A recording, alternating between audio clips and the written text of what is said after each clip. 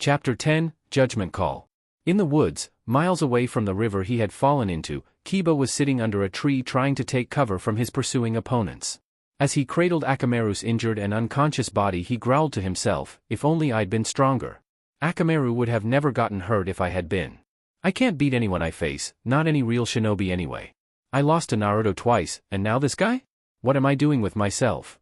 He grabbed the wound on his stomach where he stabbed himself to injure one of his enemies when they attempted a parasitic jutsu to kill him. He couldn't run any further, he knew he wouldn't have gotten much distance anyway. So you finally stopped running? Kiba saw that the connected brothers, Sakan and Yukon, coming closer to him, you were pretty bothersome to try to take down. Kiba chuckled humorlessly, well, it was a good time while it lasted, huh? The two sound ninja stalked Kiba down to finish the job when a familiar puppet came rushing onto the scene, chattering and scattering the two brothers to separate from one another and dodge. Man, is Naruto the only Konoha ninja that doesn't need backup or something? He bailed you out and now I'm getting the dog kid out of his situation. I take offense to that. Naruto may have assisted me in my battle but I was far from defeated. The two voices appeared from the trees to reveal Niji and Kankuro, who was using his puppet Karasu. Thanks for the directions Hyuga, I might have been a little later otherwise. Sakan voiced their opinion, who the fuck is this with you two Konoha trash? Kankuro and Niji looked at one another and Niji gestured for Kankuro to speak, I am Sabaku no Kankuro. A shinobi of Tsunagakure, ally to Konoha, and here to kill you both. Their attention fell on the wounded Kiba as they heard him hiss in pain due to his injured abdomen, go and help out that kid, I'll beat these two myself. Niji nodded and went to check on Kiba while Kiba grimaced as Niji helped him get in a decent sitting position to examine him with Byakugan, you two sure made it right in the nick of time. So did you beat that spider guy back there?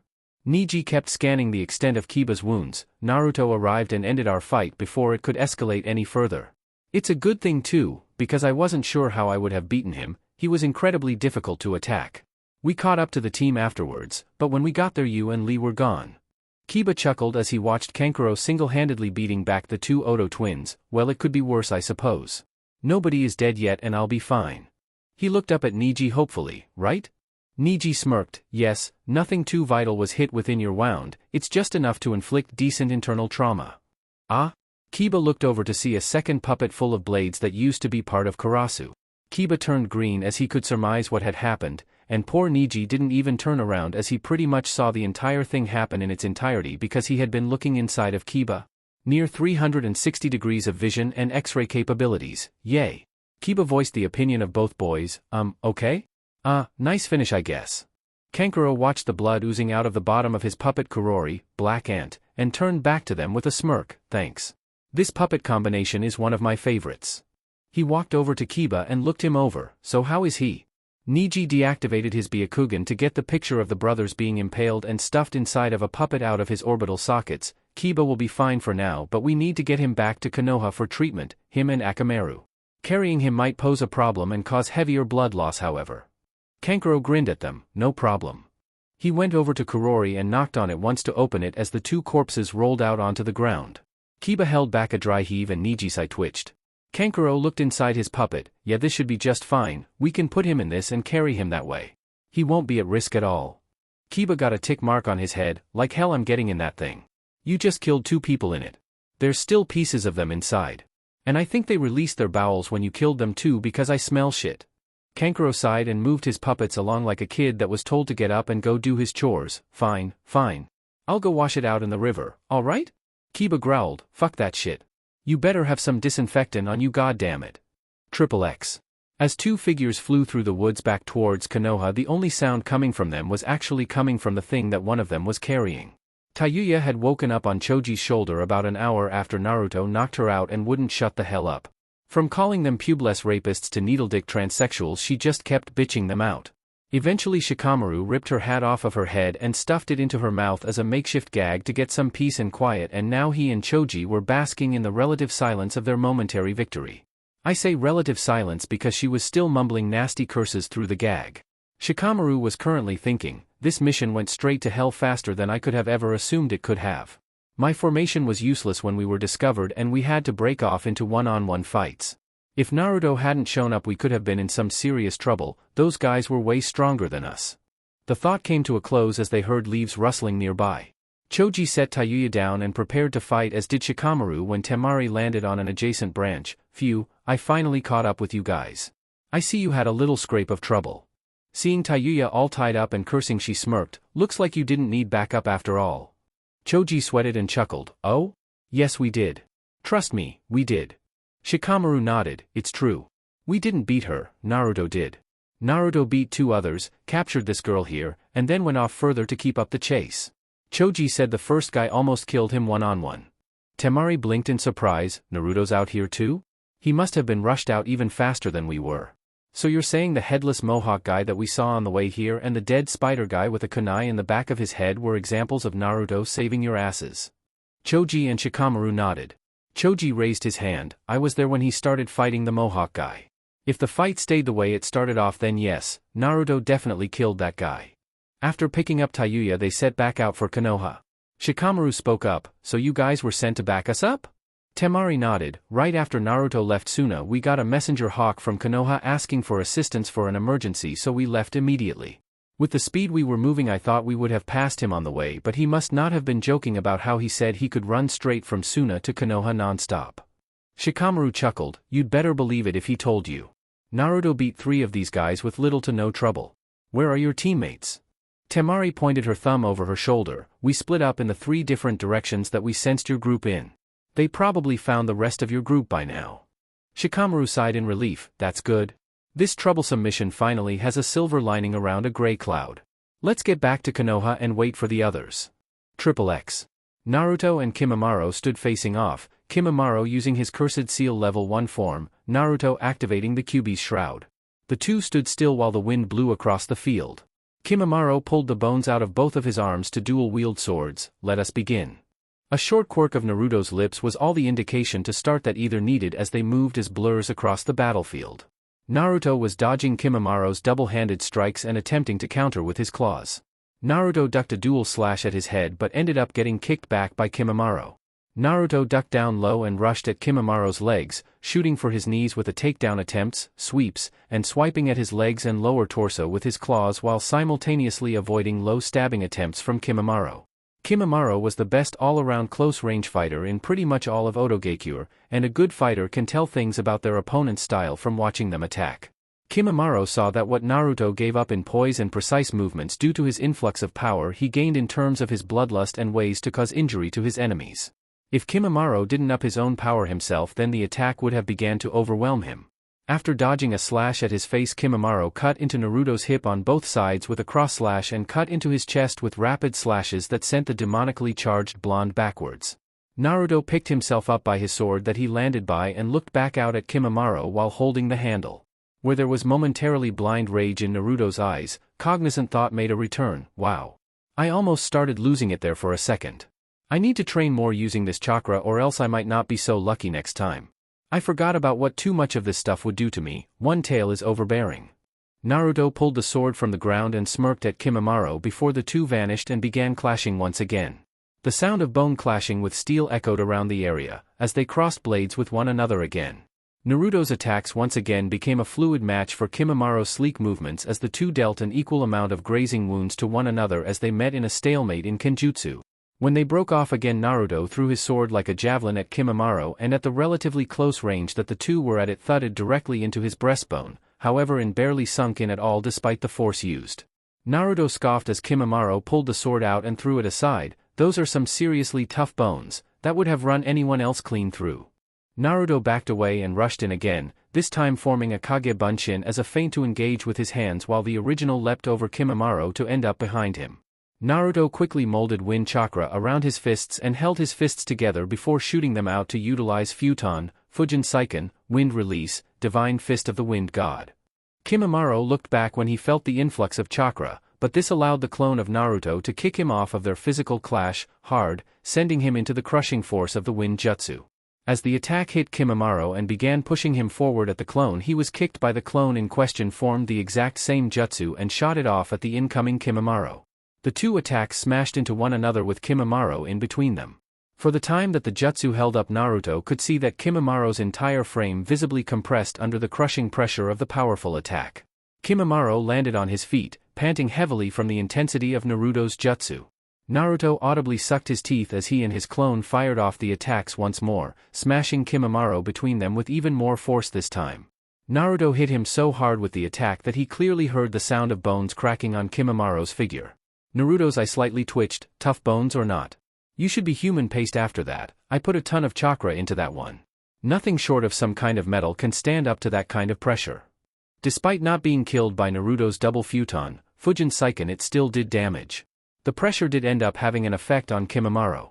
Naruto saw the whites of Kimimaro's eyes turning blood red, meaning that the intense pressure popped blood vessels up there. Blood ran from Kimimaro's ears and nose, even from underneath his finger and toenails. Kimimaro didn't seem to be in any pain, but it was obvious that such internal damage had left him in agony. Do you see? Kimimaro dropped the swords in his hands as he began to transform again, Orochimaru-sama and his ambition. That is why I fight, for his goals and dream. I am his weapon, and I will allow myself to be broken if it will prevent someone like you from stopping him. Kimimaro's skin turned brown and 6 large bone spikes protruded from the sides of his back.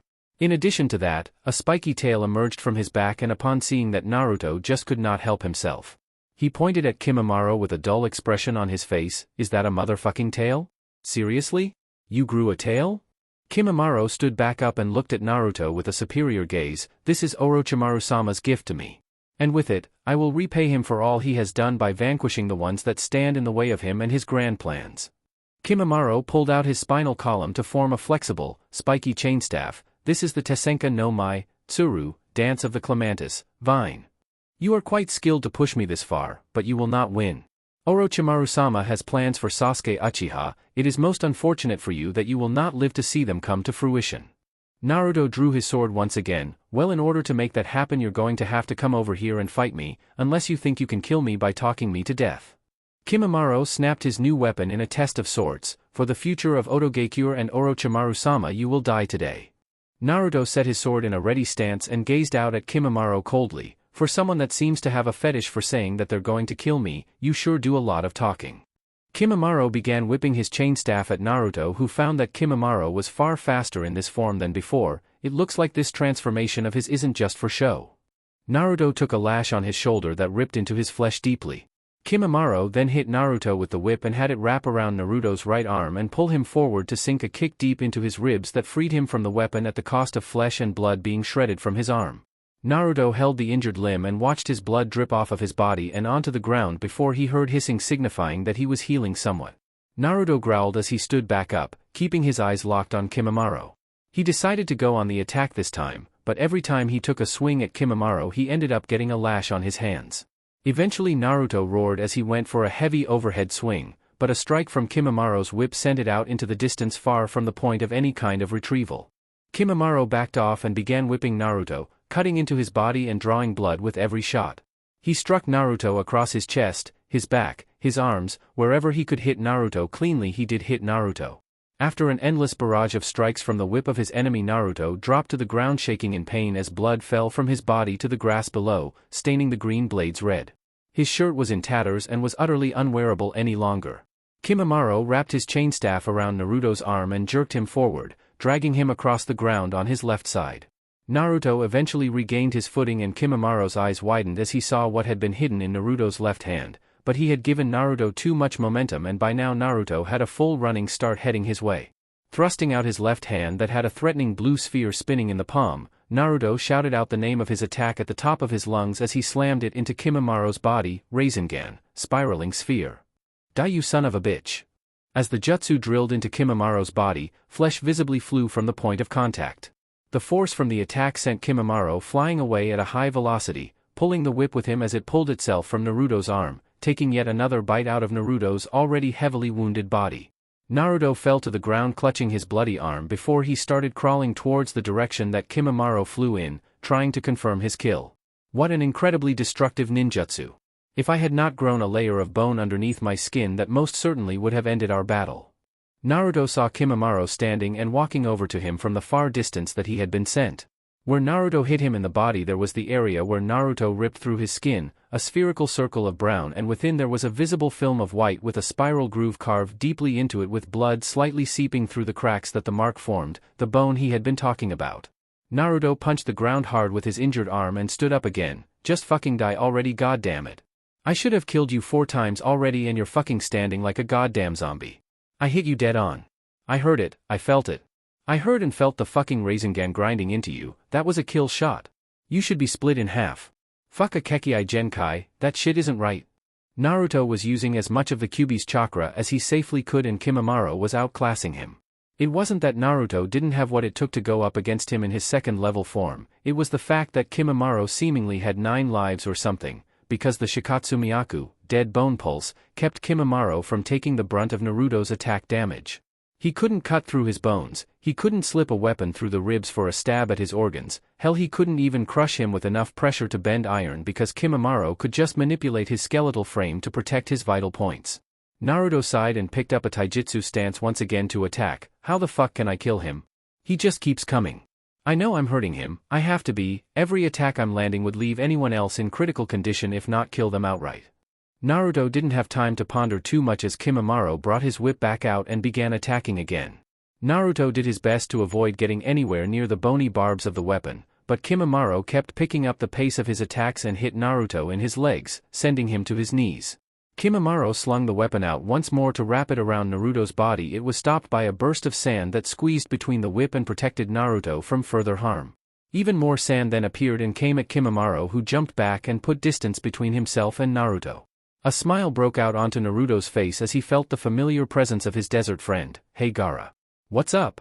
Gaara slowly walked up to Naruto, who was still on his knees, and stared out at Kimimaro. Nothing. Gaara was suddenly surprised by a bloody Naruto wrapping Gaara in a hug. I'm glad to see you. I thought I wouldn't get a chance to go after Sasuke. What are you doing here anyway? He shrugged Naruto off of him after a moment. My siblings and I were requested by your Hokage to assist a retrieval team for Sasuke Uchiha. Are you having trouble with this one Uzumaki? Naruto was relishing this moment of reprieve from combat due to his injuries, and talking with Gaara was allowing him time to heal and regain some energy. Great, now someone can go back up Rock Lee. I sent him to chase after Sasuke before he could get away. I need you to go help him out. Surprise was not evident on Gaara's face except for the raised eyebrow. Are you not having trouble with your opponent? Pulling off the remains of his tattered red shirt, Naruto chuckled lowly. Yes, but this is a duel, Gaara. I don't get all out of shape about this kind of thing often in a fight, but I need to beat this guy myself to get some peace with myself. Just go and help Lee. I'll be fine. Gaara looked at Naruto for a moment as the smile left Naruto's face and his stare turned chilly. I wasn't really asking you, Gaara. Either you go after Lee and let me finish this, or I'll kick your ass off into the woods until you can't even see the field anymore, and you know damn well I'm capable of that. Gaara stared back until he stepped back and ran off towards the border. I will go Uzumaki, but you had better not lose. Naruto waved over his shoulder as Gaara left the area. Kimimaro strode forward, swishing his tail. That was honorable of you to elect to continue our battle one-on-one in order to keep your comrade alive and safe from my wrath. I will make your death as honorable as I can for trash such as you. Naruto grinned at Kimimaro evilly. I didn't make him leave because I thought he would die fighting you. Hell, I won't die fighting you, because you can't kill me. I made Gaara leave because while I am fully capable of killing you here, it's going to cause me to go a little overboard, and I don't need too many witnesses for this. I catch enough crap without people knowing I can do this. The Kyuubi stopped focusing on Naruto's fight when he realized what Naruto was going to do. Kit, no. Wait. Your body isn't sturdy enough to handle the stress that it will cause you. You don't even have enough of your own energy and chakra to attempt it. Naruto didn't answer, instead choosing to undo the bag on his waist and empty its contents into his hand, grin still in place. In the palm of his blood-stained hand were 3 soldier pills. Naruto looked at Kimimaro defiantly and popped all 3 at once. After a second, Naruto began to twitch as the veins on his head began to pulsate. Kimimaro was curious as to what Naruto was doing at this moment. All of those pills would require an immediate outlet for his chakra, or else he would die within less than 5 minutes. Naruto expelled as much of his chakra as he could, enveloping his body in an aura of blue. He then channeled as much of the Kyuubi's chakra as his body could handle, generating at one moment. The red glow from his body raised up high into the sky. As suddenly as it was all expelled, it was all sucked right back into Naruto's body. It didn't dissipate, it didn't fade away as if he had just stopped using it. No. He sucked it back into his body. You could literally see the chakra entering through his pores, turning his skin the color of an angry red, as if his entire body was irritated greatly. Naruto fell to his knees as he began scratching at his skin and screaming in pain as a vulpine snout began extending from his face while he gritted his teeth, now becoming fangs. Naruto's ears retracted into his head and reappeared on top as his hair turned red. His pores, which were still wide from absorbing so much chakra, began to quickly sprout red hair from them, covering his body in fur. Naruto's muscle mass increased to an added 1/2 of what it already was, pumping him up considerably. His claws extended even more than they already were. Naruto's spine pushed downward out of his pants and skin and split into two before muscle and skin grew over both segments, followed by more fur to make bushy, white-tipped fox tails. In the end he looked like a werewolf, only as a fox instead of a wolf. Naruto was kneeled over on the ground panting heavily following the violent transformation. He slowly rose to his feet, looking at Kimimaro with pupilless glowing red eyes with one black slit in the middle. Naruto chuckled painfully in a warped voice, "Wow. Ugh, I didn't think it would hurt that much. I guess Kyuubi was right, my body can't take this transformation yet. I'm glad I didn't try the real one, just the bastardized version." Kimimaro tried to make heads or tails of what he had just seen. It looked like a level 2 cursed seal transformation only, it looked natural. The transformations of the cursed seal were entirely generated by the dark, tainted impure enzymes that the seal always had pumping throughout the user's body. Going with the feelings and suggestions that the enzymes would invariably provide you with made you mentally weak, but it was like a drug. Fighting what the seal gave you however could hurt you, as Anko Mitarashi could definitely attest to. But still, it was all an artificial amplifier. What Kimimaro had just seen Naruto do had not felt dark or unnatural at all. It felt like it was supposed to happen. The only time throughout the entire sequence of events that he felt hate and bloodlust and darkness was when Naruto flared the oppressive red chakra that he then absorbed. From that point it was like watching a natural metamorphosis. He was absolutely amazed. "What are you?" Naruto scratched his head sheepishly. "I'm whatever you want to call me. It doesn't matter because you're going to die here all the same anyway, so for the next few moments you can call me what you'd like." His fox-like grin that was on his human visage chilled Kimimaro as it showed on his true fox-like features, "But for the sake of me separating myself from you cursed seal assholes, I guess you can call this the Kitsune trigger." Naruto flexed his claws and tested his tails out, smiling as he easily manipulated them. "Alright, enough chit-chat, you've seen one of my trump cards and now you must die." Naruto vanished. There was no blur, there was no streak of red, there was only an afterimage that simply faded out of existence. He left no trace of his former presence there, no broken grass, no sound of footsteps, nothing. Kimimaro's eyes were darting all about as he whipped his body all around. There was no way that there was someone that was that fast enough to reveal nothing. Well, he kept that theory right until he ended up taking slashes across his body that cut through the skin and muscle straight to his bones. He recoiled from his deep cuts and ended up getting cracked directly in the face, and Kimimaro couldn't even tell you what had just hit him. A fist? A shin? A knee? An elbow? What? The impact of the attack sent Kimimaro rolling back like a rag doll. He stood and spun around rapidly with his arms out. As he gained speed he let off an endless amount of bullets from his fingers. All around him the field was littered with misfired bones that he was letting off like shells from a mounted machine gun. Kimimaro was stopped when his legs were taken out from under him, sending him head over heels to the ground. He jumped back up to his feet. "What the hell are you?" "Your executioner." Kimimaro didn't have time to turn and face the voice in his ear before his arms were grabbed from behind and jerked out of the socket as Naruto had just jumped over him from behind while holding his arms and landing in front of. Naruto leaned far forward, using Kimimaro's weight to keep him grounded, and started smashing savage single-leg mule kicks into Kimimaro's torso, as if he were trying to rip his arms off of his body.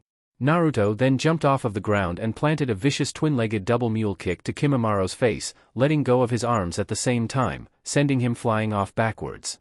Naruto looked at Kimimaro, whose arms were backwards at his sides. "Fix that, you bitch." Kimimaro simply rotated his arms with a sick crackling noise until they were back in place. Naruto sweat dropped. "I didn't really mean do it." Naruto then vanished again and hit Kimimaro again and again. He couldn't see Naruto's attacks, but they couldn't kill him. It was the ultimate conundrum of combat. Kimimaro couldn't hit Naruto to save his life at this point, but on the flip side Naruto couldn't end the fight himself. Naruto was too fast to be caught by anything Kimimaro could do and was utterly battering him, in addition to him having an almost inexhaustible battery at his disposal, but he couldn't fucking kill Kimimaro. It always came back to that, he would not die. It was the embodiment of the unstoppable force meeting the immovable object, and the fight just would not end. Naruto was getting sick and tired of Kimimaro getting up from everything he did and just walking forward to try again. After knocking Kimimaro down again, Naruto began jumping on Kimimaro's back like a trampoline, savagely flattening him deeply into his own body-shaped crater that was getting deeper and deeper. "Why won't you just fucking die? Die, die, die, die, Die! Die! Naruto jumped high into the air and landed as hard as he could with his knees into Kimamaro's spine. He scoffed to himself as he knew he would just get right back up. Naruto crouched down on Kimamaro's back as low as he could muster, and jumped with all of his might into the air intent on eradicating the last of the Shikatsumiyaku bloodline. Kit! What QB? Can't you see I'm getting my kill on here? Naruto was still rising into the air as he spoke, with eyes locked on Kimamaro set to crush him like an ant. QB roared from inside Naruto's head, "Listen you whelp. You directly went against me once already when you used the Kitsune trigger, you will listen to me now." Naruto kept his ascent into the sky as he was now getting stuck in the clouds. Hell, he could see the valley of the end from where he was. Your body is breaking down. You weren't properly conditioned to use this form yet, as you already knew before you did it. You need to end this. Now. Use the Imari, menacing ball. Naruto would have slapped himself if it wouldn't have looked silly for a humanoid fox hanging almost 300 feet in the air to slap himself. Why the fuck didn't I do that from the start? He ain't gonna get up from that. Naruto channeled raw demonic chakra in his hands and formed a sphere before consuming it. Yuck. I forgot this chakra tastes like crap. Naruto yipped loudly as he fired a beam from his mouth, instead of a ball, that just ended up hiking him even higher into the air as it careened down at Kimamaro, who was stuck inside of his body-sized crater. As it hit Kimamaro, it vaporized the entire landscape around the point of impact in a hellacious explosion that rocked the earth and sent debris and other things high into the air with a horrible sound. XXX. Konohagakure, Hokage Tower. Tsunade was sitting in her office with a bottle of sake while massaging her temple. This job is going to kill me one of these days. Boom! The entire tower shook with earthquake-like force as Tsunade fell from her seat onto the ground. Everything on her shelves and on her desk shook and fell to the floor from the force of the tremor. As quickly as it came it passed, and she shot to her feet to look out of the window on the ruckus that it caused throughout the village. People on the ground, windows broken, potted plants littering the sides of the streets. Tsunade listened to all of the panic. What the hell was that? XXX. Gates of Konohagakure no Sato. Temari, Shikamaru, and Choji hit the ground and covered up the second the tremors hit. Tayuya had fear in her eyes as she was still bound and utterly helpless. As the bout passed, Temari voiced the thoughts of all of them. What the hell was that? XXX. Forests around Konohagakure. Niji rubbed his head as he had fallen out of the tree he was jumping from during the shockwave. Niji looked up to Kankuro, who had latched onto the tree branch he was on like a sloth to avoid falling. Is everyone alright? Kankuro let go of the tree and landed on the ground. What the hell was that? What happened? They both turned around to see Kurori upturned and heard Kiba beating on it from the inside. Why did I land on my head? Shit. I'm bleeding again. XXX. Naruto drifted down to the ground easily with the use of his tails as a propeller. Upon landing he grabbed his tails and rubbed them. Kami, what a workout. My tails are gassed. Naruto then looked around at the destruction from his attack. He was standing in the middle of a crater that was 3 miles wide right on top of a pile of ashes that he kicked around. I got you this time, you dirty bastard. Naruto gestured to the wreckage that he created. Regrow that motherfucker. A second tremor happened that was smaller than Naruto's, not that he was on the ground to feel the first one, but it shook him up. Naruto's eyes widened as he heard the voice of a dead man. Sawarabi no Mai, Dance of the Seedling Fern. A forest of bones jutted from the ground suddenly, catching Naruto off guard.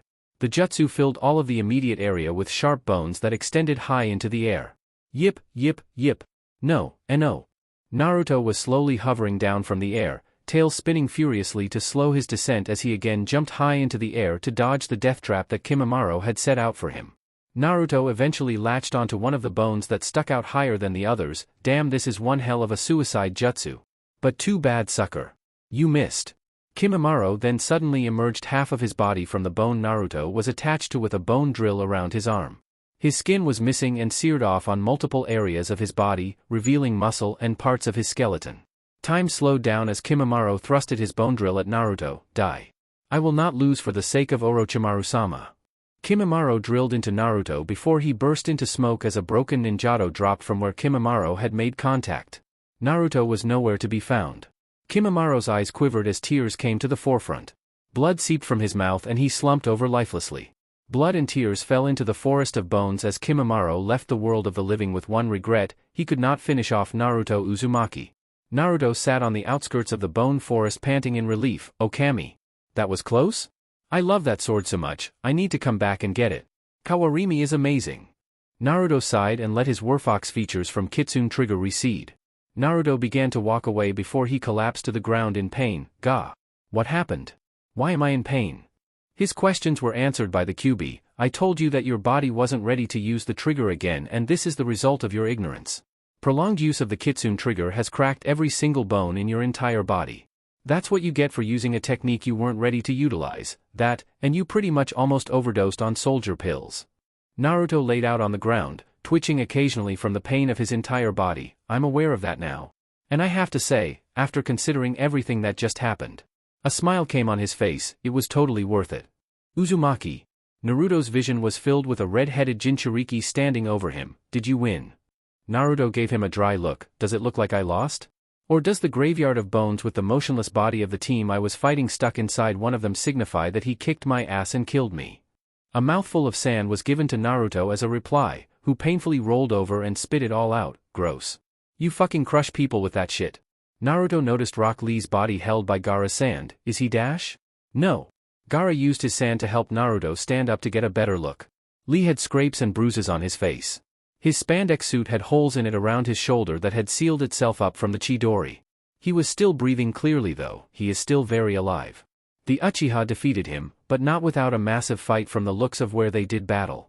I believe he even used the technique that he used on me during our fight to match power with the Uchiha. Naruto punched his own palm, ignoring the pain for the time being. Fuck. I'm sorry Lee. I just couldn't finish my opponent off to help you fast enough. He turned to Gaara. Come on, let's go back to Konoha? We both need some hospital time. Gaara helped up in the same manner as he assisted Lee and leapt off for Konoha. XXX. Kakashi stood still at the Valley of the End. A Konoha Hydeate was at his feet with Sasuke's scent washed from it by the rainfall. He looked past the statue of Madara Uchiha towards the border of the country. I failed again. Chapter 11, Only Human? Naruto sat in his hospital room 2 days after returning to Konoha from the failed mission to retrieve Sasuke. Naruto was pleased to know upon their return that Rock Lee would be fine, and that the only other member of the retrieval team that needed to be hospitalized other than himself and Lee was Kiba, and he was doing just fine himself. Kiba had a stab wound to his stomach that he had inflicted on himself. Rock Lee had many minuscule injuries to his muscles, chakra exhaustion, and a wounded shoulder from Sasuke's Chidori that mostly healed after he activated the fourth celestial gate in the battle. Naruto had to chuckle when Lee had recovered enough to tell him exactly how Sasuke had missed anything vital with the Chidori. Flashback, Valley of the End. Sasuke stood across from Lee, the black marks of the cursed seal spread out across his body like fire. He had a cruel smirk on his face as he looked at Lee, who was set in his Gukken stance with a determined look on his face. Just come back with us, Sasuke-kun. I do not want to fight you, not like this. Sasuke chuckled darkly. But Lee, I want to fight you, ever since you first defeated me during the exams. Didn't you say you wanted to prove yourself against a genius? Well, this is your chance. Very well, Sasuke-kun. If this is what it will take, then I will defeat you if I must to bring you home. Lee launched himself at Sasuke to begin engaging. Flashback end. Rock Lee, however, was not as healthy and ready for combat as he had led most to believe. He had lost a considerable amount of his speed and mobility from the time he had off due to his injury, and Sasuke with the use of his curse seal was too much for Lee to handle in his state, even after opening the first gate and attempting the Omote Renge, front lotus. The toll it took on his already battered body left Lee a mess, and a sitting duck for Sasuke's Chidori. Flashback. Sasuke's hand was charged with electric chakra as the chirping of Chidori signified his next actions. Lee tried to will his body to prepare a counter or just dodge, but he knew Sasuke would track his considerably slower movements and adjust. Either way, he was taking the brunt of the attack somewhere vital. Sasuke charged at Lee, intent on ending his life and moving along to Otogakure. This is the end, Lee. Chidori, 1,000 birds. Somehow both boys were able to ignore the streak of red soaring to the earth from the sky. Boom! A loud explosion shook the entire valley, crumbling chunks of the cliff and sending them into the water below. The ground where Lee and Sasuke were fighting was ripped asunder by the force of the following tremor coming from whatever caused the explosion. Sasuke, who was charging at Lee, intent on ending his life, slipped on his suspect footing as the ground began to crack and crumble. The combination of Sasuke's broken concentration and his face-forward trip made sure that not only would his aim be off, but the attack would not penetrate too deeply. Lee shouted in pain as Sasuke's electric fist forced itself into his shoulder, but he was still alive. Alive and still able to fight, as Sasuke would soon find out. Flashback end. Lee proceeded to activate the necessary gates to utilize the Ura Renge, Reverse Lotus, on Sasuke, 3, but Lee still lacked the necessary force to aptly send Sasuke towards the ground hard enough for the finish, for when Sasuke activated level 2 of his seal he used his wings to taper out his fall and skid along the ground until he came to a stop. By the end of Lee's barrage he could no longer move and Sasuke simply left him there. Lee blacked out and was found by Gaara, who could not track Sasuke's trail in the downpouring rain that had fallen in the valley, and carried him to where Naruto's battle had taken place before carrying them both back to Konoha. Which brings us to Naruto sitting in his bed at the hospital. Naruto's entire skeletal frame had cracked due to the stress that activating the Kitsune trigger placed on his body. Tsunade had to do the analysis version of a double take when she went over his injuries at the hospital. She stated that Naruto had to be in excruciating pain due to the extent of his injuries that he neglected to mention were self-inflicted in a way. After the first day he had attempted to leave, feeling well enough to walk without falling down in agony. But was blocked by Shizune, who stated that he was to stay put until released. That was 2 days ago, and now he was beginning to go stir crazy. But a little bit of boredom was nothing compared to what Tsunade claimed he would have to do on this day. Flashback, the previous day. You mind repeating that? I think I had something crazy in my ear. Naruto was giving Tsunade a deadpan look. A sigh came from the ample-bosomed woman as she looked at the bedridden boy apologetically. You heard me, brat. The council wants to hear from you about the mission. They got the information from my Umbu, who investigated the battles after it was all over. They know of the reports from Shikamaru on the matter. He listed how it was you that took down 3 of the ones that took Sasuke. Naruto looked up at the ceiling blankly. I'm guessing that there's more to this than me just beating a few Oto jabronis. Right, kid? Tsunade sat by his bedside. They also got wind of the fact that the epicenter of the little earthquake that hit the surrounding area came from a crater with a forest of bone, a place where your scent is thick. It didn't help that there are faint traces of demonic aura in the area as well. They might try to reason that the Kyuubi could be escaping. Naruto looked at her in a stunned fashion. What do you think they'll want from me? Tsunade shrugged. Who knows for now? All you can do is head over to the council chambers tomorrow and we'll find out then. Naruto scoffed and looked out the window. Well, excuse the hell out of me for being a Jinchuriki trying to use his Biju. Kami, everywhere else expects their own Jinchuriki to do so. This place is ass backwards, Bachan, I swear. Tsunade patted his hand and stood to leave. You can check out tomorrow for the meeting and then you can go on home. If you're well enough to get chewed out, then you're well enough to sleep in your own bed. End flashback. XXX. Naruto arrived at the doors in front of the council chambers to find the bare-masked Umbu standing out front. Uzumaki-san, the council is inside waiting. Hokage-sama said to wait as long as you need to in order to prepare for their questions. Naruto waved it off. No need, Kuma-san.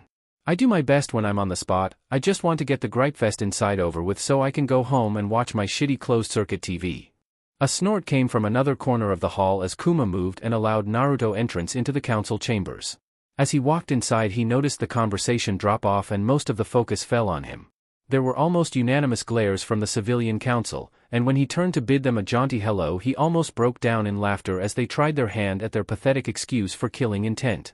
Naruto saw that all of the clan heads were looking at him and he could read their expressions as he made his way to the table he was to remain at. The Akimichi, Yamanaka, and Nara clan heads were pretty objective. The Nara and Akimichi clan heads were actually giving him looks of acknowledgement, obviously being told by their sons about his actions during the mission.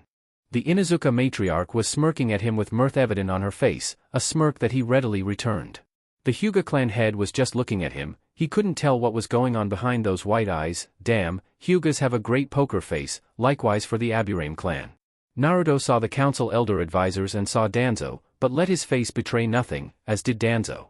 Naruto knew they would never openly get a chance to speak, not for a long time, and if Danzo found that opening he would find Naruto if he really needed to. There was no need for Naruto to act like a lost puppy right now. Taking his seat at the table he looked at the elders as if to state, "Can we start yet?" Tsunade then cleared her throat to speak. Chunin Naruto Uzumaki, you have been brought here at the behest of Konohagakure no Sato's village council for your details on the mission to retrieve Sasuke Uchiha. She turned to the elders. Those of you that have questions on what happened, you may ask. Naruto turned his attention to the elders themselves, who opened the floor with questioning. Koharu Udatane chose to go first. Uzumaki-san, if you could, would you give us a verbal description of your experiences during the mission? Naruto nodded. I set out from the village during the morning to catch up to the retrieval team in order to provide adequate assistance to them in case they wound up being outclassed by their opposition. After picking up a trail within the first half hour I proceeded to give pursuit for about 3 hours before catching up to Choji Akimichi, who was engaged in battle against, now identified, Jirobo of the South.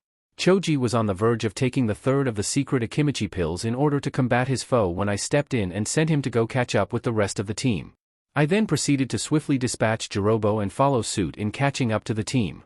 The old man next to Koharu, Hamura Mitokado, nodded. This much was revealed by young Choji's report and by the Umbu that found Jirobo's corpse following the mission. You may proceed. Naruto rolled his eyes. Then why did you fucking ask me then?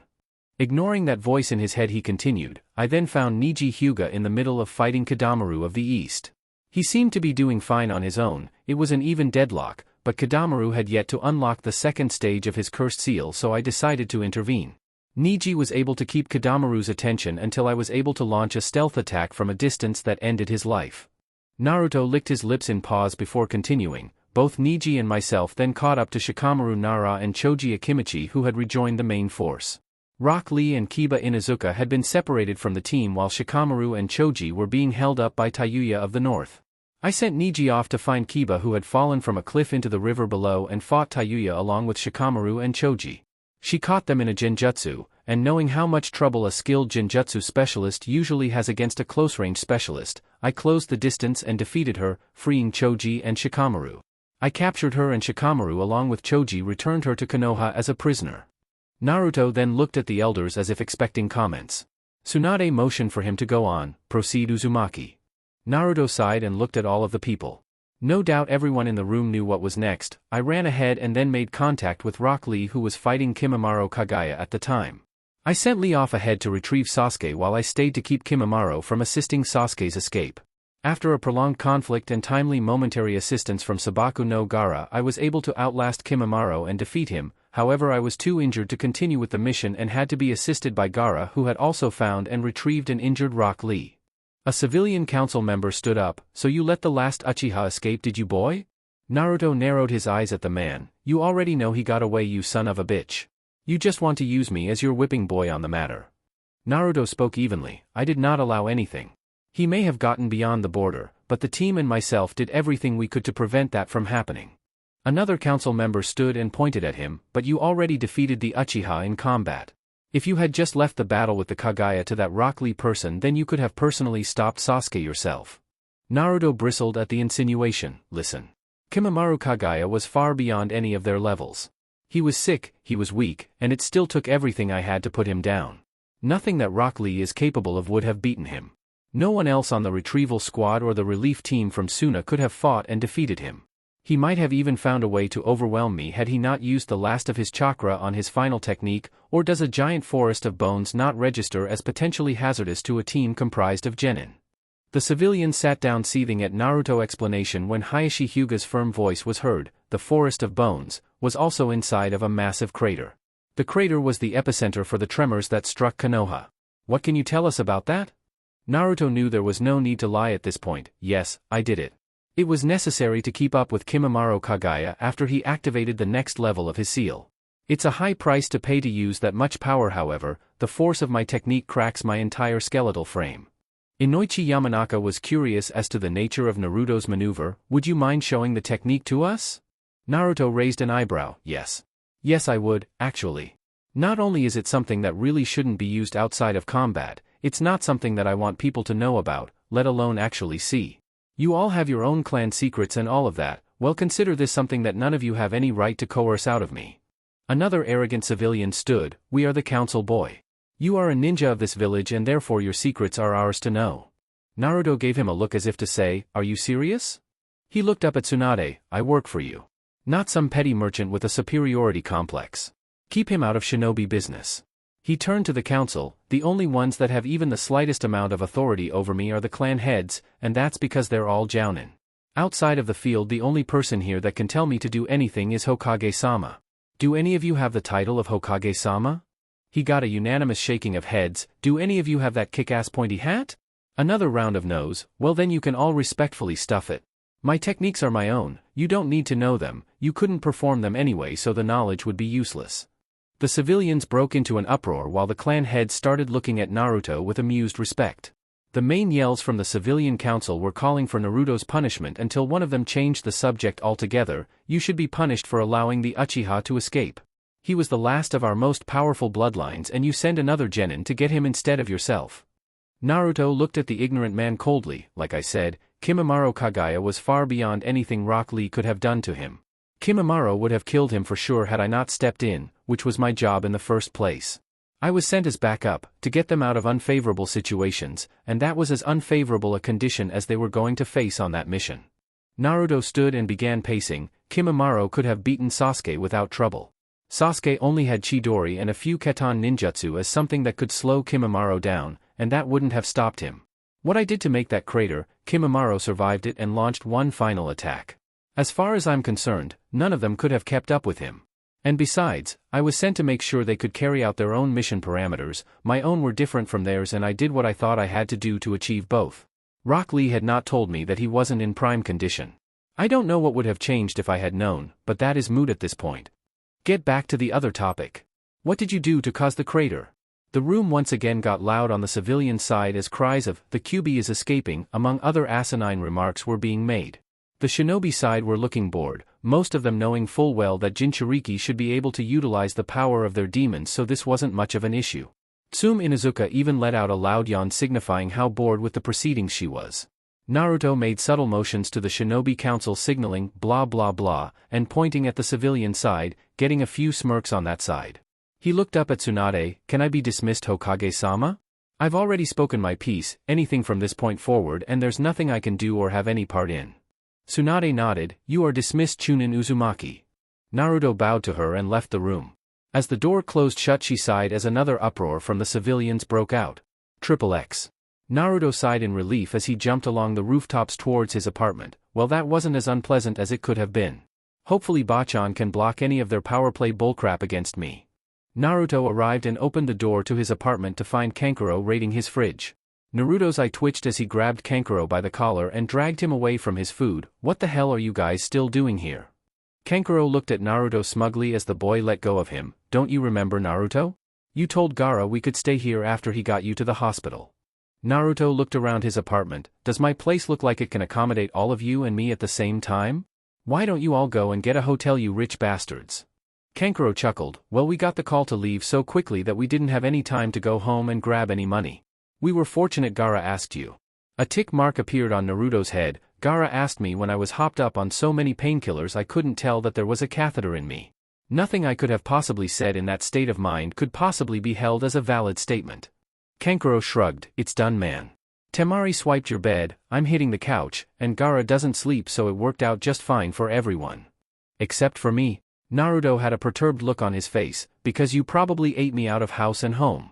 I ain't made of money here, you know." Temari came from the back with a sad frown on her face. "But Naruto? When you stayed in Suna you stayed with us, we didn't say anything. Am I really that bad that you can't live with me for a few days?" The look on her face appeared as though his answer would end up breaking her heart. Naruto was slack-jawed and sputtering. "I dash. But dash. You guys dash. My food dash.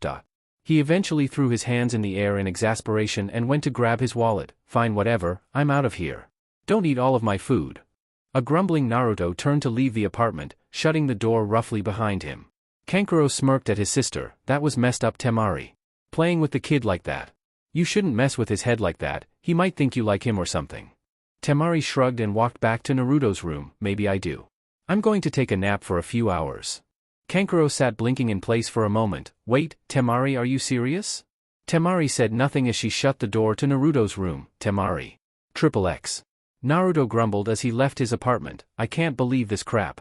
What the hell is going on around here? Can I get a little me time?" Naruto decided that since he wasn't going to get any alone time he might as well get some food in him. Going to the place that he was most accustomed to going for his meals, Naruto ended up taking a seat at Ichiraku Ramen. As he plopped down in his usual seat, Naruto sighed. "Can I get some ramen, you guys? I really need some relaxation food right about now." Ayam giggled as she came over with a pen to write his order. "Ramen is a strange food to relax with, Naruto-kun, even for you. So what do you want?" Naruto pulled out a full wallet with a wide grin. "Give me one of everything to start, let's say I have money to blow today." Ayam nodded and wrote out his order before noticing the look on Naruto's face. "What's the matter? You look terrible." Naruto chuckled slightly before looking up at her with a tired grin. "I'm tired, Ayam-nichan, damn tired. I'll be fine, I just need some rest, I haven't just relaxed in forever. I can't remember the last time I just sat back and did nothing. I'd say I've earned it." Tucci came from the back and greeted the young boy. "Oh, Naruto. I thought you were in the hospital. When did you get out?" Naruto grinned at him. "About 4 hours ago." "Come on, did you really think that an entirely cracked skeleton could keep me down for long? Who do you think I am?" Naruto's eyes shined as they placed a bowl of ramen in front of him. Tucci chuckled at Naruto's expression. "Enjoy, kid." He went off to begin washing dishes while Ayam took another customer's order. Naruto began to dig into his meal and ease his mind. He made it until his 7th bowl when a familiar head of pink hair sat beside him. Naruto turned to Sakura with a face full of noodles and slurped them up while making eye contact. Green met blue as Naruto stayed silent and finished his bowl. Upon finishing, Naruto set the bowl aside with a sigh and motioned Sakura to proceed. "Go ahead." Her eyes trembled. "Naruto, Sasuke Kunai dashta." Naruto held up his hand. "You should be asking Lee about this more than me. I wasn't here when he left, I wasn't there when he ran after getting out of that barrel, and I wasn't there to fight him. If I had been then he'd be in traction, sitting pretty in our hospital right now. All I was there for was to make sure the others didn't get in too deep. I never saw him at all." Sakura looked as if tears would come to her eyes. Naruto sighed and stood up. "Which way do you live, Sakura?" She looked up at him, confusion evident on her face. "Why do you want to know?" Naruto paid for his food and looked over at her. "Because in the time it takes us to get you home, I'm going to listen to everything you have to say on this matter. When I get you to your door, I'll tell you something from me that you need to hear." Sakura didn't really understand, but he was offering to listen, so she couldn't really tell him off. So she told him about how she had seen Sasuke attempting to leave, how she confessed to him and what he had said before he knocked her out. Naruto walked and kept his mouth shut, much to Sakura's surprise, as she had still yet to adjust to the new Naruto. The walk to Sakura's house took 30 minutes at the pace that they were moving. Throughout the walk, Naruto's face betrayed none of his thoughts. Sakura thought he wasn't listening until at one point when she stopped he instructed her to carry on.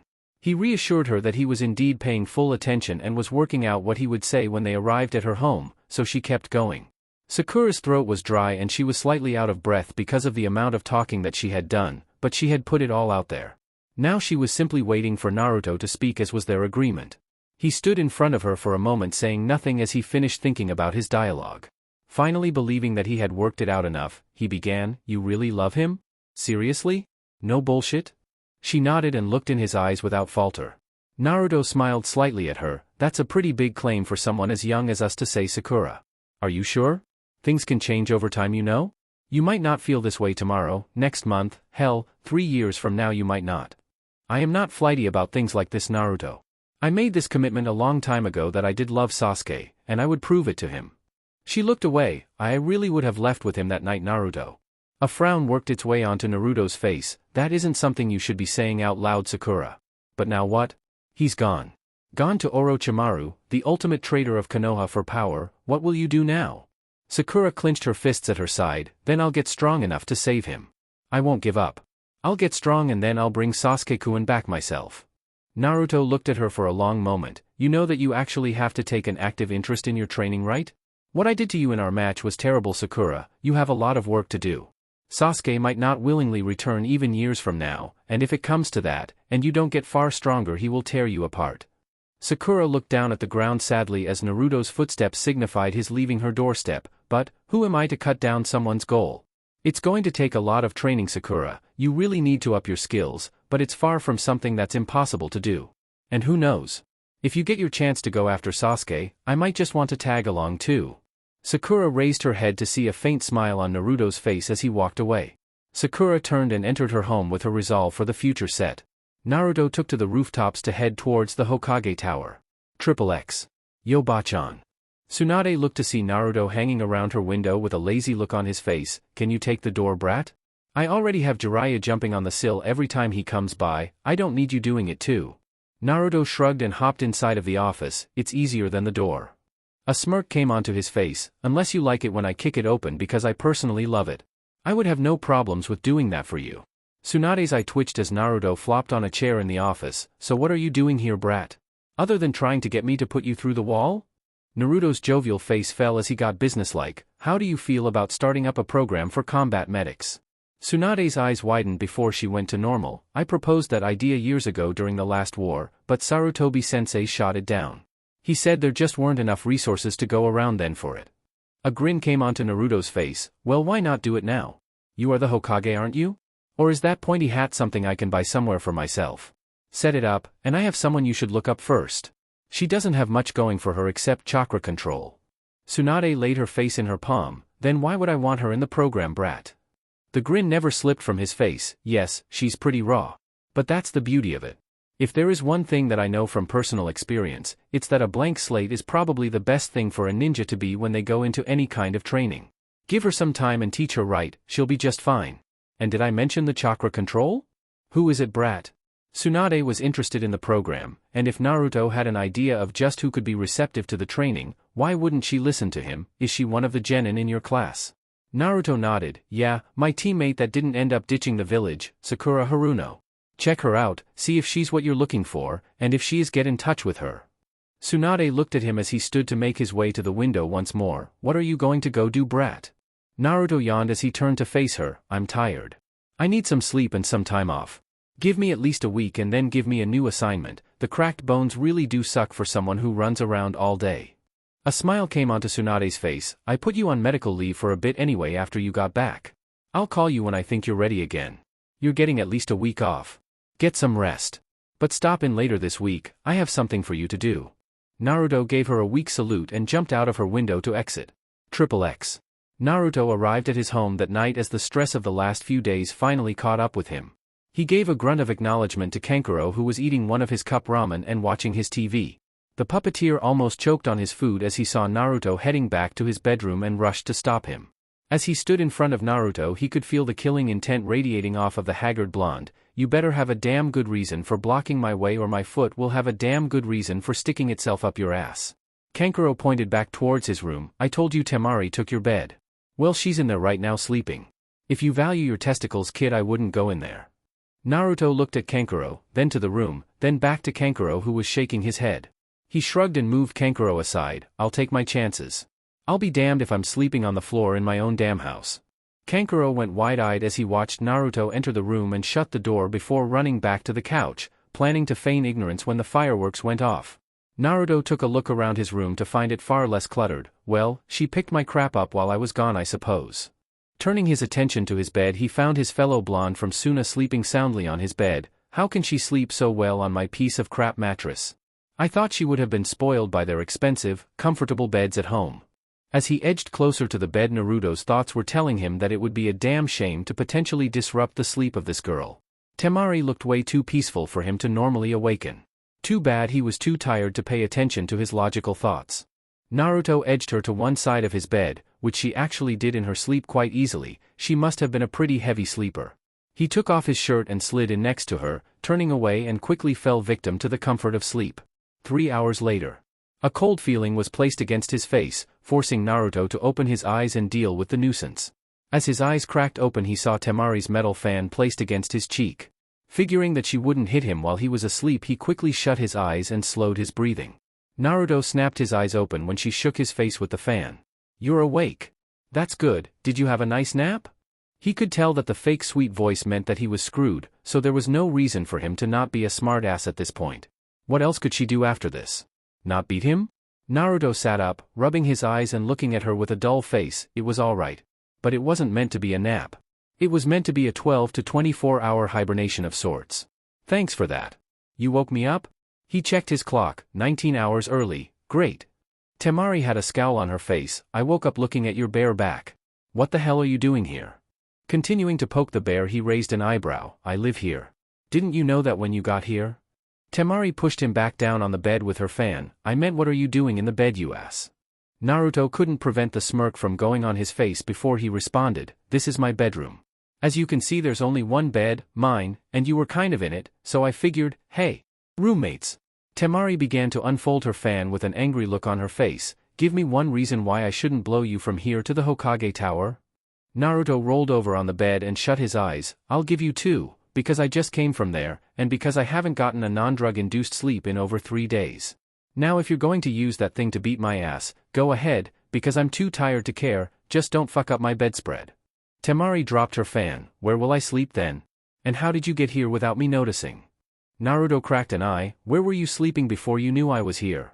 He then pointed at himself, and, ninja. It's kind of in my job description to be able to sneak up on people. Silence reigned over the room as Temari thought of something else to say until shallow breathing let her know Naruto had fallen back asleep. With a sweat drop on her head, Temari left the room shaking her head. XXX. The next day Naruto awoke a strange sound. Not so much strange as it was utterly terrifying. Naruto Kun, Yosh.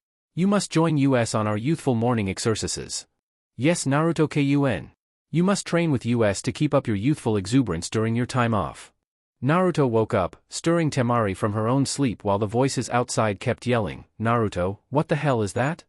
Naruto groaned/growled as he sat up, scratching his hair. Temari-chan, go back to sleep. I'll deal with this myself. This is a local problem. Temari did as instructed while Naruto stomped to his front door, finding Gaara silently watching TV and Kankuro mashing one of Naruto's couch pillows over his head. Naruto, get those idiots to shut the hell up before I slit my wrists to make the voices stop. Naruto looked at Gaara, who didn't seem to be affected at all. Gaara felt Naruto's eyes on him and turned to face him. I have plugged my ears with sand to block out the noise. Otherwise I would have killed them by now. Naruto nodded in understanding and headed to the door where Guy and Lee were outside still shouting about Naruto's flames of youth. Naruto opened the door and inhaled sharply, shut the hell up. Guy and Lee stopped at the sound of Naruto shouting at them. The boy was radiating killing intent with bags under his eyes. I am on leave, damn it. This is the first decent sleep that I've had in days. I have no problems training with you both, however I will train with you at an hour that is populated by creatures that are not nocturnal. Now beat it. I'll see you later. Yosh Naruto-kun, you are dash. Naruto turned and blasted them both with murderous intent. Get away from my apartment building or I will get Gaara to kill both of you. He's in here, I swear to Kami. I'm tired and delusional. With one last shout about Naruto's youth, both Lee and Guy decided to go off for a few hundred laps around Konoha to wait for Naruto to wake up. Naruto shut his door with a sigh. Well, at least I know what I'm doing today. Kankuro sighed in relief. So now that you're up, what are you going to do? Naruto rubbed his head on his way back to the room. What else? Finish sleeping with your sister. She's very clingy in her sleep, it's awesome. Walking away with a thumbs up, Naruto ignored the look on Kankuro's face. XXX. Later that day Naruto made his way towards the field that he knew Lee and Guy were using. How did he know where they were? Well, all he had to do was run around town and listen for faint, or not so faint, smatterings of shouts for youth, or for repeated yells of Lee or Guy-sensei. It didn't take long. Naruto arrived in an open field to find the all of Team Guy amassed together. Oh, for fuck's sake. Just to arrive smack dab in the middle of one of Guy and Lee's genjutsu moments. As the waves crashed in the sunsetting background, Naruto walked over to Neji and Tenten, who were stuck staring at the genjutsu. Tenten shook her head while Lee and Guy got their bro hug on. It's like this every day. They seriously can't keep this up every single day. It's a phase. It'll end eventually. Right? Neji had his Byakugan on as he tried looking away, but couldn't bring himself to do so. I can't see through it. What is this? Oh, Naruto's here. They both turned to find Naruto trying to avert his eyes from Guy and Lee. So what got them started with that crap today? Tenten smiled at him. Oh, it was about how they got the youthful Naruto to agree to train with them today. Well, they were shouting down my door at 4 a.m. so I just wanted them to leave. Naruto picked up some rocks on the genjutsu beach and skipped them across the water. That's impressive. The sound of the stones hitting the water snapped Lee and Guy out of their moment. Ah, Naruto-kun, it is good of you to show up. The boy in question shrugged. I didn't have anything else to do today, so why not? He looked around blankly. So why am I here? I can't even spar with anyone, I'm on medical leave. Tenten walked up to him. Medical leave? What's wrong with you? You look fine. Naruto grinned foxily at her. I cracked every single bone in my body on the last mission. It's great. I'm in excruciating pain just from getting here. Neji activated his Byakugan to look at Naruto and nodded in confirmation. Yes, it's true. Naruto has small cracks on the majority of his skeletal frame. Some areas lack damage, but the most used areas of the human body still have some going through them, like his arms and legs. Naruto cut in, which is why it hurts like a bitch to walk. I'm not fighting any of you today. Neji let his Byakugan fade out. Why does your face not register the pain that you should be in then? Naruto looked at Neji lazily. Never let MCU sweat. Tenten noticed something strange about Naruto. Naruto, where is your sword? I see your sheath on your back but not the sword. Did you lose it? Her eyes had a dangerous glint in them as she stared him down. Neji backed away while Naruto turned to answer. Yes, but it wasn't my fault. I lost it fighting the strongest of those guys that took Sasuke. He was then forced to dodge as Tenten threw projectile weapons at him. Hey. I'm hurt here. Tenten held up a fistful of shuriken. You lost that sword. All of that crap you were saying about me being a user of many weapons and a master of none. Even I know that you should never lose one of your close-range weapons. Naruto grabbed Neji and hid behind him. Hey. I know exactly where it is. It'll just take a few hours to get out there. You can all come with me. Guy-sensei can consider it a field trip or something. He turned to Guy. Do ninja have field trips? Guy's teeth shined as he smiled at Naruto. A most wonderful idea, Naruto-kun. The Forest of Bone is something that many of the Konoha jounin have heard about but none have seen. What a youthful idea. I will get permission to take you all out that far, for I would be happy to accompany you with my team to retrieve your blade. XXX. Guy got them out of the village and headed off in the direction of Naruto's battle with Kimimaro. Throughout the trip Lee, Neji, and Naruto told them the stories of their battles during the mission. Lee told Naruto how he wished he could have tested himself against Kimimaro the way he did and that it would have been better for everyone if Naruto had gone after Sasuke and left him. Naruto almost fell from the trees they were jumping through in laughter. After he calmed down, all of Team Guy asked him what was so funny. Naruto replied with, "You'll see." Upon arrival, Tenten tried to push through the last of the brush to reach the clearing Naruto told them the fight took place in when he grabbed her around the waist. Tenten blushed heavily. What are you doing, Naruto? Naruto smiled at her. Watch your step. Naruto then pushed through the foliage to reveal the massive barren crater that he had caused during the duel with Kimimaro. Naruto helped Tenten slide into the pit while the men all jumped down themselves. Tenten got Naruto to let her go when they landed, blush still intact on her face. I could have gotten down here myself. Naruto looked at her with a grin. I know, but I'm a chivalrous bastard sometimes. He looked around and shook his head. I thought it was bigger during the fight, maybe it was just the smoke playing tricks on me. He looked back at Lee. Still think it would have been better to stay behind? They all marveled at the sight of all the wreckage until Naruto pointed ahead at the jagged wall of white, and that's where my sword is. Their jaws dropped as they got closer to the results of Kimimaro's Sawarabi no Mai. The sheer scale of the jutsu was impressive until Naruto spoke. Yeah, it surprised the hell out of me when I first saw it. It all sprouted up in like 1 second. I thought I was dead. I had to kawarimi with the sword to escape. I'm glad I could see it from the top of the spikes. They all looked up where Kimimaro's body was still sticking out of one of the spikes. They looked down at Naruto with respect as he started squeezing through the tightly packed bones to reach the area where he dropped his weapon. After a few minutes, a loud curse rang out, followed shortly by Naruto emerging from the bones with the pieces of his broken sword. Oh man. I have to get it fixed now. Poor sword, you were so great. Naruto put the broken pieces of his sword into his sheath and started to exit the area to return to Konoha. Well, this was one way to spend the day. He jumped out of the crater and began making his way back towards Konoha. Neji watched as he left and spoke to Guy. Guy-sensei, if Naruto was able to do this to the landscape, how strong is he? Guy patted Neji on the shoulder. That's not what you should be asking. Remember why he was in the hospital. After knowing that it happened here and after seeing what the results of such power was capable of, do you really want to find out? Lee spoke up at this point, and if he is anything like myself or Guy-sensei, he will not allow this to be his limit either. And that is what is truly scary. Chapter 12, Shoulder to the Plow. Naruto and Tsunade walked through the prisoner corridors of Umbu headquarters. Naruto had been summoned by Tsunade during his leave from active duty and was asked to accompany Tsunade and Shizen to Umbu HQ to check out a prisoner.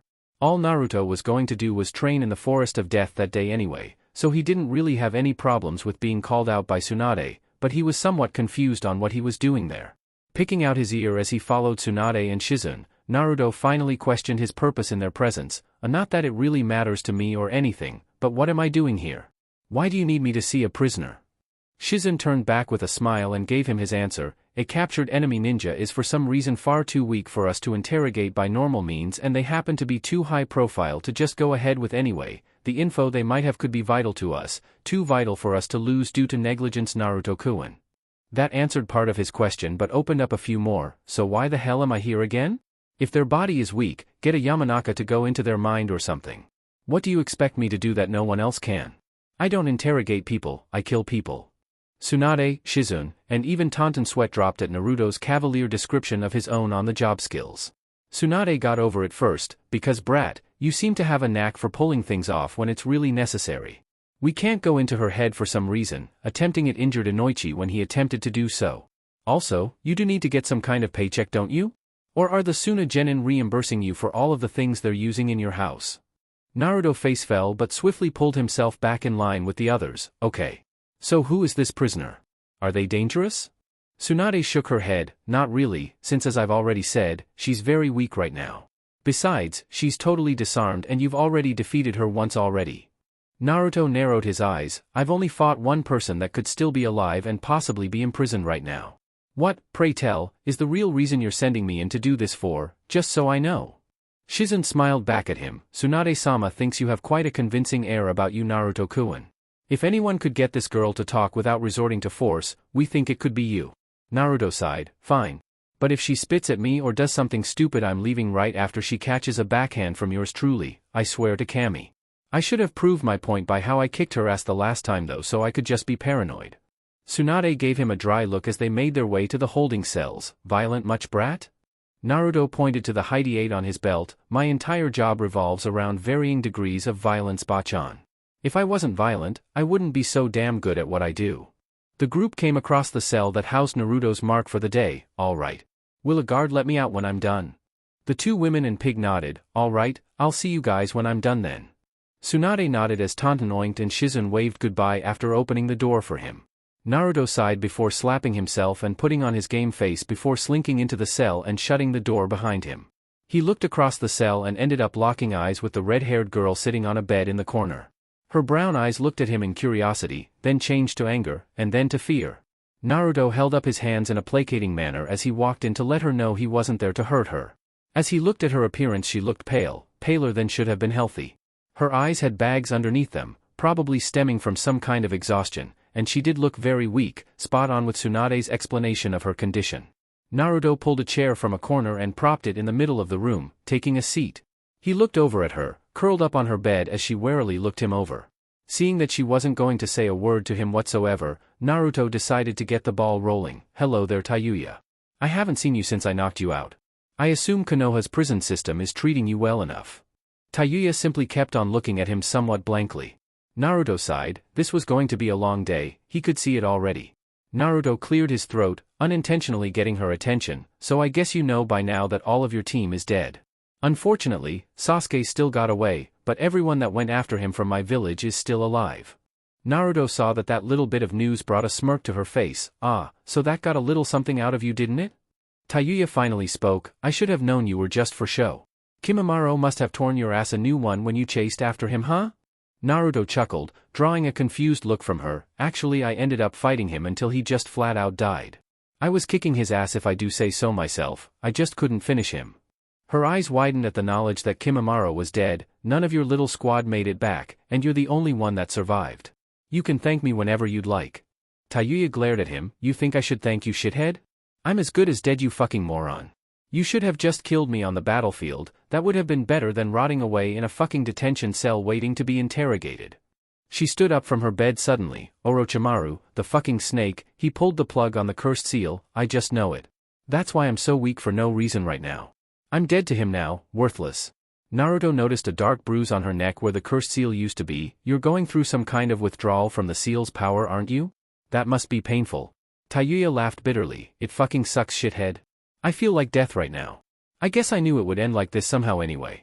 All that snake had on your village was an element of secrecy and a shitload of pawns like me to move around.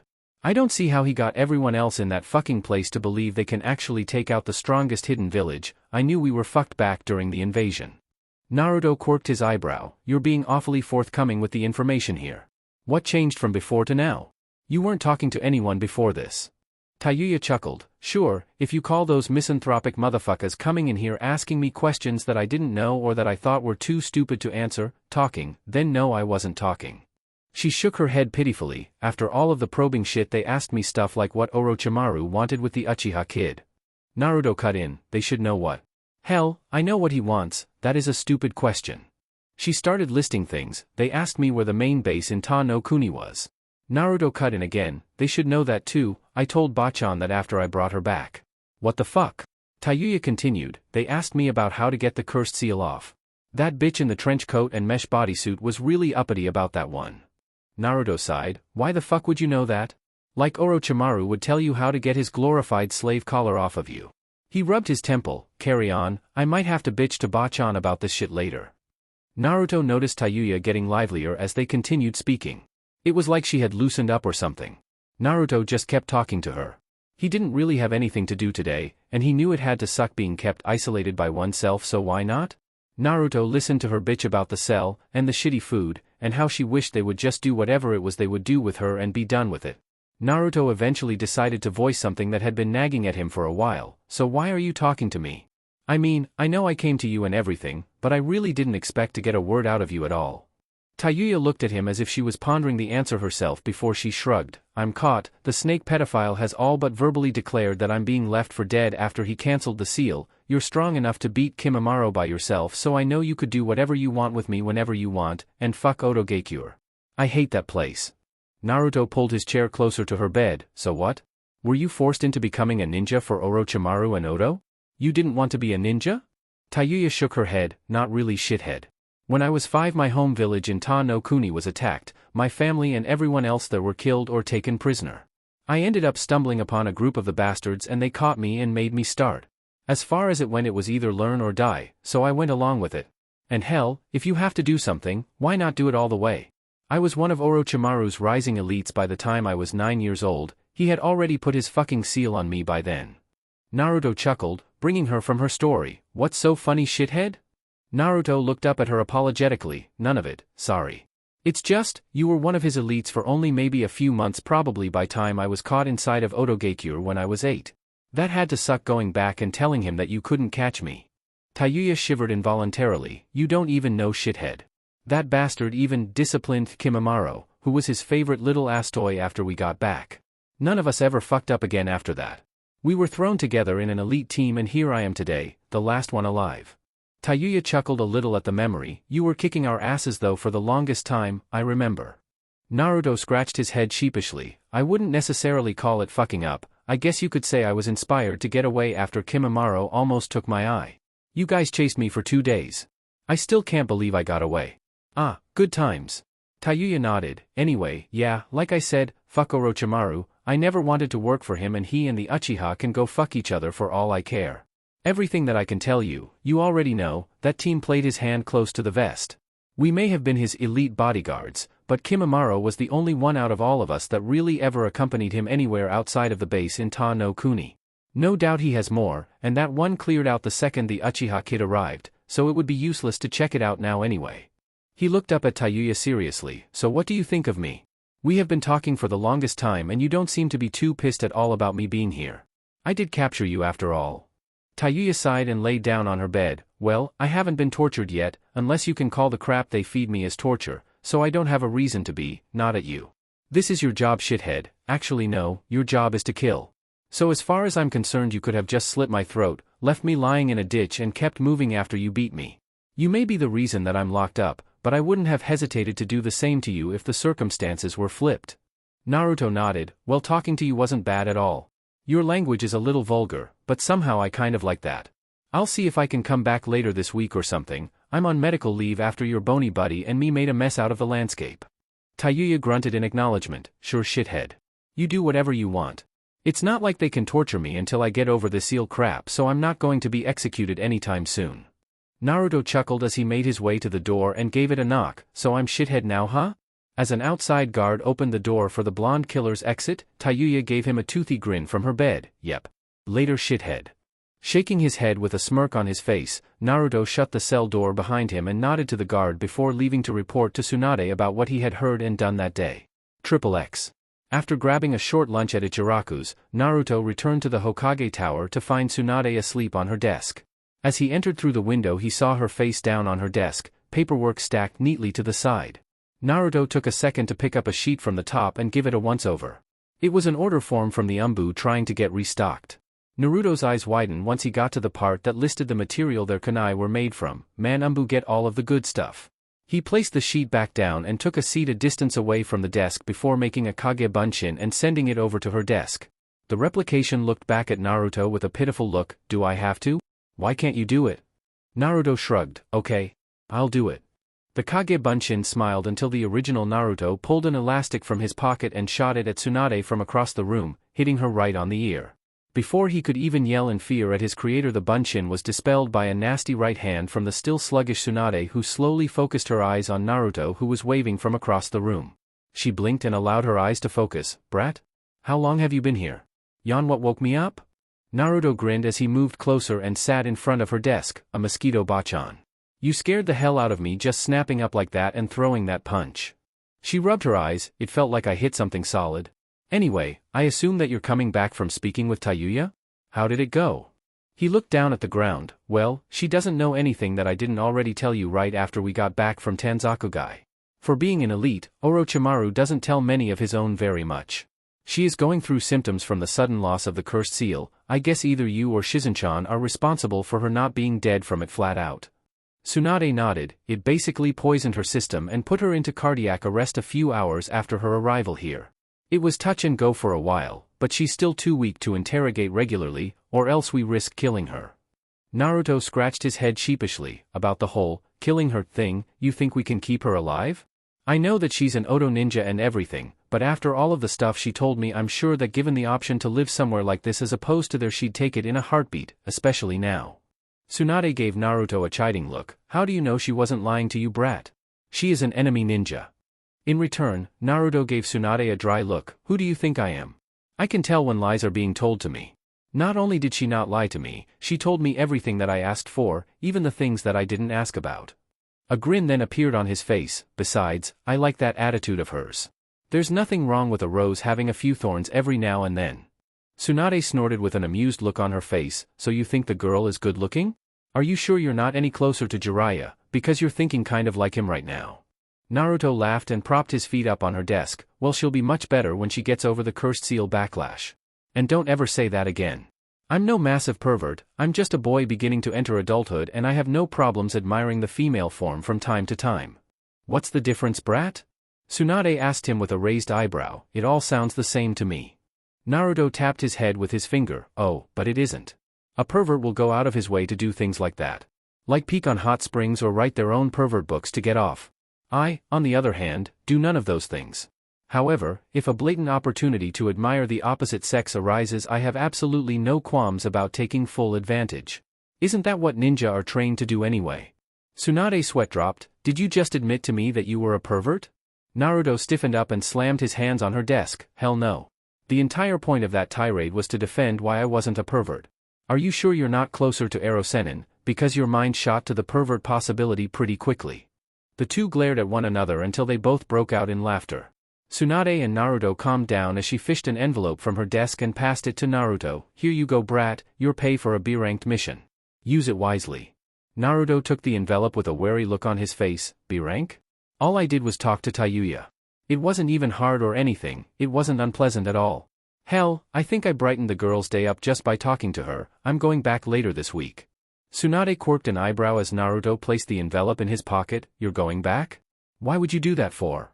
Naruto shrugged as he stood and made his way to the window. I don't know. Being all alone like that really sucks. She's not really a bad person, she was just a ninja for the wrong nation, it's no real reason to want to hate her. As Naruto went to jump out of the window, Tsunade clearing her throat got him to pause and turn. An evil smirk was on her face that sent a chill down his spine. Brat, I hope you don't think you really got away with that elastic crap. She held up the offending band and placed it around her wrist. You're lucky that you're supposed to be on medical leave right now. Just remember that. Naruto nodded slowly and jumped from the ledge, shivering slightly when he heard her chuckling evilly behind his back. XXX. After cashing his check and buying groceries for his depleted supplies, which was not too hard when compared to previous times he did so, when on this occasion he said that for every $1 over the average that he was charged he was going to break his foot off in the grocer's ass. The house guests that would not seem to leave apparently seemed stoked to be receiving the abundance of food. Anyway, he decided to try and get his body back into a steady condition, seeing as how he had all but fully healed from his previous injuries. And he knew no better way to get his body used to hostile environments than to head into Training Ground 44, because the Forest of Death was as close to a near-death situation as he was going to get until he got an active combat mission. Upon entering, Naruto took it upon himself to fuck with every species of wild animal he could find, from packs of wolves to birds of prey. Hell, he even tried provoking a bear, although he did keep from going too far, like into the restricted northeast corner where all of the truly horrible things were. Mostly because fighting a slew of big-ass man-eating spiders and tigers twice his size was something he felt like holding back on at the moment. He had just gotten out of the hospital, thank you, let alone the morgue. So he had been jumping through the woods, getting some exercise and generally running amok amongst the wildlife to satiate his innate desire to generally cause havoc in an unrestricted environment to get his legs back under him. Landing on the forest floor to take a short breather, a small burst of killing intent was his only warning before a kunai passed by his face, cutting his cheek to bring about a strange feeling of déjà vu. He dabbed his cheek and sighed, "Anko-chan. Come on out." Anko stepped out with a kunai in her grasp and a look of anger on her face. "Don't Anko-chan me gaki. I know you interrogated that Oto Kunoichi today. I also know that you didn't even bother asking anything about the cursed seal. Or more specifically, how to get it off of me like it was for her." Naruto was immediately put on the defensive as Anko came in attacking. He was forced to dodge the striking attempts from her kunai while trying to calm her down. "Anko, calm down. You're being stupid." Anko caught him in the body with a hard kick that sent him flying backwards into the trunk of a tree. "Why did you just let that question slide? That damned snake still has his seal on me. He left her for dead and took hers off." Naruto growled as he stood back up. "If you would calm the fuck down, I could explain everything to you now. Unless you still want to vent your useless anger on me, in which case I will be hitting you back." Anko chuckled. "I know I saw you run through those genin back during test of yours, but I'm still quite a bit out of your reach, my dear Gaki." Naruto shook his head. "I know you know about the retrieval mission, so I have to ask you. What the hell makes you think I can't beat the shit out of you, Anko? Why would you try this on me? You can't scare me. I did nothing to you, and any threat that you even try following through on, I'll make you pay for it myself. Fuck disciplinary measures." Anko narrowed her eyes at him. "All right then, Gaki, I was about to sit and listen to what you had to say, but now I think I'll rough you up a bit just out of principle." Naruto slid into a stance. "Don't think it will be that easy. Of course I should thank you though. The wolves and the bears were getting kind of easy to take down. You should be able to get the old blood pumping." Anko licked her kunai. "I'll get your blood flowing, Gaki." She then threw the kunai at Naruto and headed in to engage him up close her taijutsu. Anko took quick, precise jabbing thrusts at Naruto that he was forced to parry or suffer due to the nature of her attacks. Anko went for the least guarded areas on his body, aiming at his neck, his eyes, even his groin. He really didn't like that last one, as evidenced by the return kick he gave her right back in the same area after one of Anko's attacks landed low. Both broke off, holding themselves below the belt, doubled over in pain. "What the hell, Gaki, you don't hit a lady there. Cough, what's wrong with you?" Naruto backed away, inhaling sharply. "You punched me in my junk. It was a reflex, and besides, just because you're a girl I'm supposed to hold back? It's not like you women ever guard that spot in a fight anyway, so why the hell not? It's open." Anko growled at him and thrusted her arm out. Sanaijishu, hidden shadow snake hands. As a mass of snakes flew from Anko's sleeve at Naruto, he reached for the sword on his back only to pull out his broken ninjato. Naruto sweat dropped just as the snakes hit him dead on and constricted around him. Anko's face took on a victorious look as she loomed over him. "All right, Gaki, playtime is over. If you try to move, these snakes will bite you, and they are poisonous." She then pulled out another kunai. "Now that you're all tied up, we're going to have our little discussion about what exactly you need to ask about next time you see that Oto girl." Naruto looked at his scaly bindings and chuckled. "This is all you've got? I'm immune to all of the stuff that your snakes could have." Naruto had already built up an immunity to certain poisons as a precautionary measure before his mission to Otogakure years ago. All of the snakes from the jutsu Anko just used were among the first poisons that he ended up getting over. He began shifting around and, true to her threat, Anko's snakes bit into him. She gasped. She didn't mean to kill the brat, just rough him up a bit. That gasp soon turned to another as he broke the snake's hold on him. Upon standing, he looked at Anko's slack-jawed face. "What? It's not like they were constrictors or anything. It wasn't too hard." He then decided to engage Anko instead of waiting this time. As he ran in, Anko smirked confidently. The kid wasn't even trying to work angles. The sound of something coming into their plane of existence signified that he had made Kage Bunshin during his push forward. As the Naruto in front of her tried to keep the bulk of her attention occupied, the Kage Bunshin he had created were flying around her trying to pick their shots. Anko did her best to trade strikes with the real Naruto and avoid attacks from the clones, but like she already knew, he was ridiculously fast for someone his age, and when he made contact, like the real one did right in her body with his fist, when the kid hit, it hurt. No 13-year-old kid should hit that hard. The one punch from Naruto would have sent Anko flying, had he not grabbed a hold of her arm and pulled her back roughly. She almost wished that he had let her fly backwards, as when he pulled her forward he smashed her in the ribs with a knee before stepping out of the way for one of his clones to drop a flying kick from behind on the back of her head.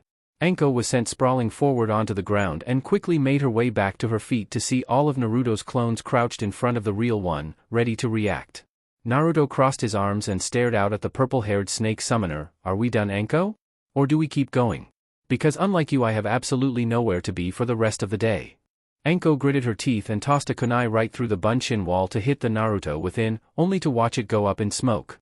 As all of the bunshin dispersed, Naruto's disembodied voice rang out from the trees. Now that wasn't nice, Anko, I just wanted to talk. You want to know why I didn't ask about your cursed seal, right? She looked around rapidly for any sign of the scarred blonde. Yes. Why didn't you? If she could get hers off, even unwillingly, then I dashed. Naruto cut her off, because she doesn't know anything about it except how to use it. And Orochimaru may be a genius with ninjutsu, but he's not as good with fuinjutsu as you think he is. Why do you think he tested his seal on you and didn't just put it on himself? The detriments were too great. He didn't even research a way to take it off of a recipient until he came up with the seals for the Sound 4, Kimimaro, and Sasuke. He can't remotely deactivate yours like he can for the others because yours was made before he was any damn good at making them. There's a reason yours is the first. Anko shut her eyes tightly, so there's really no way to get it off of me. I didn't say that. Anko's head snapped up with that nugget of news. You know how to do it? How? A sigh came from her surroundings. I don't know yet. I'm starting to get into fuinjutsu and every seal can be broken from what I've read. There's just a trick to them all. Orochimaru has something that I need in order to get a good read on what to do with your seal. I have a question though, has anyone ever put Fujihouen, evil sealing method, on you? Anko blinked, forcing another sigh out of Naruto. God damn it, what is wrong with this village? Alright, find Kakashi or something and ask him to place it on you. It should help at the very least until I can think of what to do with it. It could take me years to find out how to break your seal. Anko turned around as Naruto came striding out of the brush. Wait, that didn't work. The Uchiha brat had that on him and it broke. Naruto snorted. That's because his dumb ass was the one who broke it. The seal is dependent on the will of the recipient. He wanted to use the seal, you don't. It's that simple. He got drunk off of the power boost and called upon it. You just want the damn thing off.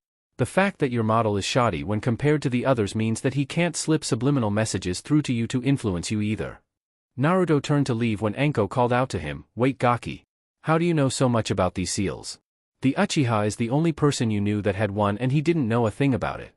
Naruto turned back with a smile, that is a secret. Some things should just stay buried in some instances, Anko.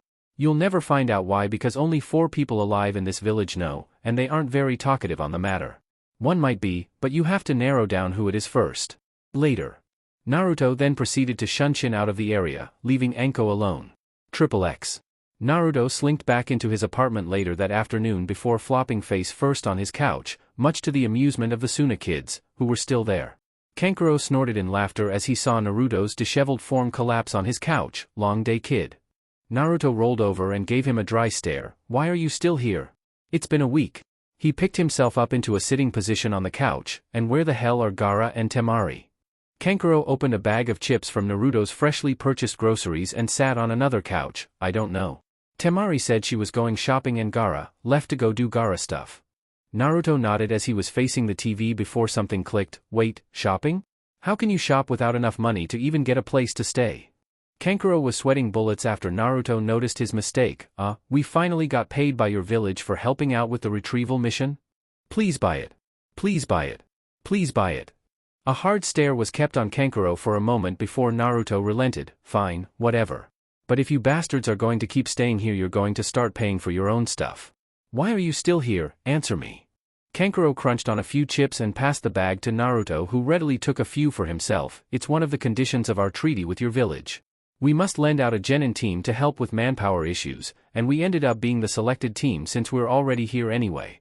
Naruto rolled the bag up and stood to head back towards the cabinet he remembered placing them in at first. Alright, you guys can stay here for as long as you like, the company isn't that bad and my roommate is cute, things could have been worse, all things considered. Kankuro shook his head amusedly. You starting to dig my sister Uzumaki? You'd better watch yourself, kid, don't overstep yourself on this one. A chuckle came from Naruto as he sat back down. I hope you're not threatening me like Gaara did in Suna. I'm just saying, she's hot, and she's sleeping with me in my bed. To just straight jump from having no visitors in your house for years to having Sabaku no Temari sleeping in your bed, it's definitely a noteworthy step up for some random orphan kid. Kankuro nodded. I wasn't really threatening you, kid, I'm sure Gaara handled that already, he's been getting protective over her lately. It's kind of funny to see. Before they could continue, a knock came at Naruto's door. Naruto rose to greet whoever it was before narrowing his eyes upon discovering the identity of the person filling his door frame, Ero Sennin. Jiraiya gave Naruto a serious look. Naruto, I need to speak with you. Can we go somewhere? Naruto turned to head back inside and returned to his seat on the couch. I just got home after a few hours in the forest of death. I just got groceries. I'm hungry and tired. I'm not going anywhere, you can tell me here. Jiraiya sighed and walked inside. You mind if I had a seat myself?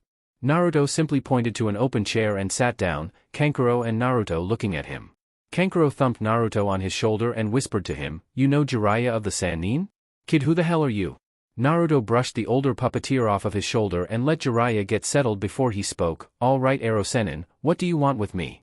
I thought I told you that the only thing keeping me from actively pursuing your head was that you're too elite for me to try to kill and that you're too useful to Konoha. Jiraiya frowned. I know that, Gaki, but there are some things that you need to know. Orochimaru didn't take Sasuke's body, he had to take a different one before he could arrive and now has to wait 3 years before he can try again. Naruto nodded. At least something decent came out of that mission, so 3 years to find the snake and kill him and his vessel before things go to shit. It's almost easy. Jiraiya had to chuckle at how Naruto narrowed down the situation. Well, not only that, but do you remember Itachi and his blue buddy from a while back? Naruto nodded. It's kind of hard to forget meeting and fighting Itachi Uchiha, the group that they happen to be a part of, Akatsuki. They have also ceased operations for the time being, just about the same time frame as Orochimaru. Naruto let out a short laugh. Well, I don't really give a damn about the Orochimaru thing, I just care for the sake of the fact that I'm going to be involved somehow, but the Akatsuki thing. Hey, if they want me I should tell Gaara too, they'll probably try something on him as well, right? Jiraiya nodded. About you though. I want to take you on a training trip to get you ready for what is to come. You need to be ready to take down S-rank level ninja within 3 years' time. Kankuro's eyes widened as he again turned to Naruto. Kid, who the hell are you? Who deals with this kind of crap and doesn't even flinch? He points out at Jiraiya. He's sitting here telling you a group of S-rank criminals are after your head and you just shrug like it happens every day. Naruto looked at Kankuro and shrugged. Meh, if you start every single day expecting the worst you can only be pleasantly surprised. Jiraiya and Kankuro sweat dropped as the older man spoke up. That's pretty morbid, Gaki. Naruto snapped icy blue eyes back onto Jiraiya. I'm sorry, I guess the day before you found me I should have been thinking that someone like you would just let me be or at least let me wake up before you took drastic measures. Jiraiya looked at the ground. Damn it, kid, how long are you going to hold that over my head? I know it was a mistake, I knew it the entire time it was happening, but it was an order. If nothing else you can at least understand that, right? Naruto sucked on his teeth. Yeah, if it was something that ended up being for the greater good I probably would understand and accept it, even though you never tried to get my side of the story before you made me into a retarded 4-year-old version of my 8-year-old body, locking all of my hard-earned skills, strength, and speed away into the depths of my mind. But nothing good came from what you guys did to me. Jiraiya stood to leave when Naruto stopped him one more time at the door. Wait. Jiraiya turned to face him only to see the same stone gaze on his face. During the Chunin exams. When I found you, did you agree to train me because of the reason you said, or was it because you remembered what you did and wanted to remedy it if only a little? Naruto didn't let him answer. I'm going out, Kankuro, I'll be back later tonight, tell the others. Naruto then utilized Shunshin to exit the premises. Jiraiya sighed deeply and followed suit, leaving Kankuro alone in Naruto's apartment. Wait. What the hell just happened? XXX. 2 days later. So what's eating you, shithead? Tayuya shuffled the deck of cards that Naruto had brought to pass the time. She looked way better now than she did 2 days ago, her skin had gotten its color back and she looked like she had finally gotten some good sleep for once. Naruto sighed. He had come to talk to her because he actually enjoyed her company and she could give him an unbiased opinion on things, being that she didn't know anyone in the village other than him, and that was only a little bit. They were seated on the floor due to a lack of table in her cell. Due to the fact that she regularly talked freely to Naruto, she had not been tortured, nor was it seemingly on the horizon as long as Naruto reported to Tsunade what they talked about afterwards. What if the guy that had a hand in screwing your life up was trying to make amends to you, but the wounds were still fresh? Naruto took the 7 cards that Tayuya dealt him. Take them back and reshuffle, I saw that. Get the cards out of your sleeve. Tayuya cursed and brought some chuckles out from Naruto. Well, shithead, I would just say either kill him and be done with it, or suck it up and get over it. You can't bitch about it forever, that isn't healthy. Naruto looked at her as he took the cards that she redealt. Why am I shithead again? Tayuya smirked as she drew a card from the top of the pile. Because you act like a shithead, therefore you are shithead. There's no way I'm calling you your real name, fish caked. Naruto watched her place a card down in the pile and took to drawing his own card. Sure Tayuya.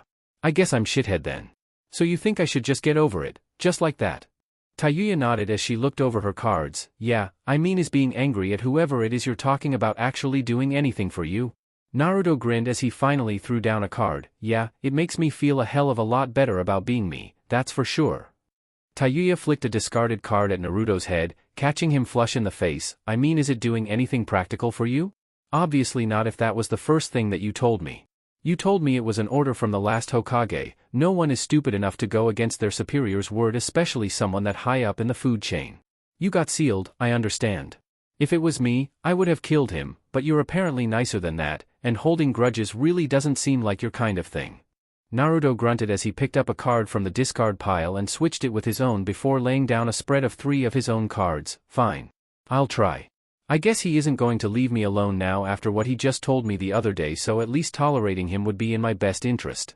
Especially since I can't just beat his ass to make myself feel better, he's still out of my league. As Tayuya dropped another card, Naruto smiled while picking it up and laid the rest of his cards down. I win, Tayuya-chan. The aforementioned girl raised an eyebrow at him curiously. Tayuya-chan? Since when am I a fucking chan? Naruto gathered up the cards and remade the deck before standing to exit. Since I became shithead. Take care, Tayuya-chan, I'll see you soon. Stay cooperative and I'll see what I can do for you.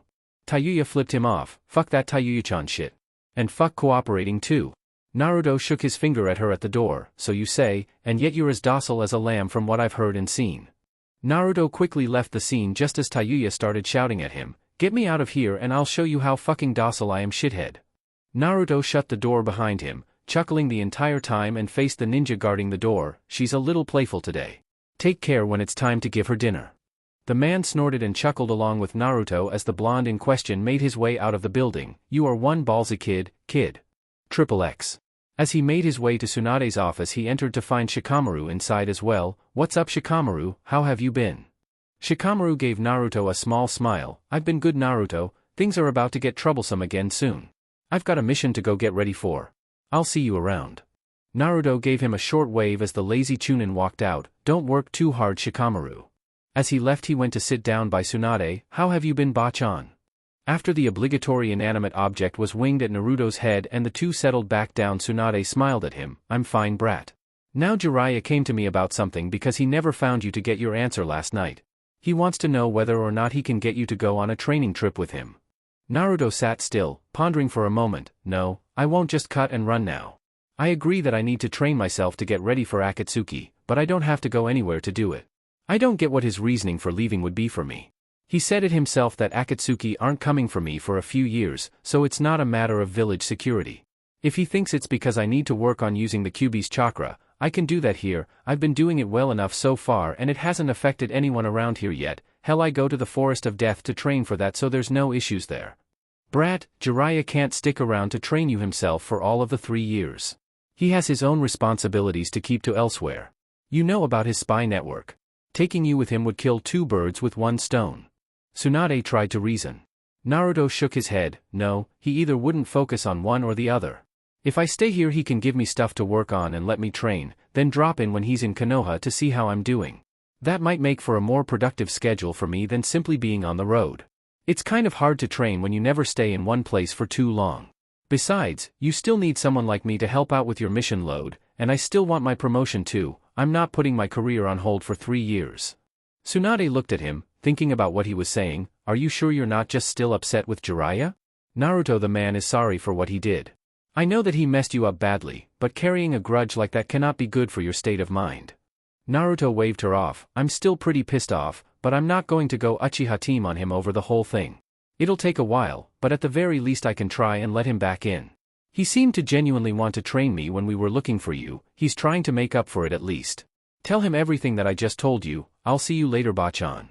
Much to Tsunade's chagrin, before she could stop him, Naruto shunshined out of the room, making a mess out of the papers on her desk. Damn you, brat. She turned her attention to one of the corners. Did you get all of that, you pervert?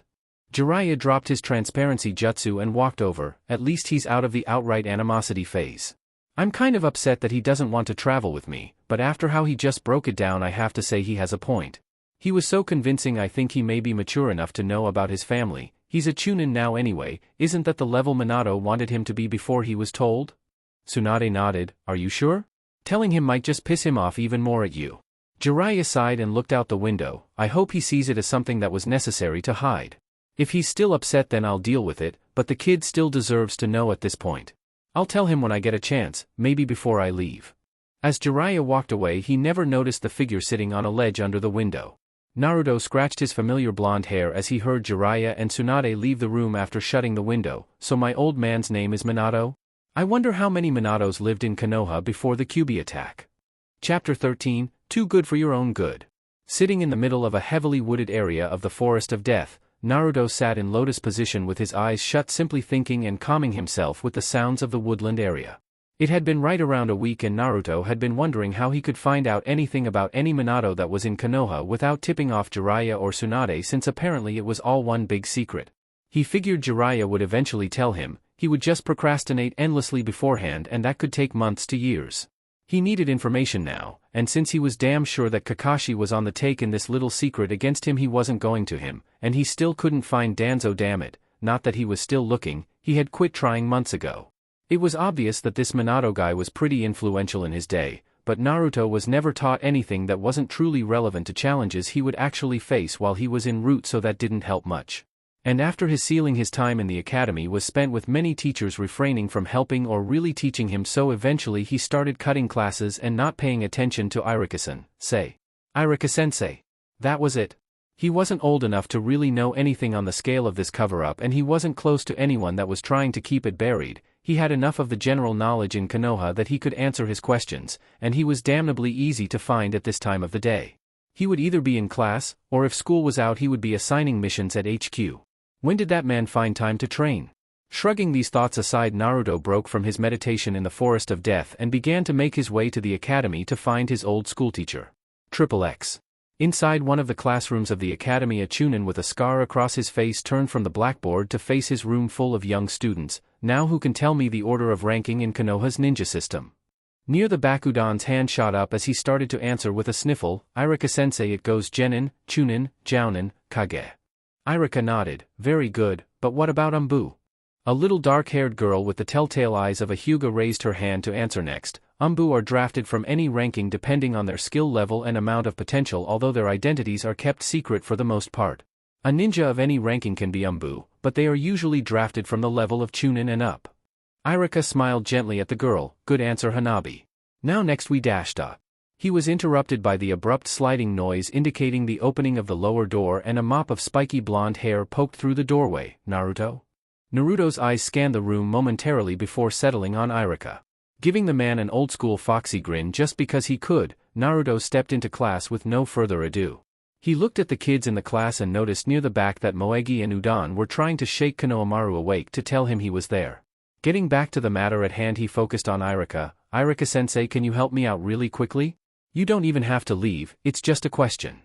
Irika sighed, you crashed my class Naruto. What do you have to say for yourself? Shrugging, he simply stated, I've done stuff way worse than just crash your class Irika-sensei. Or have you forgotten? Maybe I can give some aspiring delinquents some base ideas. Boss. Naruto simply waved at Konohamaru with a massive grin on his face, hey Konohamaru. He turned back to Irika and whispered to him, I think he'll do just fine with a little inspiration, don't you? Irika palmed his face, please don't make an army of pranking underlings Naruto. I had enough problems with just you, and now you're all souped up and super strong now, which can only make matters worse. I can only imagine what anyone you apprentice would come out like. You can go ahead and ask your question, I'll see if I can help, but only if you help me beforehand. Because you had to interrupt my lesson, I need a favor from you. Nodding in agreement, Naruto scratched his chin, fine, go ahead and tell me what you need Irika-sensei. I'm in no real hurry, I'm on medical leave and needed something to do today anyway. Good, by the way I'd still like to hear about what you did on that last mission if you don't mind later. Irika smiled at Naruto and turned around to the class, alright kids, today I'm going to give you all a little treat. I'm going to break off from the lecturing for today and give you all a chance to ask questions to an active Konoha shinobi. The children in the class started buzzing over talking to a real shinobi that wasn't Irika. Naruto blinked in surprise, Irika-sensei, are there any questions that I can't answer?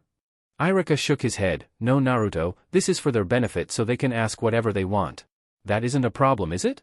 Naruto shook his head and Irika turned back to the class. Okay, today we have Naruto Uzumaki here to speak with you. This was an on-the-fly kind of thing, so let's go with it. Naruto moved to Irika's desk and sat down on it while he overlooked the classroom. Alright, none of you know me or have ever even spoken to me, except Konohamaru, Udon, and Moegi. Raise your hands and I'll call on anyone with a question. As hands shot up all over the room, he saw a little brown-haired girl near the front and pointed to her. You, shoot.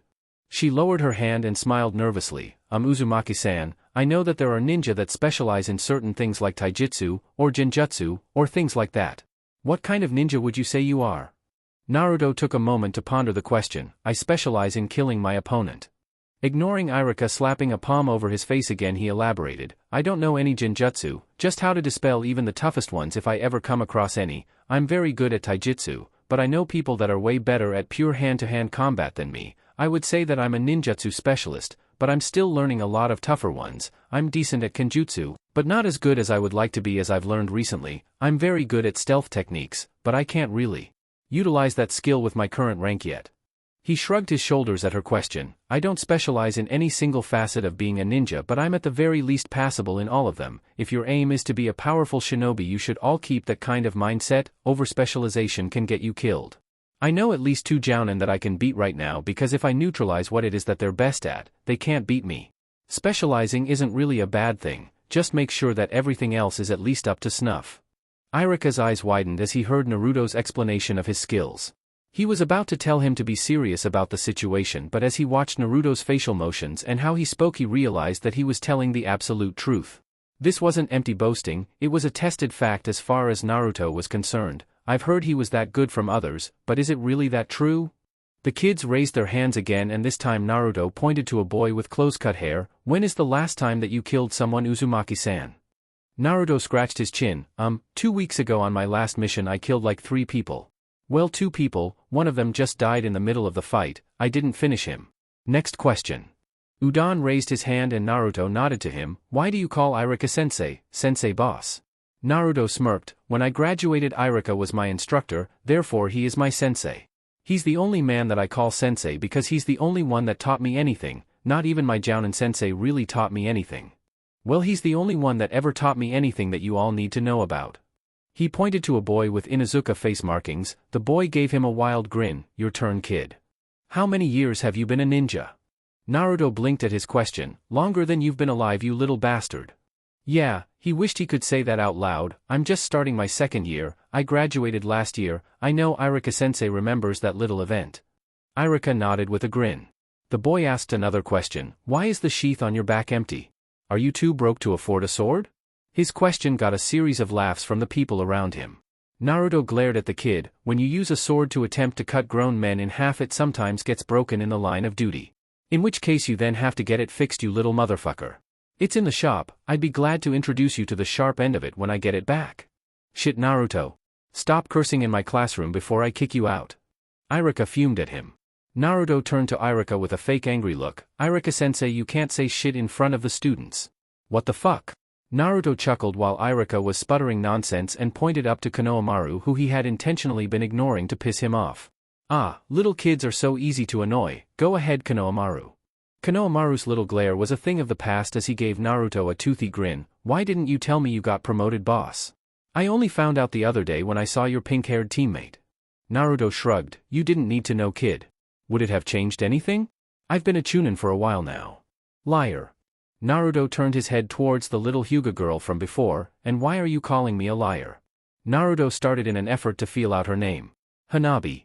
The girl stated matter-of-factly, and I'm calling you a liar because I saw you fight during the Chunin exams and you didn't get promoted from that. No one did. Not even Niji.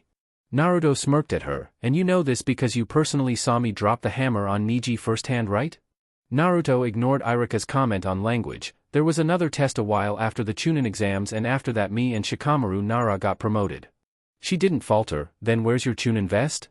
You get a vest upon promotion. Naruto shook his head. You do, but I don't like that bulky piece of crap, so I don't wear it.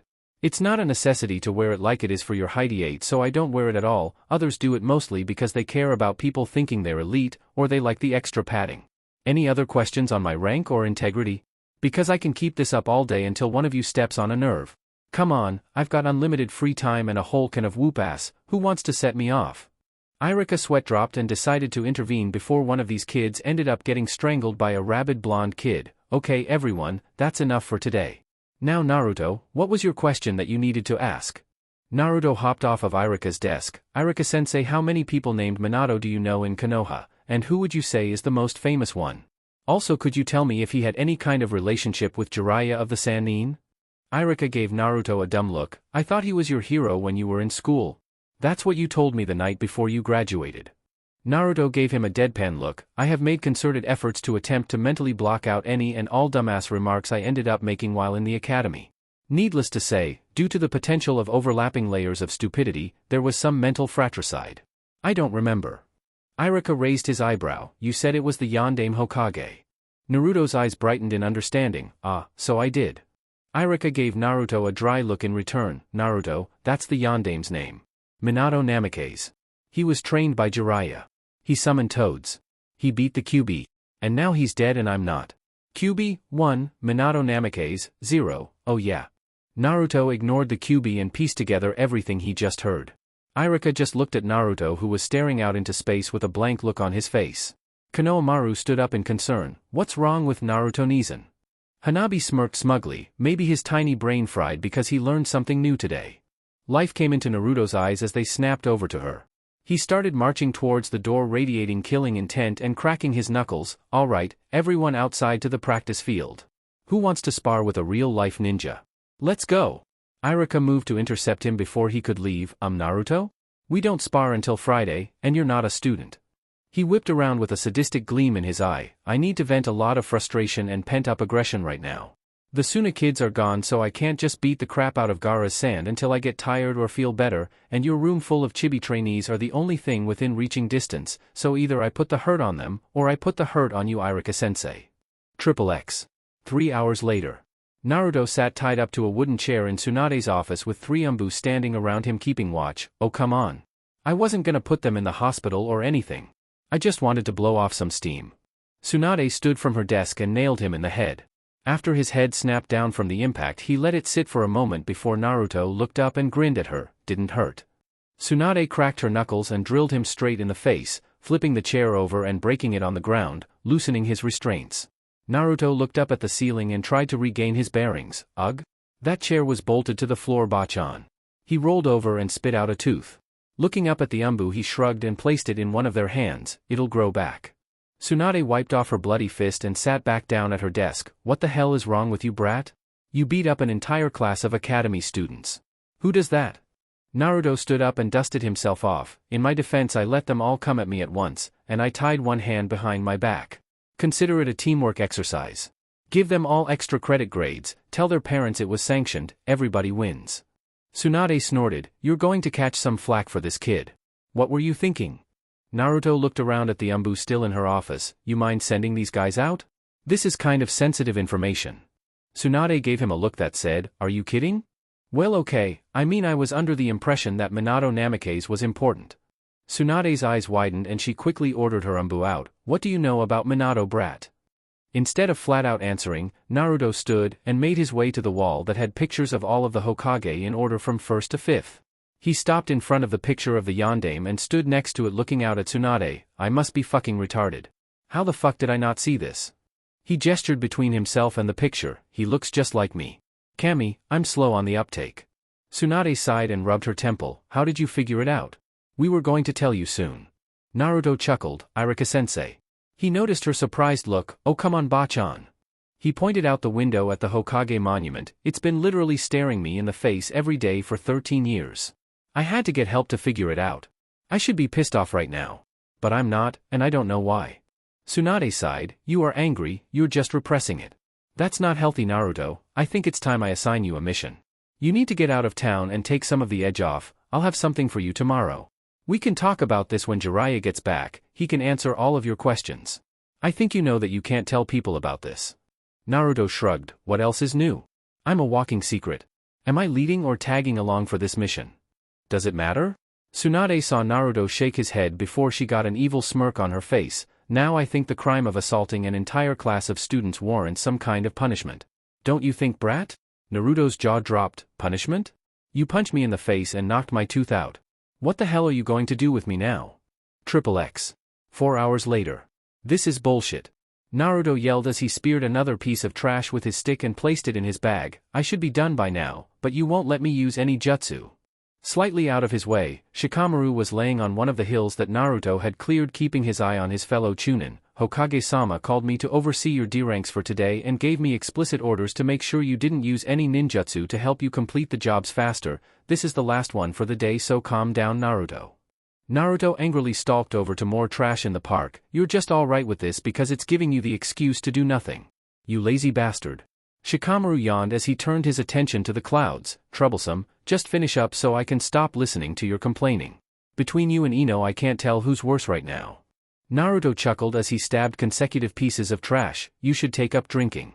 It's done wonders for Ba-chan. I don't even bother her that much anymore. Sometimes she's totally lucid. You'd love it.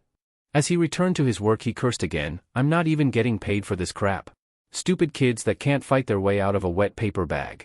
That Inuzuka kid dropped like a stone. I thought they were supposed to be good at taijutsu. Shikamaru raised an eyebrow. It was a class full of 7- and 8-year-olds. Naruto pointed his stick at Shikamaru. Don't make excuses for them. Naruto closed up the last bags and tossed them on the back of a cart. Okay, now that Hell Day is over, let's report so I can get hammered. Shikamaru stood up and the two started towards the Hokage Tower. You're 13, Naruto. We're too young to drink.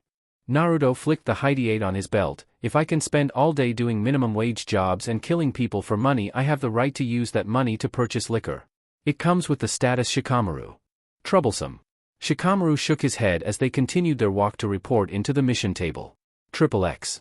Naruto leaned on the counter of the weapons shop owned by Tenten's family while he waited for someone to appear to help him. Hello, Naruto. Naruto lifted his head to see Tenten entering the shop. Are you here for your sword? Naruto nodded and yawned. Yeah, what? Did you just get back from team training? Tenten nodded as she went behind the counter to talk with the scarred boy. Yep. Guy and Lee said they saw you painting a fence. Why are you doing D-ranked missions? You're a Chunin now. Naruto smirked. I beat up a class full of kids at the academy and the Hokage made me do a ton of them. It was great while it lasted. They shouldn't have been talking shit. Naruto noticed a brown-haired man coming from the back wiping his hands off. So, Mr. Tenten's dad, how long do you need my sword for? I have a new mission to go on tomorrow. It's the Broken Ninjato. Tenten's father reached down behind the counter and picked up a wrapped bundle before placing it on the countertop. You paid when you dropped it off, right? Naruto nodded and pulled out a written receipt. Alright then, she's all yours, kid. Naruto grinned and picked up his sword, testing it out somewhat before sheathing it on his back. Ah, I missed this thing. Thanks a lot, sir. It's like it never even broke at all. Tenten's dad nodded and headed back to the back. Tenten pointed at Naruto chidingly as a smile came to her lips. Don't go breaking it again, Naruto. I don't want to see that thing back in here in pieces. Naruto scoffed. Yes you do, that's more money for your shop girl. But yeah, it won't break anytime soon. I mean, how often will I come across a guy that can make an indestructible bone drill around his arm? After giving her a two-fingered salute, he headed out of the shop for home. Triple X. Naruto went to the only place that he knew there could be no one following him and once again traversed the terrain of the Forest of Death. Once he got himself inside and found a decent clearing, he bit his thumb and made his hand signs for a summoning. Who summoned me out here? As the massive plume of smoke cleared, it revealed Gamabunta looking down in front of him to see Naruto standing patiently. What do you need, kid? I told you not to summon me for dumb reasons. Naruto didn't flinch from the toad's booming voice. Gamabunta, I'll be straight with you since I know that you know who I really am. Tell me who it is that I look like. He saw Gamabunta almost drop his pipe from his mouth and nodded. That's what I thought. I knew you knew. Gamabunta sighed, letting out smoke from his mouth that covered Naruto. I knew it from the second I saw Yugaki. I just felt it wasn't my place to say anything about it, and later when I confronted Jiraiya about it after you first summoned me and blacked out, he told me everything about it, even the seals. I mean, come on kid, I worked with the man for years and then I end up seeing his chibified version sitting on my head 12 years later? I almost dropped us down that chasm we were stuck in. Naruto chuckled and lay back on the ground. So whose ass am I going to kick for this? Jiraiya's, I guess, and maybe Kakashi. Did Kakashi know? Gamabunta shrugged. Not sure kid, but he was your old man's student, so it wouldn't be a stretch to say he did. But don't do anything rash. You aren't as dumb as I thought you were when we first met, so I know that you're fully aware of the reasons why it was kept from you. Naruto sighed and sat up. Yeah. The bullshit with IWA and anyone else that Dad beat up on sending assassins after me, the politicians getting to me to do who knows what once they realized who I was, and all of that coupled with the resentment I would have gotten for being Konoha's Jinchuriki wouldn't have gone over too well for me. Man, I need a drink. A grin came onto Gamabunta's face. You remember what I said you had to do with me when you first summoned me? Naruto's eyes widened as a deep rumbling laugh came from Gamabunta. Resummon me in 15 minutes, Gaki. Let's see if you can hold your booze. XXX. The next day. Early the next morning, Naruto was laying on the couch in Tsunade's office with Shizen running green hands over his head. What did you do last night, Naruto-kun? Why does a 13-year-old need a hangover cure? Naruto groaned as the sound of Shizen's voice reverberated through his head like a sledgehammer. Shizen-ichan. There are some things that you don't need to know about, trust me. The next moment Tsunade walked through the door and stopped for a moment to stare at her hungover teenage Chunin who had her apprentice fretting over him. Shrugging it off as early morning bullcrap, she sat down at her desk and pulled up the first piece of her daily paperwork. She looked up from her work with a quirked eyebrow. Brat, why is there a report on my desk claiming that there were sounds of Gamabunta singing drinking songs at the top of his lungs last night around training area 44? She looked back at the paper and narrowed her eyes. Also, they claim that in a clearing somewhere inside the forest there are around 37 giant spider corpses littering the field. Some were ripped apart, cut clean through, burnt to a crisp, and squashed outright in giant webbed footprints with MT Mayaboku firebrand sake filling up some of the prints? Naruto shrugged and held his head. How do you know the brand? That's on here too. She pointed to the sheet of paper. Apparently there were around 12 human-sized containers strewn about the area. Naruto smirked to himself as he felt the soothing healing feeling from Shizen's jutsu. That's some good stuff? Gamabunta's awesome. Tsunade placed the sheet in the discard pile, shaking her head. I'm not even going to ask. Why don't you have alcohol poisoning? Never mind, are you ready for the mission today, or do I have to throw you in jail for being drunk in public? Naruto shot up abruptly. Hey! I was not drunk in public. Shizen's sweat dropped. Naruto-kun, I found you blacked out on the top of the building this morning when I came in early. Naruto scoffed and stood in front of Tsunade's desk. Hey! I was getting drunk in the woods. Gamabunta threw me into public. I wanted to be drunk in the forest, which is perfectly legal. Arrest him. A sigh came from the elder blonde in the room as she motioned for Naruto to come and listen to her directions. This is B ranked. You're escorting a VIP to Kumogakure alongside a team of 2 other Chunin and 1 Jounin. This should take a few weeks at the least and a few months at the longest due to the fact that there will be negotiations between our representative, who you will be traveling with, and the Kumo higher-ups. Naruto nodded. So this is just one of those, get experience, kind of things, right? He felt curious, however. So who are we escorting and who do I have on my team? A frown came from the blonde Hokage. You know what? No, I'm not telling you this time. Get your little ass down to mission control to get your assignments. I shouldn't be handling this. I have people that actually get paid to be doing this instead of me. Naruto stood staring silently for a moment before simply turning around and leaving the office with not a word. Shizen looked at her mistress in a huff. Tsunade-sama, that was mean. Naruto-kun didn't do anything. Tsunade looked up from her work and glared slightly. Yes, he did. The brat had 12 cases of firebrand sake and he didn't even invite me. How rude is that? XXX. After receiving his scroll detailing his mission, he made his way to the gate to meet his assembled team. By the time he arrived, he found 3 men waiting to depart alongside an elderly man. The first man had brown hair with one bang covering his right eye. He had his hideate on in a bandana and wore the usual outfit for Konoha shinobi. Naruto knew this man as one of the Chunin that usually guarded the main gate of the village, Izumo Kamizuki. Nearby was his usual partner, Kotetsu Hagane. He had a bandage on his nose, wild spiky black hair and a goatee. He was also dressed in the usual garb of higher-up shinobi. The final escort out of them was Gunma Shiranui, the man that Naruto remembered proctored the final stages of the Chunin exam before the invasion. He had brown hair that reached his neck, a bandana-style hideate that he wore backwards, the standard ninja outfit, and a sunban in his mouth. The man they were to escort was an older man with gray hair, a beard, glasses, and what appeared to be a perpetual frown on his features. Naruto knew this man as one of the Sandaime Hokage's teammates, Hamura Mitokado. This was one of the 2 elders that Naruto didn't like. The old woman, Koharu Udatane, Naruto somewhat liked. She had something of a more group before one-person mindset, but when he was an academy student visiting the Hokage, she at least treated him like a regular little kid. Back when he was en route, he remembered Danzo telling him when conversations would begin to revolve around him during council meetings, and in most of them Hamura was biased against Naruto, which was weird since he usually sided with Danzo. However, when it came to anything involving Naruto, his mindset was to keep him weak. He was against him entering the academy after the sealing, he was against him graduating after the incident with Mizuki, and he could only imagine how he bitched about Naruto's promotion following the events after the Chunin exams. If ever there was a time for the emotionless mask he harnessed in Root, he'd be damned if this wasn't one of those times. Hopefully he wouldn't have to speak to the old man. Naruto walked up to the only jounin out of the group, Gunma, to report in. Chunin Naruto Uzumaki here for escort mission to Kumogakure. Gunma turned a lazy glance to Naruto and smiled as he remembered exactly who it was. Good to see you again, kid. So you're the last member of my team, huh?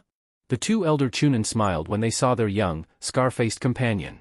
They headed over to Gunma and Naruto while Kotetsu waved to him. Hey Naruto. You're coming on this mission?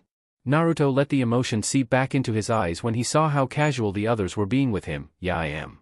Are you two actually doing something other than watching the gate for once? When was the last time you two even had a mission outside? Kotetsu groaned as the bane of his existence, guard duty, was brought up. Don't remind me, kid. Izumo seems to think there's nothing wrong with gate watching, but I say to hell with it, I'd rather be in the field. Izumo sighed and shook his head. There's nothing wrong with that job, Kotetsu. We're protecting the citizens of Konoha, there isn't a more important job for us to have. He turned to smirk at Naruto. Maybe we'll get to see you cut loose on this mission. I know you were holding back during your test and nobody saw you beat those Oto ninja that almost killed Gunma, so I'm curious as to how you fight. Gunma stepped in to defend himself. Hey, it was 4-on-2. Rado and I were winning before they used their cursed seals, they didn't annihilate us or anything. Anyway, enough chatter, it's time to get on the road. He walked over to Hamura. Elder Hamura, my entire team has assembled. Are you prepared to leave? Hamura's eyes panned across the amassed squad and he nodded to Gunma. Yes, let's set out for Kumo. It should take us around 1 week to arrive. As they exited the main gate, there was a carriage waiting that the elderly man sat inside with Gunma seated in the driver's seat. Kotetsu took up position in the front of the vehicle while Naruto and Izumo went along the sides. The group of Chunin ran along in stride with the carriage as they made their way through the countryside. A little while into the trip, Naruto let out an audible groan. Damn it, I never turned off all of the stuff in my house. I never went home last night. He immediately made a Kage Bunshin that went sprinting back the other way. Hours later, the ninja surrounding the carriage started to converse with one another as they stopped for the night. Hamura had long since had his tent set up and had retired for the evening. It was mostly Izumo and Kotetsu kicking old stories between them, but for Naruto it was a welcome change from the monotony of simple travel. Hey Izumo, do you remember back in the academy when we made those fudgesicles out of dog shit and one of the senseis ate one? The man in question snickered at the memory when he recalled who else was in attendance. Hey Naruto. How did you pull off painting the Hokage monument in broad daylight? You hadn't even graduated yet and you got past everyone and outran all of the ninja sent to chase you for like an hour. I guess I was subconsciously drawing on some of my training in Root when I did that. I seem to have done that a lot. Naruto shrugged. I've done better things than that since then. You guys know about all of the stuff that happened the week before my test? Gunma decided to speak up from his position on top of the carriage. Everybody remembers that. There wasn't anyone that knew somebody that got away untouched during that whole thing. Are you saying you did that stuff? Naruto grinned and chuckled. Well, when you put it like that it seems like you don't believe me. Kotetsu almost choked up. Wait, you did do that? How the hell did you go about doing that? Some people said it was probably you since you disappeared, but there were too many hits in too many places at one time for you to do it alone. Gunma shook his head in good humor. And what exactly is the kid's specialty? Kage Bunshin no Jutsu. I heard he could make a ton of them, but something on that scale is ridiculous. Naruto waved it off. Oh, it was all in good fun. Everything I did didn't leave any major property damage and at the most required a few good minutes of work to remedy. Izumo chuckled. You seriously pissed off the Hyuga clan with that flashbomb stunt. That was truly priceless. Gunma looked at the group of Chunin under his command. Naruto. We don't know too much about you except for the little bit of you we've seen, and I don't like going off of gossip, so why don't you tell us a little about yourself? Why did you want to be a ninja in the first place?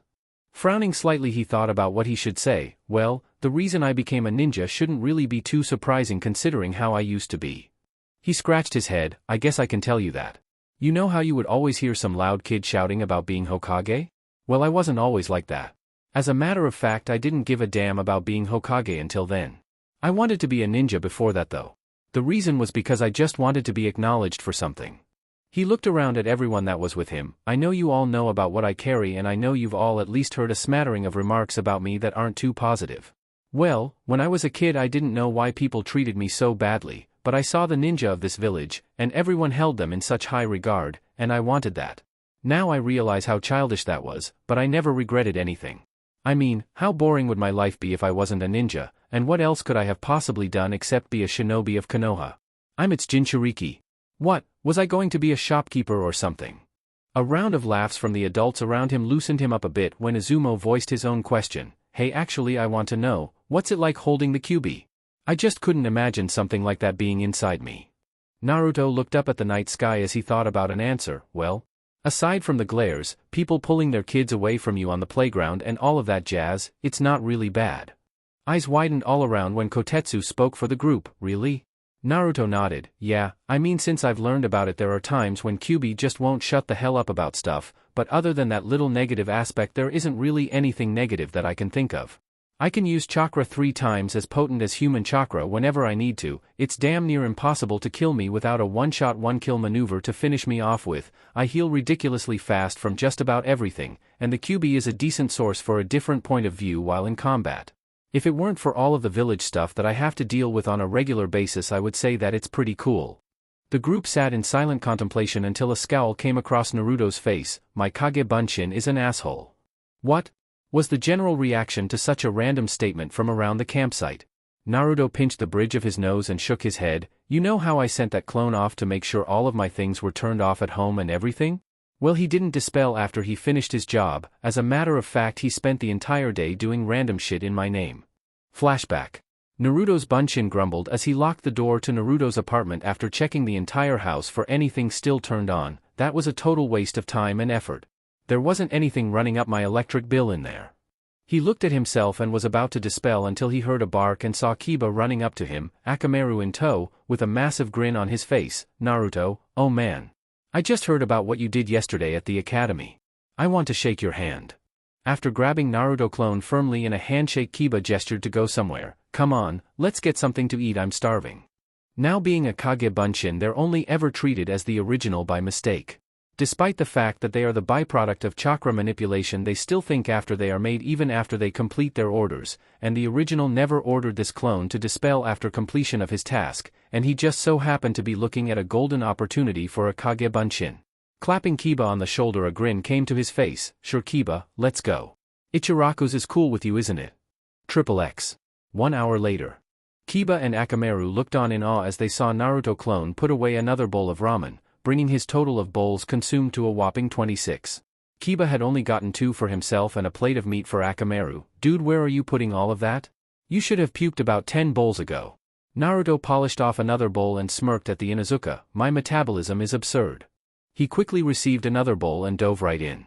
Kiba had paid off his check for his own food 30 minutes ago, but found himself unable to leave as he watched Naruto scarf down insane amounts of noodles and broth one bowl after another. You know I wasn't going to pay for your food too, right? After finishing off the broth yet again he nodded. Oh yeah, I've got that handled. Turning his attention to the chef of his favorite meal, clone Naruto spoke up. Hey Tsuchiyaji. Put this meal on my tab. I'm going on a B-rank mission so I'll be able to pay it off easily once I get back in the village. Tucci turned to the clone and nodded. You've got it Naruto. As long as you pay me it's okay. Naruto grinned and gave him a thumbs up. Don't worry, I promise I'll pay. And I never go back on my word old man. XXX. In Irika's classroom the kids were silently taking notes on his lecture. He was amazed. In all the years he had been teaching he had never had a class completely attentive before. But here 100% of the class was quiet and writing. He figured Naruto must have given them all shell shock yesterday. Irika's attention was broken when the slide of a door opened up and he heard a collective gasp go up among the students, most with looks of horror on their faces. Irika turned to see the grinning face of Naruto. Naruto, what are you doing here? You're lucky no one's parents put a restraining order on you yet. Naruto clone's grin only got wider. Well Irika-sensei, I felt something was missing yesterday, so. He turned his attention to the same little Inuzuka boy from yesterday. I brought my sword. The kids all eyed any exit they thought would allow them to escape quickly enough when the sound of metal sliding from a sheath rang out. Suddenly all eyes turned to Naruto clone. I haven't even tested it out since I got it back. Who wants to help me? Last person in the classroom volunteers. In a rush of little feet, shouting, and piling through entrances, the room cleared of all life except Naruto and Irika. Irika simply palmed his forehead and sighed. You enjoy yourself? Naruto clone nodded in satisfaction. Yeah, I guess that will do. Catch you later, Irika-sensei. With that he shined out of the classroom. XXX. Tsunade was returning to her office following her lunch break. Not really looking forward to continuing her monotonous business of reading and signing paperwork, she was looking forward to Shizun's post-lunch slump. Shizun normally would prevent Tsunade from even getting near a sip of sake during the day, apparently able to smell it out like a bloodhound, but the blonde with ample cleavage had deduced that there was a lull in her dark-haired apprentice's alertness for a 10-minute span following lunch every day. Smiling to herself as she took a seat behind her desk, she reached into a drawer for her workplace stash. Pulling up the containers of alcohol, she noticed they felt extremely light. Attempting to pour some straight into her mouth, she caught not a drop from either bottle. As she angrily chucked the empty sake bottles across the room, she looked inside the drawer to find a note scribbled out hastily. Hey Ba-chan. Did you know you had 2 bottles of sake in your desk? Don't worry, I took care of it for you. It may be an inebriating beverage, but man does it hit the spot. But such a drink isn't becoming of a Hokage on the job, therefore I did you a favor and downed the whole thing for you, both of them. No need to thank me, the knowledge of a job well done and the fact that you can now work without being tempted by the deliciousness that was your formerly full bottles of sake is all the acknowledgement I need. Love, Naruto Uzumaki. P.S. Your umbu are ridiculously easy to distract, did you know that? Tsunade crumpled up the note and radiated killing intent so strong the civilians walking outside the tower started sweating from it. Goddamn you brat. Flashback end. And then my clone spent the rest of his existence drunk dialing random numbers on the phone back at home, throwing firecrackers at Guy and Lee while they were training, and getting kicked out of a general store for trying to play the drums that were set up on display. I don't think I can go back into that store anymore. But, yeah, the clone got a wild hair up his ass and thought that he still had beef with the spiders in the Forest of Death, so he went in there yelling and challenging them to a duel, and then he died. Silence reigned over the camp until all of the men busted out laughing. Even the Kyuubi, who had seen everything the clone had done after it dispelled, was laughing. Naruto waited for the laughter to die down. How the hell do I know all of that? All humor vanished at his question as Gunma answered him. You mean you don't know? Anything your Kagebunshin does comes back to you in memory. You honestly never realized that before?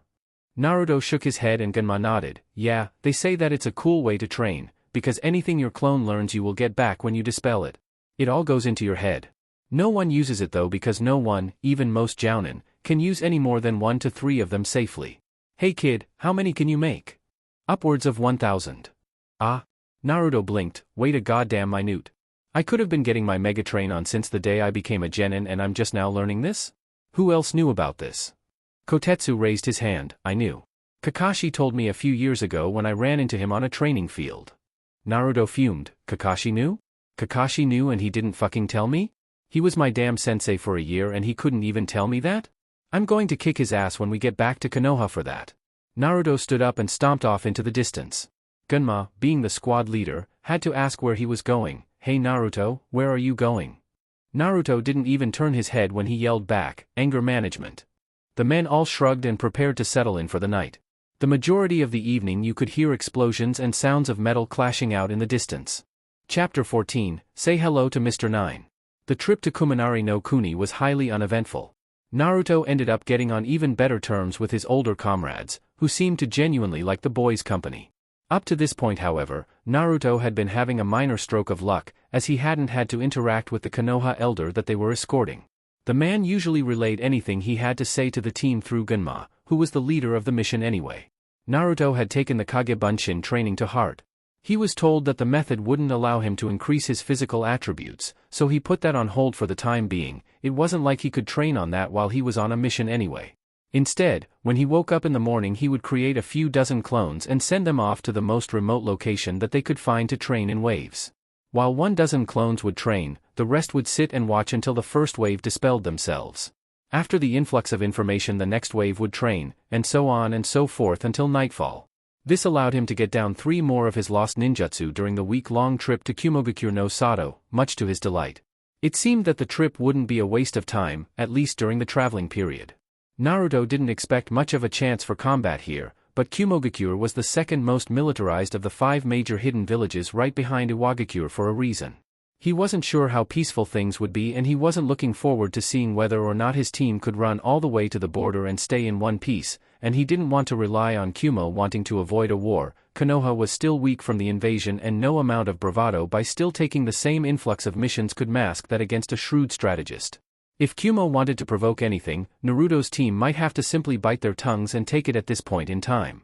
As they reached the top of the mountain, the carriage came to a stop at the main gate of the village.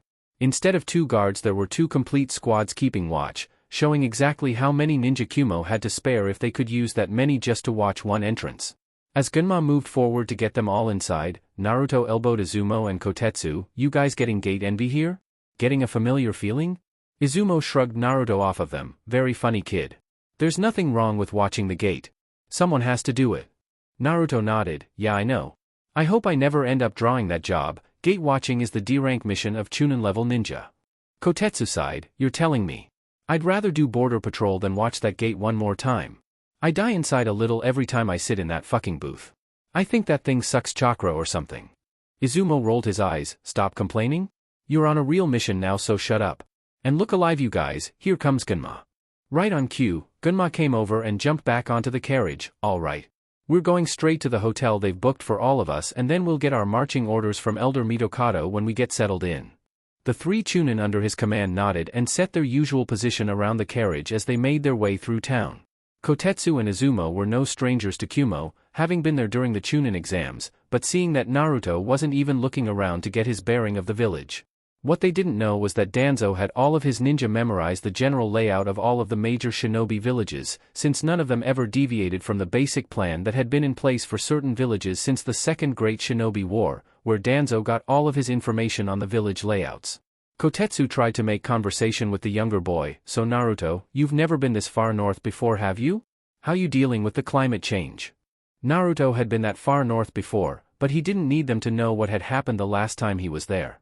The less people that knew about that the better. Seriously.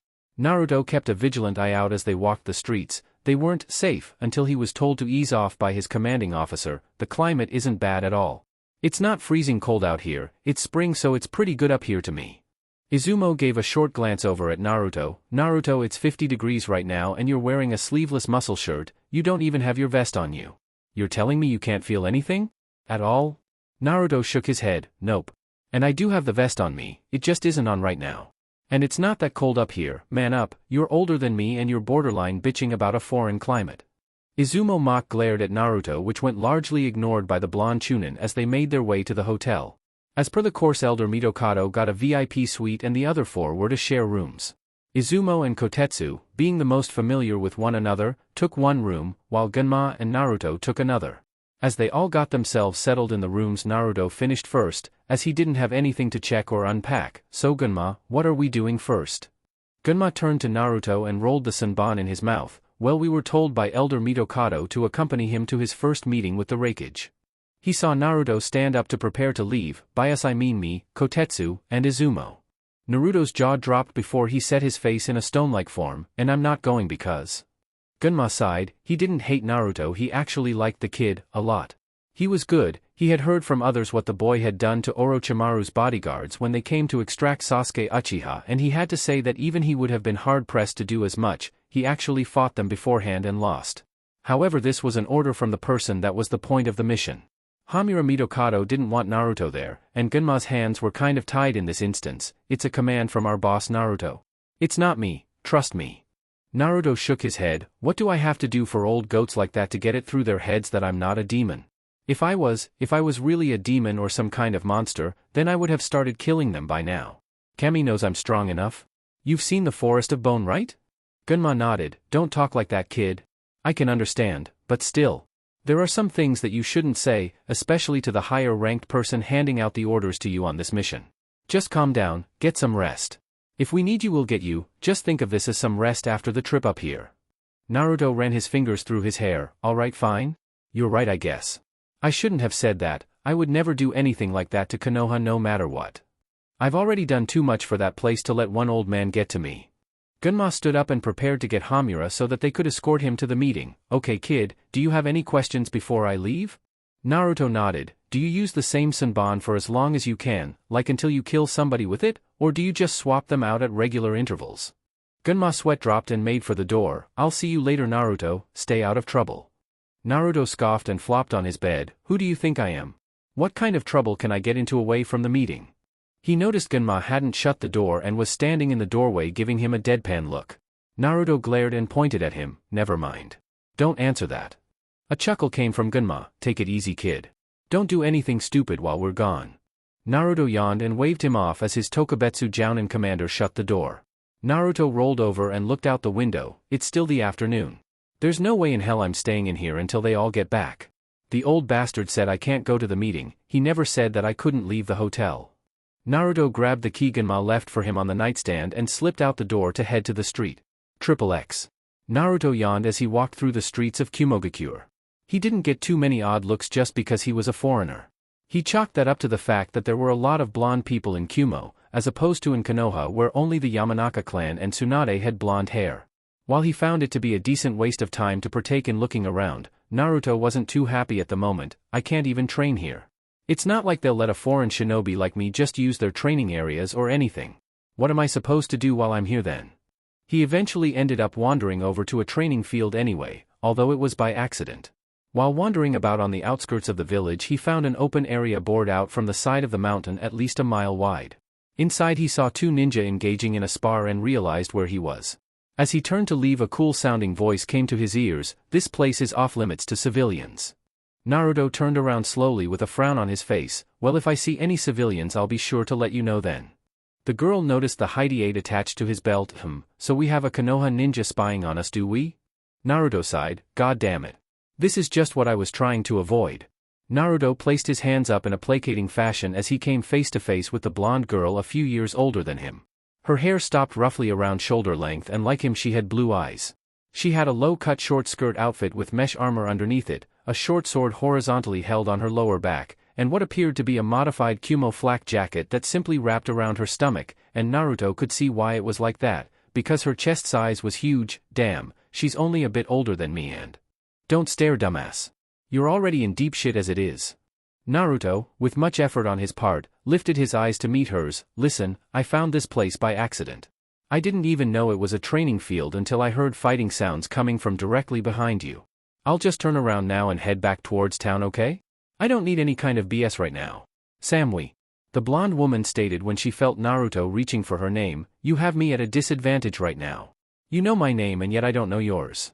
The two blondes kept passive eyes on one another, Naruto out of masking anything that might set a situation off, and Samui because that was just how she was. Deciding that diplomacy was the quickest course to getting out of Dodge, Naruto decided to satiate her with the information she requested. It's not like anyone knew him or anything. My name is Naruto Uzumaki, I'm just here on a mission and was granted some downtime. I was wandering about, okay? No need to cause a ruckus. And tell your team that if they want to sneak up on me they need to do a better job of it. Naruto jerked his head in the direction of upraised craters, prompting two people to emerge from the area. One of them was a dark-skinned boy, also a few years older than Naruto, with spiky white hair, black eyes, gray pants, and a gray hoodie with the white Kumo flak jacket over it. Naruto could see a long katana on his back, signifying that he was at the very least a competent swordsman.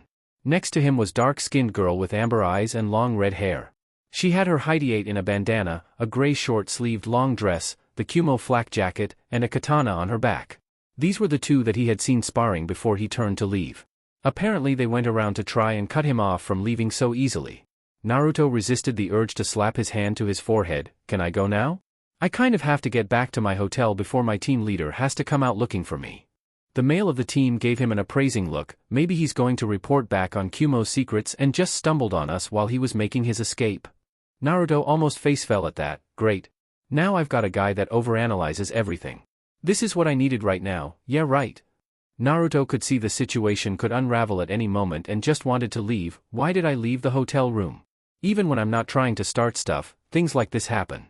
It's like I'm a magnet or something. The red-haired female noted the ninjato on his back. You have a sword. Maybe you were spying on our kenjutsu to take back to Konoha. Naruto's voice held a slight growl. You have a katana and I have a ninjato. It's shorter, your style would be useless to me. Let me go already, damn it.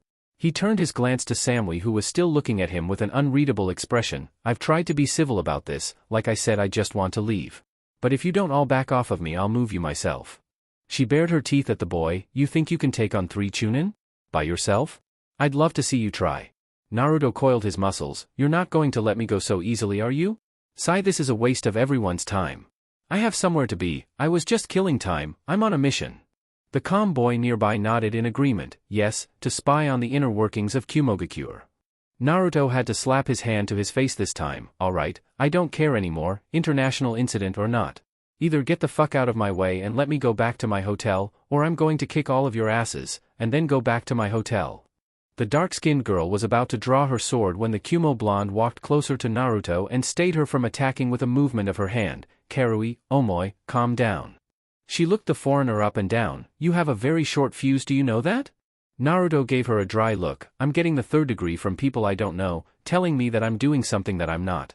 And they won't leave me alone. Of course I have a temper, you're all pissing me off. He shrugged. I do actually want to train, but there's no way a foreign ninja here on a diplomatic mission is going to be able to get permission to use the training fields for no good reason. I guess I subconsciously carried myself here, I was just wandering around. Omoi pulled a sucker out of seemingly nowhere and put it in his mouth. What kind of diplomatic mission would a Konoha ninja be carrying out here? Naruto shrugged. How should I know? I'm just the muscle, the rest of my team are with the guy we're protecting. This brought the lifting of a dainty eyebrow from Samui. So you're a ninja sent here on a diplomatic mission from Konoha that just so happened to be let go from the rest of your group. That sounds somewhat familiar, doesn't it? Naruto let off a sweat drop. It did sound familiar, because that was basically what Kumo tried to pull on Konoha years ago when they came to negotiate a treaty. One of the diplomats attempted to obtain the Byakugan for their village by kidnapping Hinata in the middle of the night. It was the story that Niji told during the Chunin exams, and it almost resulted in another war when Konoha was still weak from the Kyuubi attack that had taken place 3 years prior. Do they really think this is some kind of revenge espionage kick? Naruto really just wanted to knock them all out and go about his business, but that would probably make things worse before it made them better. What do I have to do to make you all leave me alone? Seriously, I'm going to get in trouble if I stay here for too long without checking in. Omoi scratched his head and looked at his 2 female teammates. Maybe we should let the kid go. I mean, look at him, he doesn't seem dangerous at all. That scar is a nice touch, but he doesn't look like he can cause any kind of ruckus by himself, even if he was lying. Naruto resisted the urge to roll his eyes. Gaara's smaller than me and nobody says that shit about him. Everybody's on pins and needles around him. Why am I so short? Karui walked around Naruto, taking in his appearance. Just because he can't be anything more than a genin doesn't mean anything. Look at him and his gear. You don't just carry a sword around unless you're pretty good at using it. It doesn't work like that. I can see some outlines of scars on his body through his shirt too. He's dangerous, all right. Samui spoke up. Maybe we should take him in just in case. The 2 others shrugged in agreement and Samui nodded as to confirm their plan of action. Naruto sucked his teeth. This was not what he needed to happen. One day in a foreign village that Konoha wasn't on the best terms with, and he already found himself in what could be a mess. It wasn't his fault, damn it. He didn't do anything. What are you all doing? All eyes turned towards the summit of the slope to see another blonde, this time significantly older than Naruto. He would estimate at least 7 years his senior in this case. Karui's eyes widened as she saw who it was. Yujido. We just found this Konoha ninja snooping around. We didn't know what he was doing here. Naruto scoffed. I told you already, damn it. I was wandering around and ended up here by accident. I'm not repeating myself again. What am I, a damn tape recorder? The woman known as Yujito looked down on the Konoha ninja that the 3 other Kumo Chunin had captured. Take him to the rakeage. Fuck. Fighting was now the stupidest thing he could do. He was wary back when it was 3 Chunin on just him. Now they were joined by someone that could actually give them orders, undoubtedly making them stronger than the others. Before he might have been able to simply kick their asses and maybe disappear until it was time to leave, he really doubted that Hamura would ever ask him along on guard duty anyway, but any kind of fight he engaged in here would be coming down on his head. Being sensible was the only option he could take. There was no room for crazy bullshit ideas to escape that only worked in movies. Fine, whatever. If this will clear everything up, then I'll go. Yujito nodded. Good choice. You couldn't have gotten away. She looked to the other Kumo ninja. Tie him up. Naruto had his hands bound behind his back by Omoi. This was too much for him, but again, fighting would have ended really badly for him even if he did end up winning. As the boy trailed some of the rope, he tied Naruto's hands without in front and began to walk and attempt to drag Naruto. He felt that there was too much slack in the rope. When he turned around, he saw the rope down on the ground and Naruto rubbing his wrists. Yujito narrowed her eyes as the younger Kumo nin all got into ready stances. Naruto looked at them all coldly. What? It's not my fault he can't tie a knot that I can't break. I've taken your bullshit without kicking your asses. I'm going with you to see your Raikage so he can prove why I'm here, and I'm taking it all in stride, but if you think that you're tying me up and parading me through town like a trophy then you can all go fuck yourselves, Verstantlich? Karui took offense to Naruto's tone. You're not in Konoha. You can't just do as you like here, you know? Naruto crossed his arms across his chest. You're damn right I'm not in Konoha. If I was in Konoha I would have just beaten your asses the second I knew you weren't going to leave me alone and left you here. I didn't know tying up random foreigners was big in Kumo, but anyway, you can take me in right now as I am. Hell, I'll probably head over myself to complain about you seeing as how I can't do anything myself or else I'll start a war. Sick of standing around talking to a brick wall, also known as Kumo Ninja, Naruto maneuvered his way through the Chunin around him and stalked up the slope to the top of the mountain. As he reached the top he spared a glance at the oldest Kumo kunoichi, Yujito. Not really able to understand, he felt some kind of familiarity with her. So that's what happened to Nibi. Naruto blinked in confusion as he was now being escorted to the Raikage Tower by the Kumo contingent. This was the first thing that Kyubi had said to him today, and of course it had to be confusing. Kyubi, what are you talking about? Nibi? Naruto felt the effects of a phantom slap on the back of his head. Kid, don't you remember when Danzo briefed you on the other Jinchuriki back when you were en route? Naruto's eyes widened in understanding. Oh, yeah. I forgot. Flashback, 6 years ago, Naruto age 7. Naruto had finished Danzo's training regiment 1 year ago and had been running through the paces of what Danzo had demanded of him in addition to a few missions close to Konoha that had him staying in Hai no Kuni. Currently however, Danzo was planning on sending Naruto to Kuminari no Kuni, and if the shit hit the fan while he was there he needed to know exactly what it was he would be up against. Seated in Danzo's office he was looking over the table at the man that trained him. So Danzo Gigi, what do I need to know before I leave? Danzo flinched at the Danzo Gigi that had come from the young operative. Even after roughly 3 years of conditioning he couldn't break that little facet of Naruto that was so expressive. However, contrary to Danzo's not-so-old beliefs it didn't make him any less effective. He handed Naruto a folder that when opened revealed pictures of 2 people. The first was a blonde teenage girl that was significantly older than Naruto. The second was a heavily muscled dark-skinned man with sunglasses and pale blonde slicked-back hair. Naruto shrugged in his chair as he resisted the inexplicable urge that all children had to swing their feet when they were dangling off of the ground like his currently were. I don't get it. Who are they? Am I supposed to kill them? Danzo Gigi. Naruto wouldn't have been surprised if Danzo was sending him on another assassination mission. The man seemed to love testing Naruto's skills in that department. His last 3 missions had been to kill a certain person. Danzo would have chuckled if he wasn't trying to keep such a stoic facade. Oh Kami, no. I've invested too much time into you to let you go off and get torn to shreds by them. You're not ready for them, Naruto. Not yet at least. Just give it some time and you'll be more than a match for either one of them. But right now consider them your biggest threats. The place I'm sending you to for your next mission won't hesitate to dispatch one of them to kill you if they are alerted to your presence. Naruto blocked a yawn. Danzo Gigi's briefings were so boring. Yeah. Danzo Gigi, just tell me where I'm going and what I'm doing and I'll be back in the compound in a week. Danzo slammed his usable hand on the table, leaving an imprint. Damn it boy, listen to me. Naruto cringed. Even though it didn't happen much, when Danzo got angry it meant that there was good reason for it. Naruto lowered his head. Sorry Danzo-sama. I'll be silent now. Danzo looked at Naruto blankly and nodded before continuing to make his point. I'm not doubting your skill, Naruto. I'm positive that if I had you fight a student in Sarutobi's academy today you could wipe the floor with every single one of them effortlessly, same for all of his genin as well. However, these people are beyond your level because not only are they the true elites of Kumogakure, they share your burden. Naruto's eyes widened. They're Jinchuriki too. Danzo nodded. Jinchuriki Naruto-kun, not G-Jin-. And yes they are. The girl is Yujito Ni, 14 years old, Jounin, and container of the Nibi no Nakomata, the 2-tailed monster cat. The man is Kurabi, also known as Killer Bee of the Yatsuki clan. This one is the most dangerous of the 2. His brother became the Raikage after the Hyuga incident a few years ago and he is known as the Guardian of Kumo. Naruto took a glance at the pictures. So you know who Kumo's Jinchuriki are? Do they know who I am? Danzo shook his head. You my boy are a pretty well kept secret. Because no one can openly talk about the fact that you house the Kyubi in public that has made it so that the information could not slip to any visitors with a penchant for eavesdropping. Add on to that the fact that you rarely go out in public and it's like you barely even exist to the world. You only appear enough for people to not question where you are too often, but I digress. Both are far more experienced than you and are capable of using vastly more of their tenant's chakra than you are currently capable of handling with your prepubescent body, even though you train to utilize it effectively. Naruto looked down at that. One of Danzo's conditions for training him was that he had to demonstrate sufficient use of the Kyuubi's chakra. While he could form a chakra shroud, he still didn't have any skills that he could use alongside it other than highly improved speed, strength, and reflexes. Naruto-kun. Naruto looked up to see Danzo shaking his head. I was never expecting you to show complete mastery over it at such a young age. Still, I expect results in the future. However, in the meantime, if you run across either of these two on your mission, I want you to abort immediately. This mission is not worth losing one of my prized investments, understood? Naruto nodded. Okay Danzo Gigi. I'll stay away from these guys.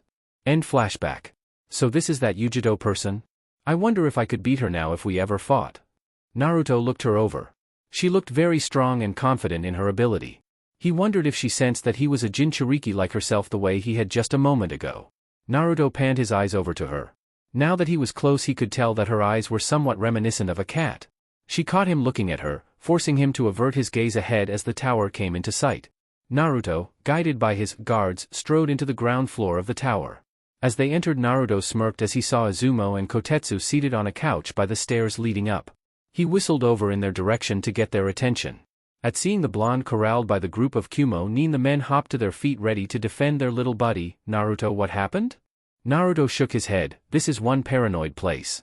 I found a training field by accident and got accused of spying, and it's not like I can kick their asses or I'll be the one in trouble. Kotetsu was ready to start something over the young blonde Chunin. He got enough bullshit back in Konoha? He didn't need it here too. Did they do anything to hurt you? Naruto shook his head. They were about to tie me up. But if they had pushed the issue with that, then all bets would have been off and we would have been fighting. He looked around. Where's Gunma? Izumo pointed up. Gunma's with Elder Midokado. He's speaking with the Raikage's advisors right now. Samui pushed Naruto forward. So the Raikage is free. Good, we can settle this now. Naruto slapped the girl's hands off of him. Hands off. I'd say that this settles what I'm doing here. I mean, this is my team after all. But if you want to continue to make obsessive asses out of yourselves, then by all means, let's go. With that, they all went up the stairs and stopped in front of a secretary's desk. After a short word with the woman there, they all entered the office of the most powerful man in the country. A massive man seated behind the desk in his traditional Kage robes looked up from whatever was on his desk. Yujido? Samui, Omoi, Karui. What are you all doing here surrounding this Konoha ninja? Karui pushed Naruto forward, causing him to glare back at the girl. You're so lucky that this guy would kill me before I could even get a shot off edgewise, or I would backhand you right here, right now. Omoi shook his head at Karui's upfront abuse of the kid. Samui sighed at her teammate's brash action. Raikage-sama, we found this Konoha ninja overlooking one of our training sessions. Being that we are trained by Karabi-sensei, we figured he may be trying to steal some of Kumo's hidden techniques, so we elected to escort him here. Naruto snorted. If by escort you mean give me an ultimatum to either fight all of you and get my ass thrown in prison for sure, or be dragged through town like a goddamned prisoner of war, then yes, you escorted me here. The Raikage shot his eyes to Naruto. Despite the physically imposing size of the man, Naruto still wouldn't give him any tells that he was actually intimidated. I mean, what's the worst thing that could happen? They kill him? The Raikage rubbed his white mustache. I am the Yondaime Raikage of Kumogakure. My name is a boy. What is your name? Naruto looked at the man in the eye. Naruto Uzumaki, Chunin of Konohagakure no Sato, ninja registration number 012607. A raised his hand to stop him from talking. Enough, Uzumaki-san. What are you doing in my village? Are you conducting espionage under the guise of a diplomatic mission? Naruto sighed. No, Raikage-sama. I was bored, so I walked around the village and came across a training field. I tried to leave immediately, but by the time I realized where I was, your ninja had seen me and accused me of spying. I gave him a stern look. And were you? Naruto flicked his ninjato on his back. I couldn't use your style anyway. Honestly, I got lost on the road of life. XXX. Meanwhile in Konohagakure, Kakashi turned his attention from the memorial stone to look up at the sky. Kakashi uncharacteristically pumped his fist in the air in victory. Yes. I finally got one of them. XXX. Back in Kumogakure. Naruto felt a shiver go down his spine. I just made someone very happy just now. Going off in his own world for just a moment, he was asking himself what he could have done to warrant such a feeling. Eventually the Kumo ninja noticed his lack of attentiveness at the current proceedings. Karui walked up and poked the boy on the shoulder. Hey, listen to Raikage-sama. I don't know how things are done in Konoha, but here we listen to what our Kage has to say. This did nothing to spur Naruto from his line of thought. Hello Kumogakure. Slapped his hand to his forehead, the man has no sense of timing I swear. The doors to the office were blasted open as an exact copy of the photo Naruto had been briefed on in his adolescence burst through the doors. He walked past everyone in the office and right up to the Raikage's desk. Yo big bro. Hachibi-sama is back from his latest mission. A's eyebrow twitched as he watched his little brother, who had a massive grin on his face. Kurabi. I'm happy to hear that, but could you have waited until I was done before you came in? The man in question scoffed. Waiting out in the hall is for chumps. You're saying I'm less important than one of these lumps? He turned around and saw his team standing and looking on with sweat drops on their heads. Hey students of mine. Is my big bro giving you your daily shine? Yujido sighed and walked forward. They came across a suspicious Konoha ninja and brought him here. He's standing right next to you. Naruto had moved directly out of the path of the desk the second he heard the door bust open and simply watched from the side. This guy is worse than I was when I was sealed. Kurabi turned his attention to the young boy next to him, making Naruto somewhat uncomfortable because the man was towering over him looking directly down. After a moment Kurabi stuck his fist out. How you doin', Mr. 9? Naruto blinked in place before slowly sticking out his own fist and tapping it against Kurabi's. Samui pointed at Naruto after hearing what Kurabi called him. Kurabi-sensei, his name is Naruto Uzumaki, not Mr. 9. Yujido shook her head. He wasn't referring to just a simple name, he was referring to the tailed beast that he has within him. Naruto sighed and shook his head. Thanks for that, because I really needed everyone in the room to have another reason to be suspicious of me.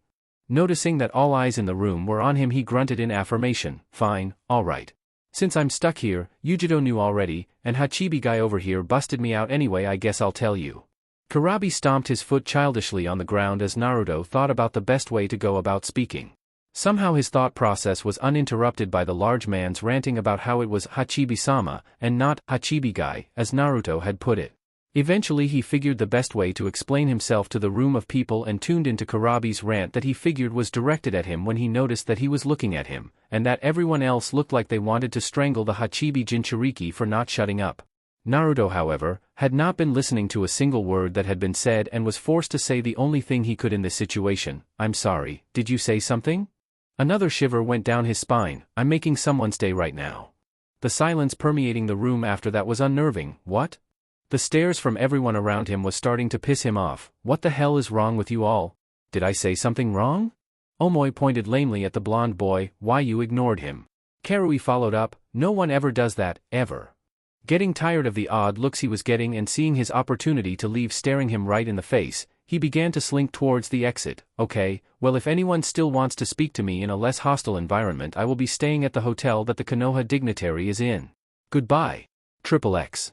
By the time he made it back to his hotel room it was nightfall and Naruto was not looking forward to getting his butt chewed out by Gunma once he caught wind of what had gone down today. As he entered the room he saw Gunma laying back on his bed seemingly relaxing. Have a good time out there? Naruto glared half-heartedly as he sat on his own bed. Whatever Izumo and Kotetsu told you I would just like to say that it was 100% not my fault.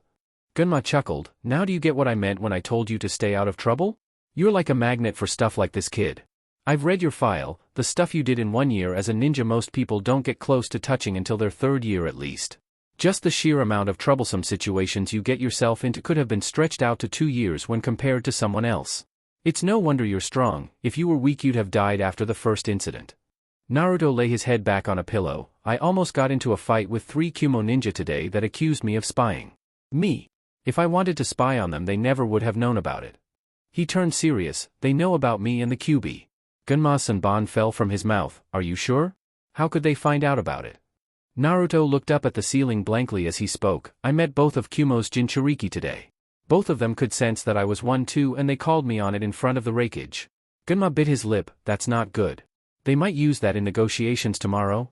Naruto gave him an odd look. Who cares if they spread it around that I'm Konoha's Jinchuriki? Yes, it's a shame that the secret finally got out, but hey, 13 years is a long time to keep a secret like that from the majority of the world.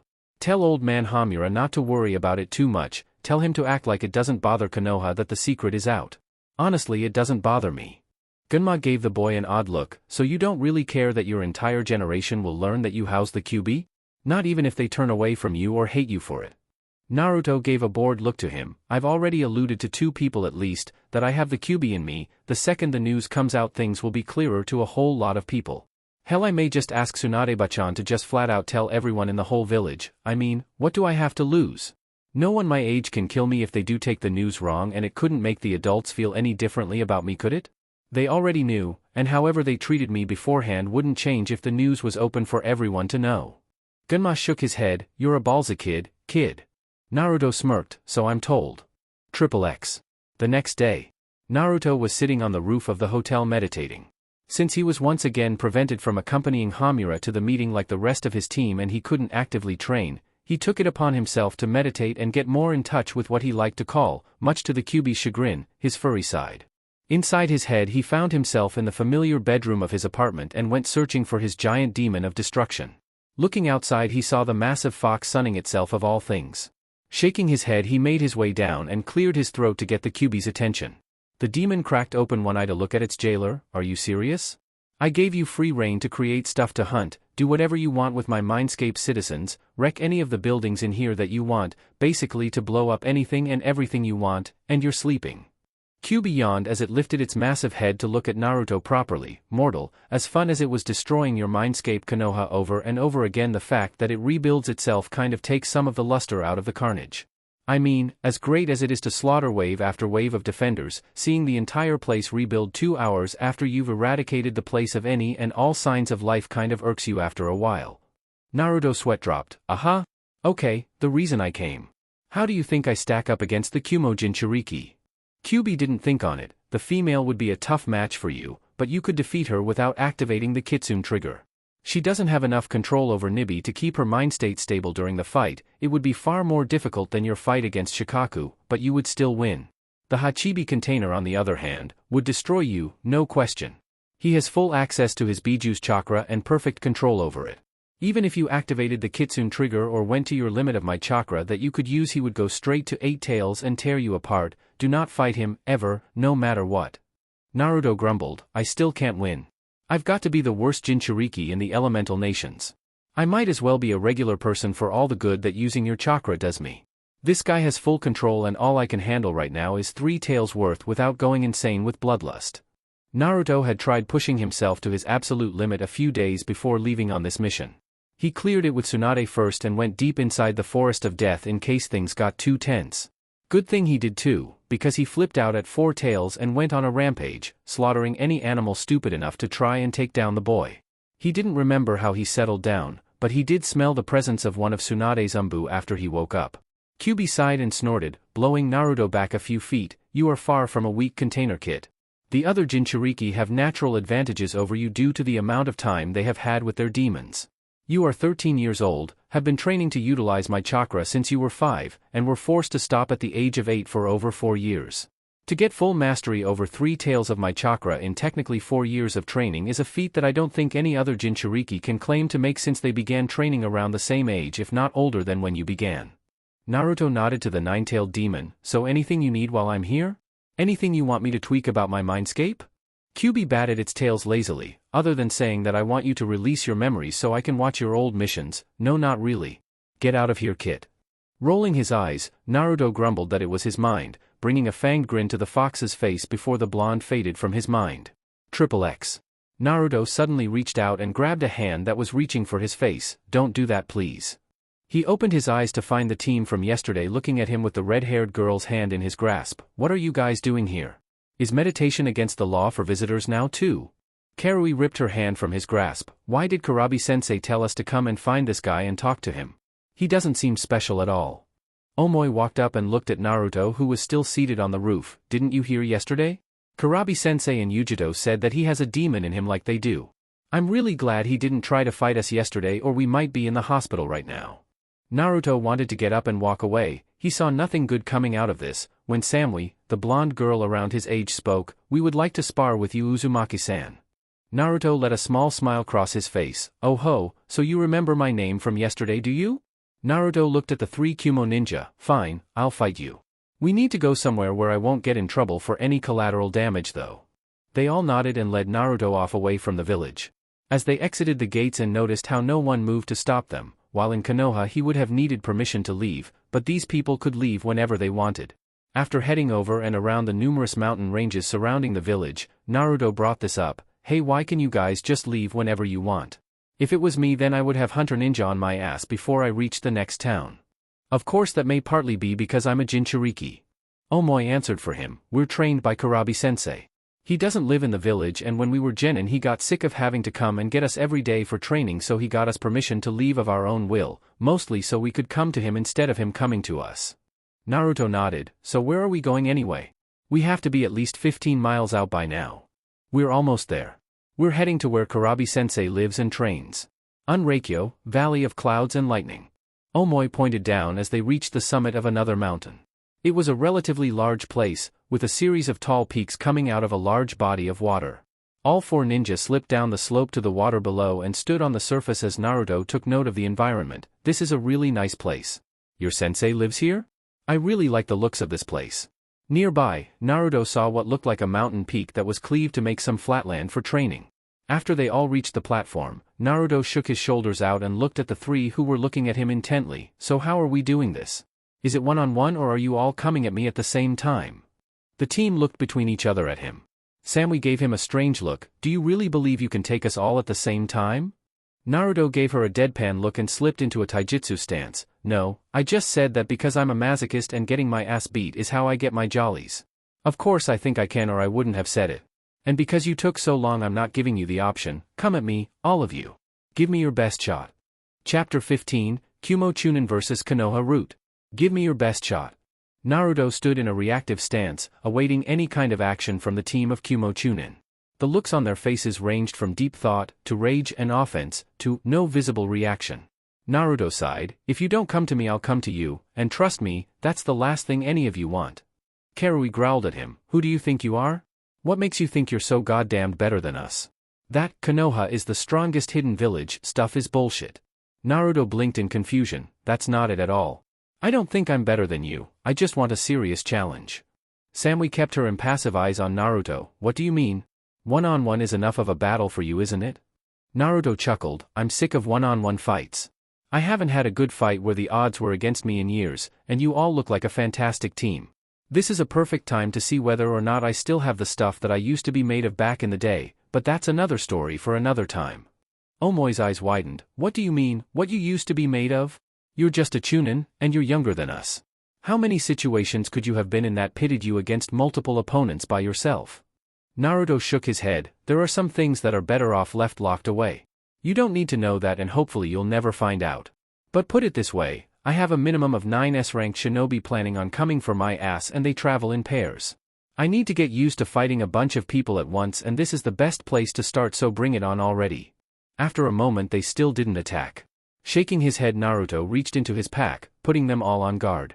Before he acted, a smirk adorned his features. "You're all going to make this way too easy." He quickly threw a smoke bomb to the ground, enshrouding himself and masking his movements. A massive shuriken flew from the smoke, forcing all of Team Samui to dodge accordingly. In the middle of their evasive actions, 3 Narutos flew from the smoke and began engaging each of the team members separately. Omoi drew his katana and began clashing blades with one of the Narutos. "He can make solid bunshin? Which one is the real him?" Omoi then took a hit to the face when Naruto freed one of his hands from the blade and shifted to one side. As Omoi jumped back and rubbed his face, he looked at a smirking Naruto. "I really hope this is the real one, because if this is one of his clones." Karui attacked instead of defended once she engaged her Naruto in Kenjutsu. She was amazed at how fast he was. He was only using his sword to defend and was simply hitting her when she was open. She couldn't get a mark on him so far, it was making her angry, and that was what made her easy to defend against as far as Naruto was concerned. "Omoi, how are you doing against yours?" Omoi looked to her and ended up eating a boot to his stomach for his troubles. After rolling back on the ground from the force of the kick, he spit on the soil and spared her a momentary glance before refocusing. "Just great, can't you tell? I'm just letting him beat my ass all over the valley." Karui dodged one of her Naruto's punches and forced him to back off with a wild slash, intending to cleave his arm off. "Samui, what about you?" Samui didn't answer as she was currently engaged in a deadly dance with the Naruto she was currently fighting.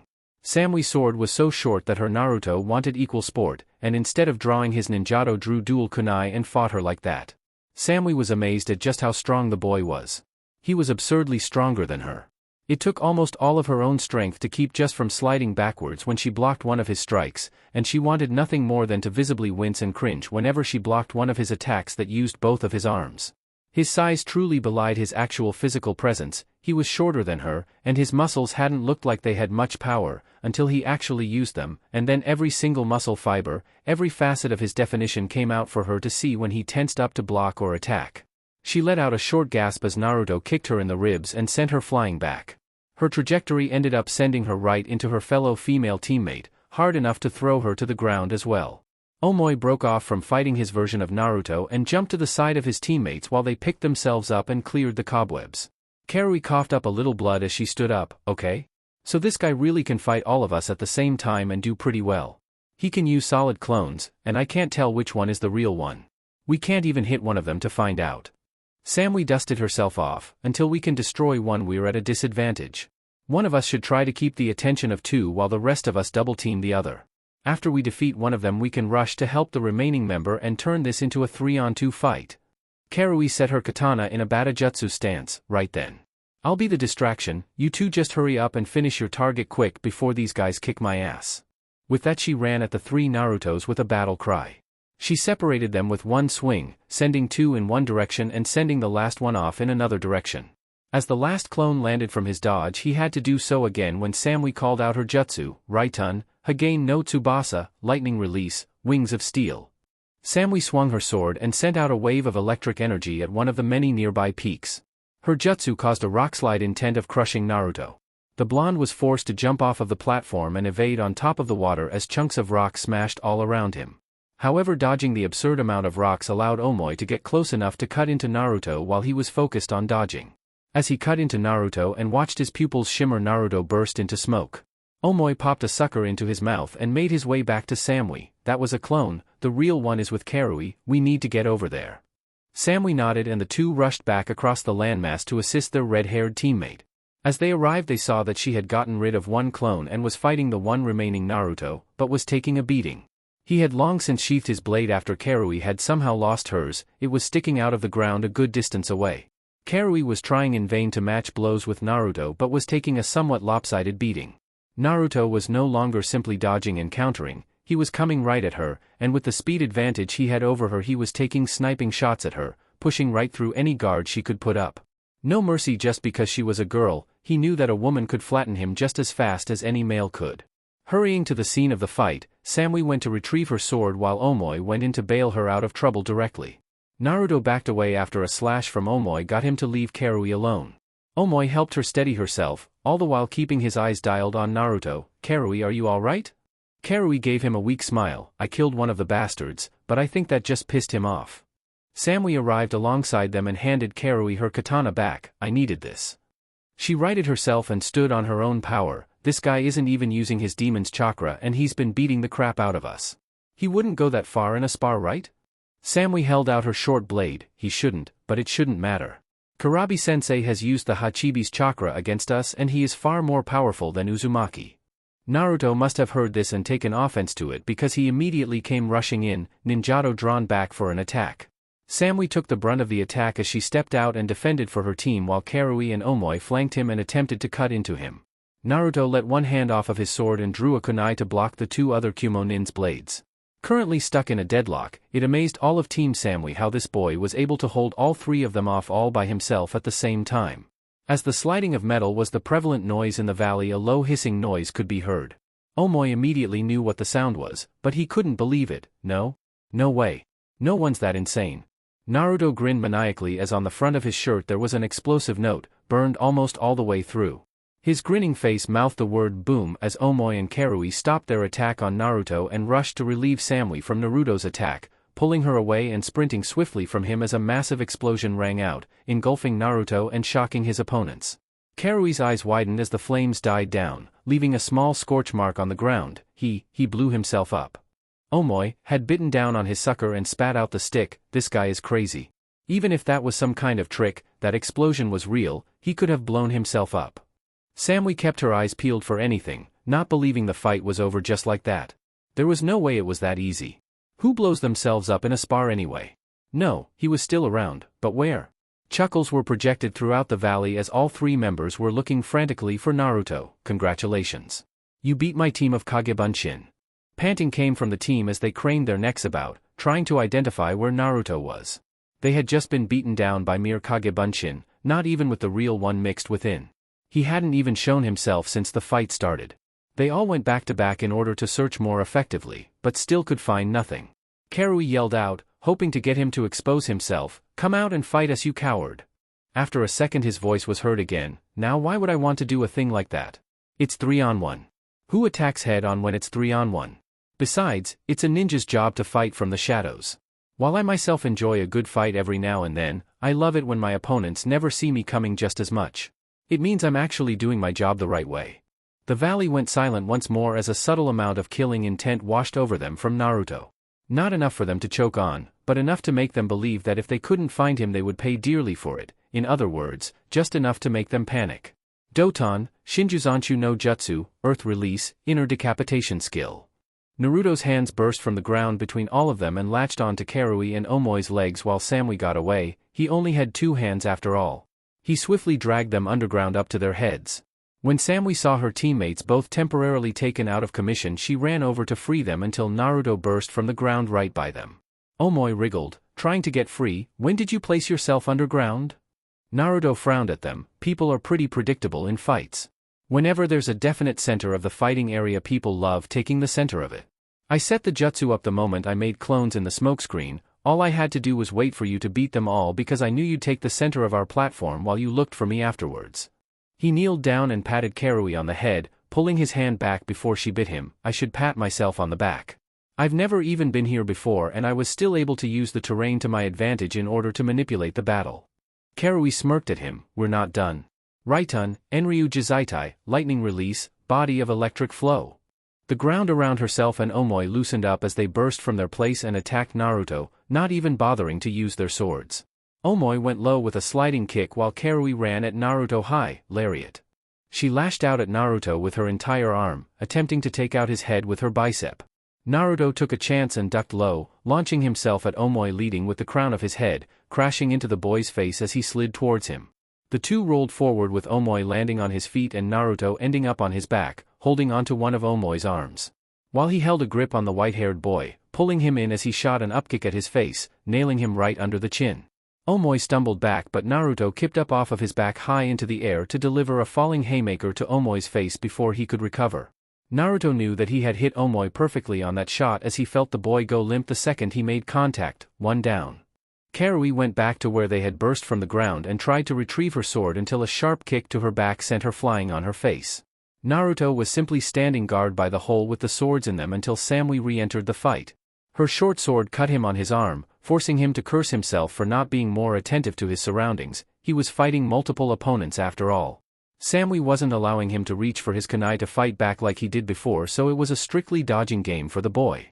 He grimaced sharply as shuriken embedded themselves in his back, and that painful distraction led to him taking a cut across his chest before he could back away. Naruto got some space and got the two girls in his sights, sighing as he dabbed at the slash on his chest. "I like this shirt. Why do my shirts always get cut to ribbons when I fight people with swords and sharp things?" Shrugging to himself when he didn't receive a response, he saw Karui moving for her katana again. Seeing Samui move to watch her back while she went for it, a little misdirection was called for in this circumstance. Naruto made 7 Kagebunshin and handed off kunai from his own pouch to them all. 3 of the Kagebunshin chucked the weapons at Samui, forcing her to dodge aside while the other 4 threw them at Karui, who took refuge in the hole with her sword in it. She smirked as she re-emerged, but the smirk died when she saw the sadistic one gracing Naruto's face. Both girls saw him attempting a string of hand signs. When Samui went to intercept him, his clones cut her off at the pass and forced her to defend herself instead of her red-haired teammate. Meanwhile Naruto finished his hand signs, Raitun, Denkai, Lightning Release, Electric Field. "You're stuck." Karui tried to escape the electric prison and yelped as volts of electricity flew through her body when she touched the edge of the barrier. She looked over and saw Naruto's clones, who honestly couldn't engage Samui for long in direct combat, keeping her on her toes and preventing her from stopping Naruto, who had to remain stationary while holding the final hand sign. Naruto whistled sharply to Karui to get her attention away for attempts to escape. "I can make this jutsu much nastier with 5 more hand signs." You should give up now before I decide to just use the branch techniques I have from here. This is checkmate for you. Karui reluctantly conceded defeat and Naruto dropped the jutsu to allow her to go to the unconscious Omoi so they could leave the immediate area and allow Naruto to fight Samui alone. Naruto got back in his taijutsu stance and watched Samui do the same. I could ask you to surrender now, but I won't. You know by now not to hold back on me, so I'll skip that part. Let's get right to the fighting, shall we? Raitun, Raikyu, lightning release, lightning ball. Samui quickly gathered lighting chakra in her hands and launched an electric orb at Naruto. The defending blonde quickly made hand signs, held the last seal, and stomped his foot on the ground. Futon, Fujikitai Cabe, wind release, wind repel wall. A spherical wave of wind came from Naruto's body in all directions, forcing Samui's jutsu to dissipate. Naruto came rushing in head-on to attack her. Samui drew her short blade once again, ready to test herself against the real Naruto this time. His rush was so basic she timed her first swing in conjuncture with the speed he was running at, timing it for just when he got into her range. With a smirk on his face, Naruto pushed wind chakra from the front of his body to immediately halt himself just outside of the range of her longest swing.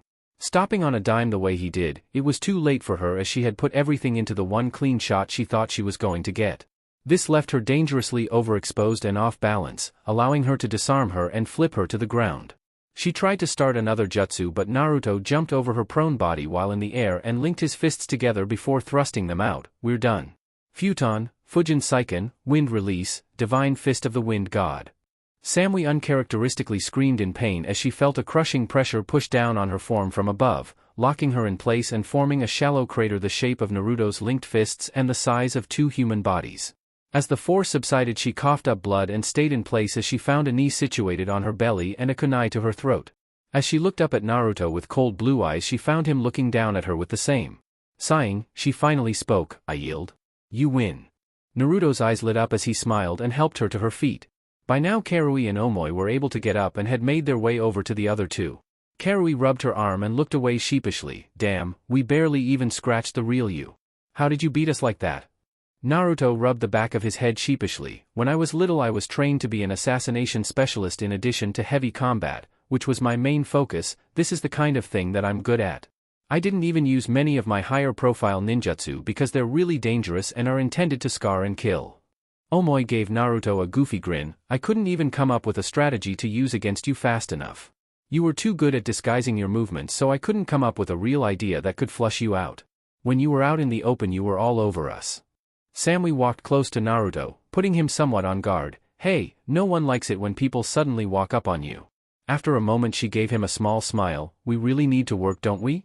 You beat us so easily you didn't leave any doubt about the outcome, didn't you?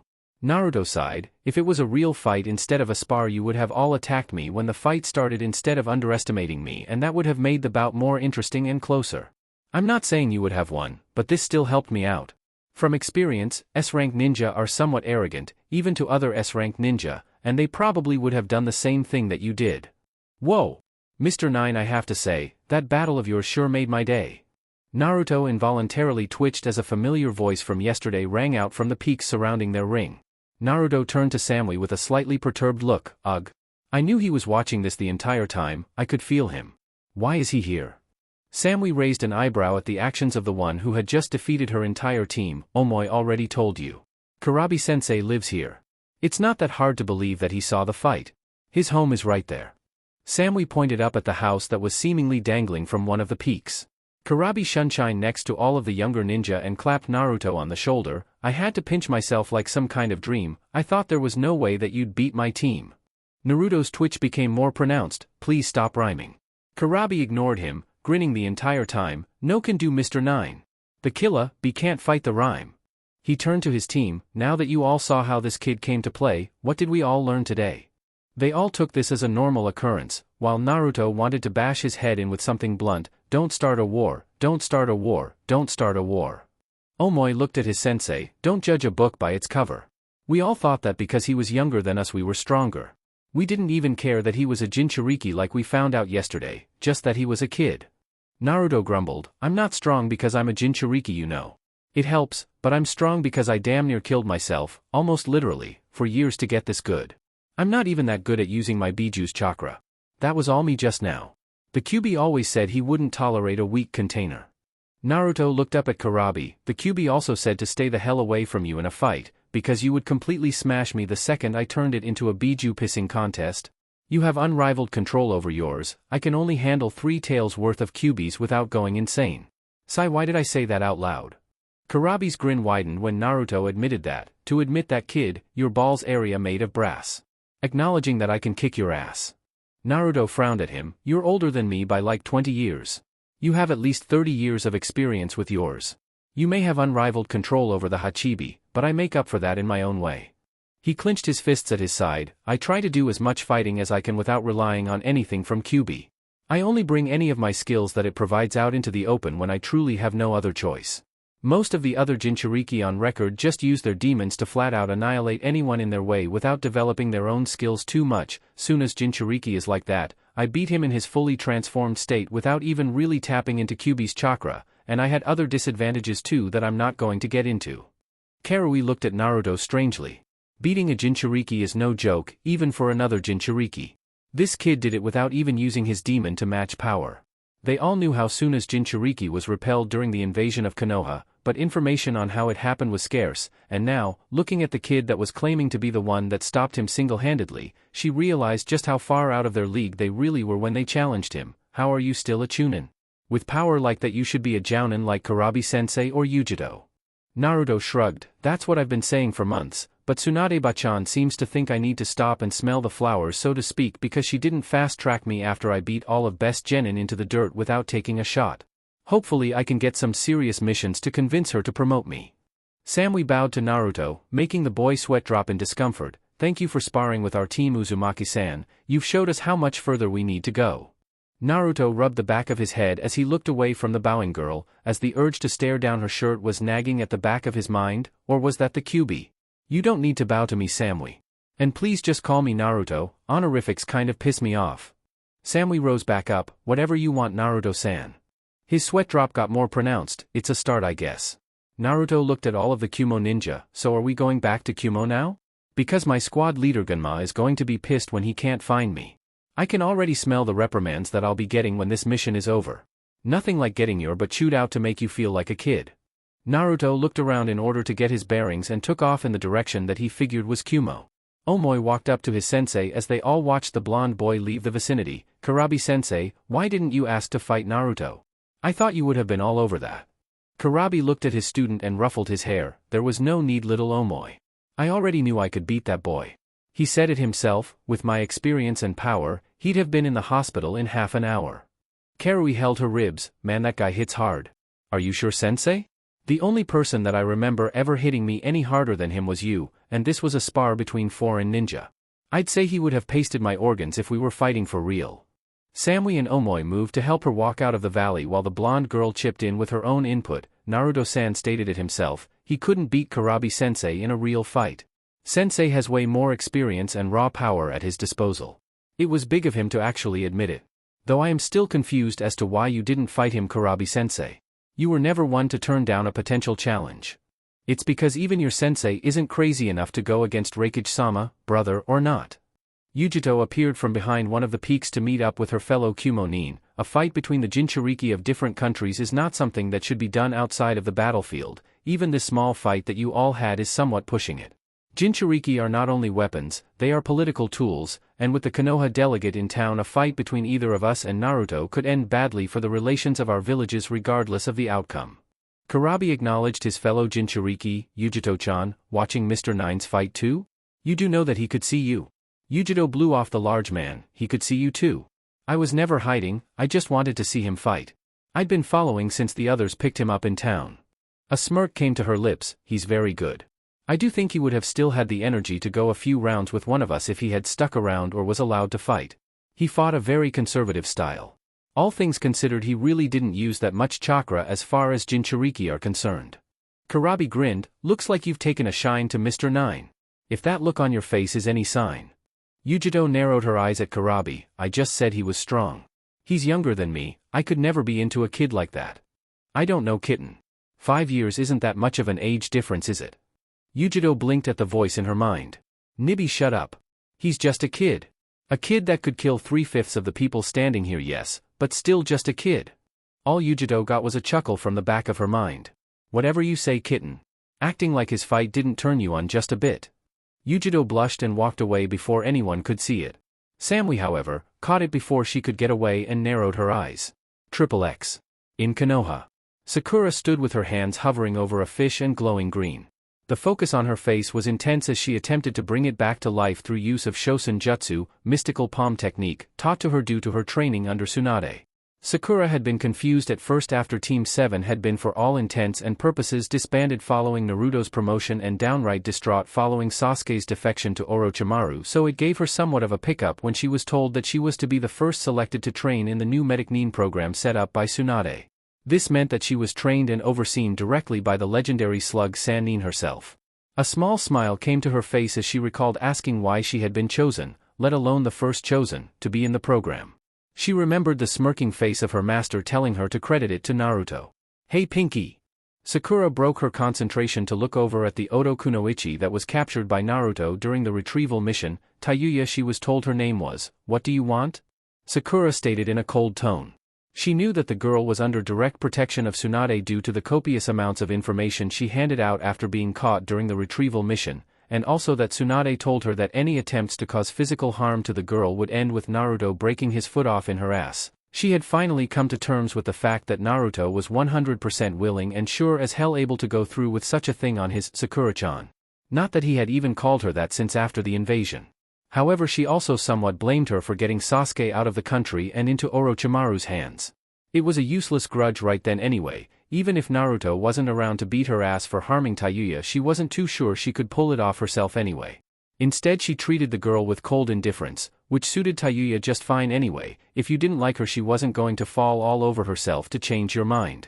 Tayuya shrugged off her tone. Tsunade sent me to tell you to rest for now. It's time for you to knock off for the day. Sakura frowned and nodded. Why do you call me Pinky and yet call Tsunade Shursho by her name?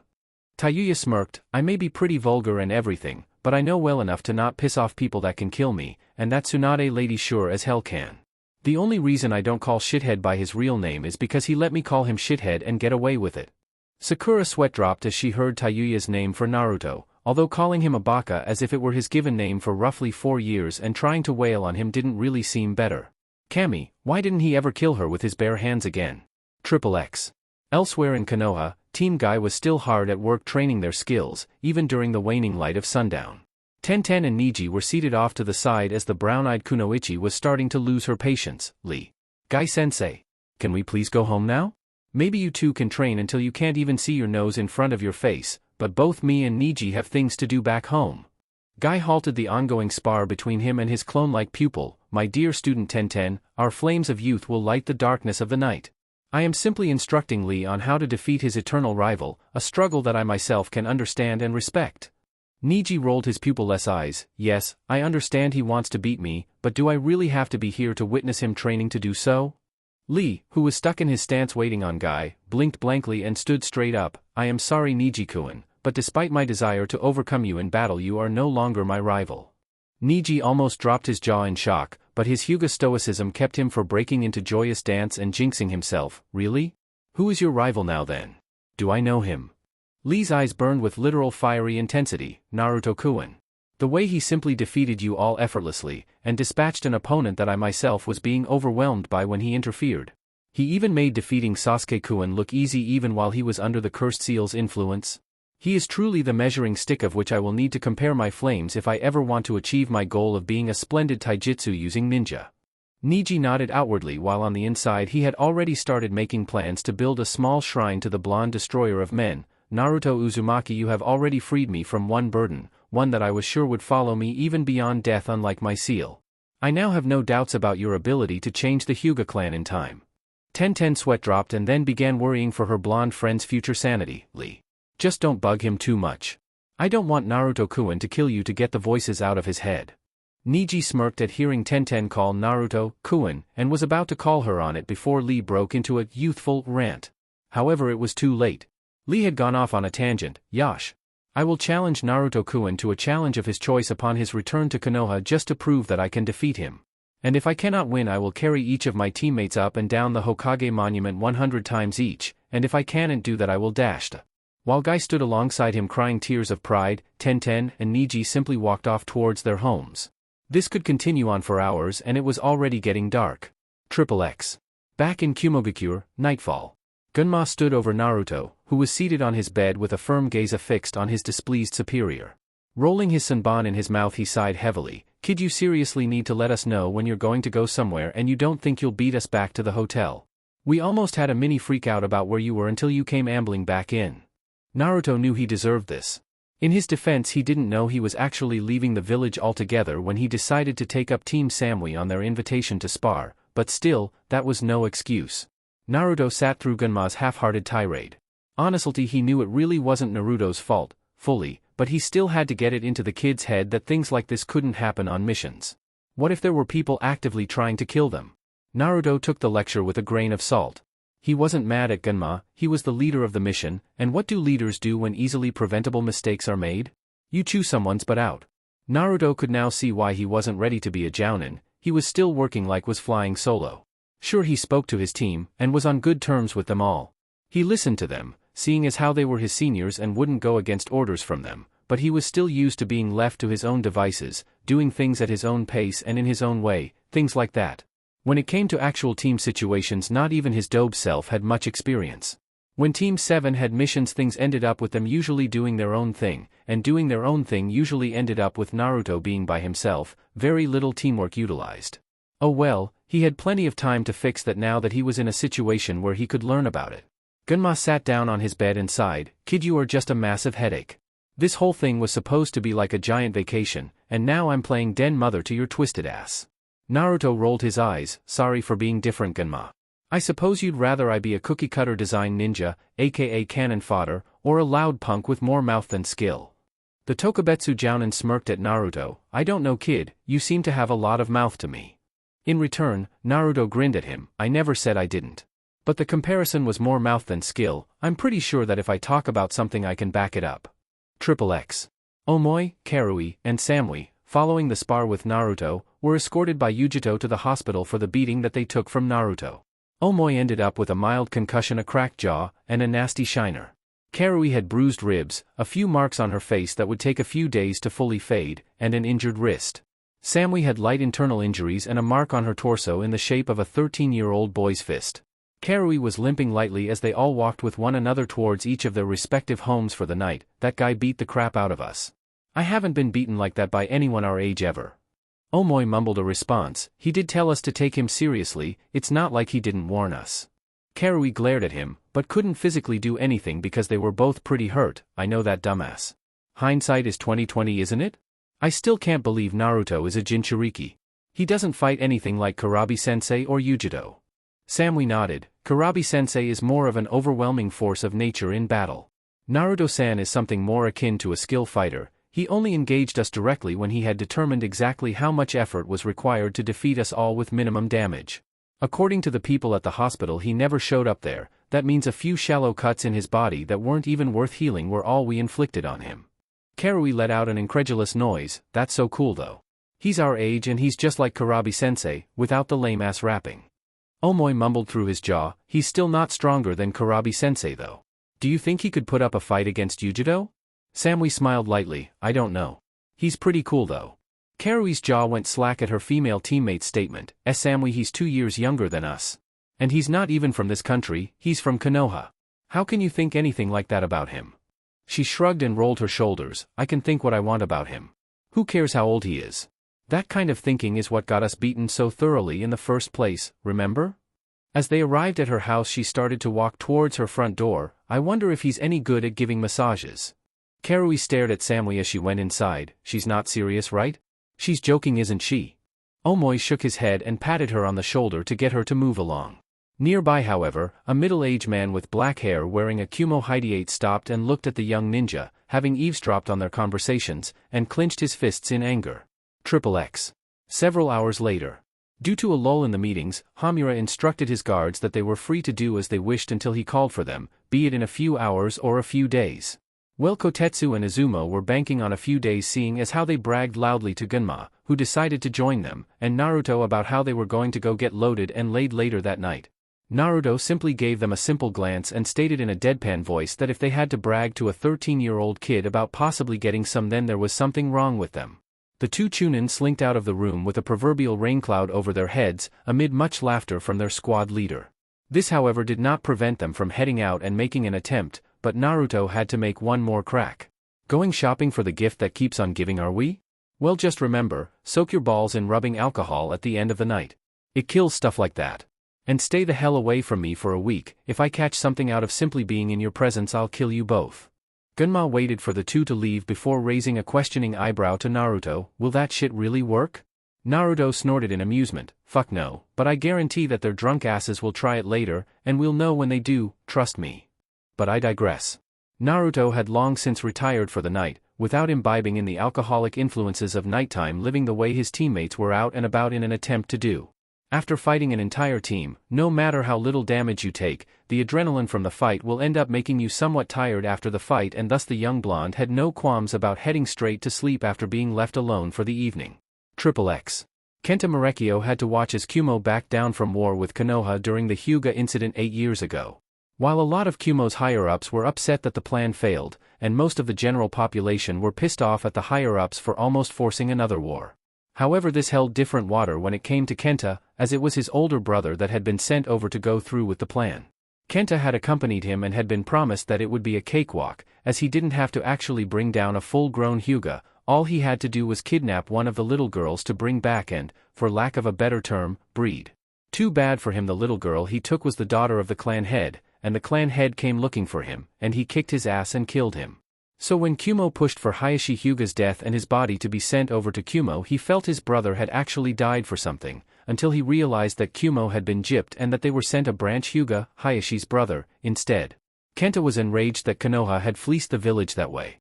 He held his grudge long after anyone else from Kumo dropped theirs, and when he learned from those kids that Konoha's Jinchuriki was here, he had to take this chance to cripple the village that held his hatred. It was excruciatingly easy to find out which hotel housed the Konoha group. Everyone knew that they were there by now, so there was no real secrecy about their presence. Hell, even finding their hotel rooms were simple. The only one he couldn't get access to or info on was the VIP room, which was okay with him. He wanted the Jinchuriki. Picking the lock was child's play, and upon entering the room he grinned as he realized that there was only one person there. In the moonlight he saw a small blonde boy, but upon seeing the whisker marks on his face he brandished his kunai and stalked forward. Time to take a shot at Konoha. As he moved the kunai towards the boy's neck, the boy's hand shot out and held his hand in an iron-like grip. Yeah. Don't do that. Naruto's eyes slowly focused on the man standing over him. Hello, assassin. Not what you were expecting, am I? The man couldn't draw his eyes away from the stone-cold blue eyes that seemed to bore into his brain. Trying to pull his kunai away from the deceivingly strong boy, he tried to stall. How did you know I was here? Naruto huffed through his nose and broke the man's wrist, forcing him to drop the kunai. You tripped my wire. He motioned his eyes to a wire wrapped around his finger, set up in front of the doorway and by the window. Now let's kill you and be done with it, shall we? The man hissed in pain and cocked his other fist back to slug the brat in the face before he ended up catching a bare foot to the face that sent him flying back into the door of the room. Naruto stood up in a crouch on his bed and smirked at the man. You're so fucked, I'm telling. Naruto said in a childish way before fleeing through the open window. The man growled and gave chase. If that little bastard actually made it to the Raikage's office, he was dead. It wouldn't matter that his brother was so highly ranked before his death, as the current Raikage was against the entire plan altogether back in the day. It was common knowledge around the ninja population that the man was almost fanatical when it came to his hatred of Konoha, so it could be easily stated that he tried to kill their Jinchuriki. As he ran across the rooftops, the Kenta panicked. He gave Naruto at least 10 good seconds to disappear before he gave chase. Whether he knew it or not, 10 seconds was 7 seconds too long to give Naruto when you wanted to directly capture him. Cursing at himself for his own stupidity to allow the boy time to get away, he attempted to head straight to the tower to cut the boy off at the pass. When he reached near the tower some odd 5 minutes later, he grinned to himself. The boy hadn't arrived, or else the alarm would have been sounded, and a chuckle almost came from his throat as he saw the boy land nearby on the same rooftop. Looks like you're not too fast, boy. Naruto grinned sheepishly at the man. I guess not, huh? Oh well, it's not important how fast I go anyway. Kenta gripped a kunai in his unbroken hand. Oh really? So I'm guessing with talk like that, you don't mind if I kill you? Naruto shook his head, grin still in place. Well, I don't know what you want with me, but I don't care if you kill me. He saw the man coil to attack, because I'm just a motherfucking decoy. Say cheese. Naruto pointed off to the side where another Naruto smiled and burst into smoke. XXX. Elsewhere, Naruto had found the mansion of the Yatsuki clan and was already inside, having been invited inside by a quickly after being surrounded by ninja, and was currently seated in his study. Well, he definitely had intent to end my life. Shook his head at the boy in front of him. And how do you know this? As a matter of fact, Uzumaki-san, why didn't you just kill him flat out? Naruto grinned cheekily. Well, my original plan actually was to just kill him and then tell you what happened, but I have a feeling that wouldn't have worked out too well for my Konoha contingent. Are your ninja on him yet? I nodded. I sent them out right when you told me about this assassin. Kumo has no involvement in this man's actions. I hope you don't hold this against us. Trust me, he will be punished for this.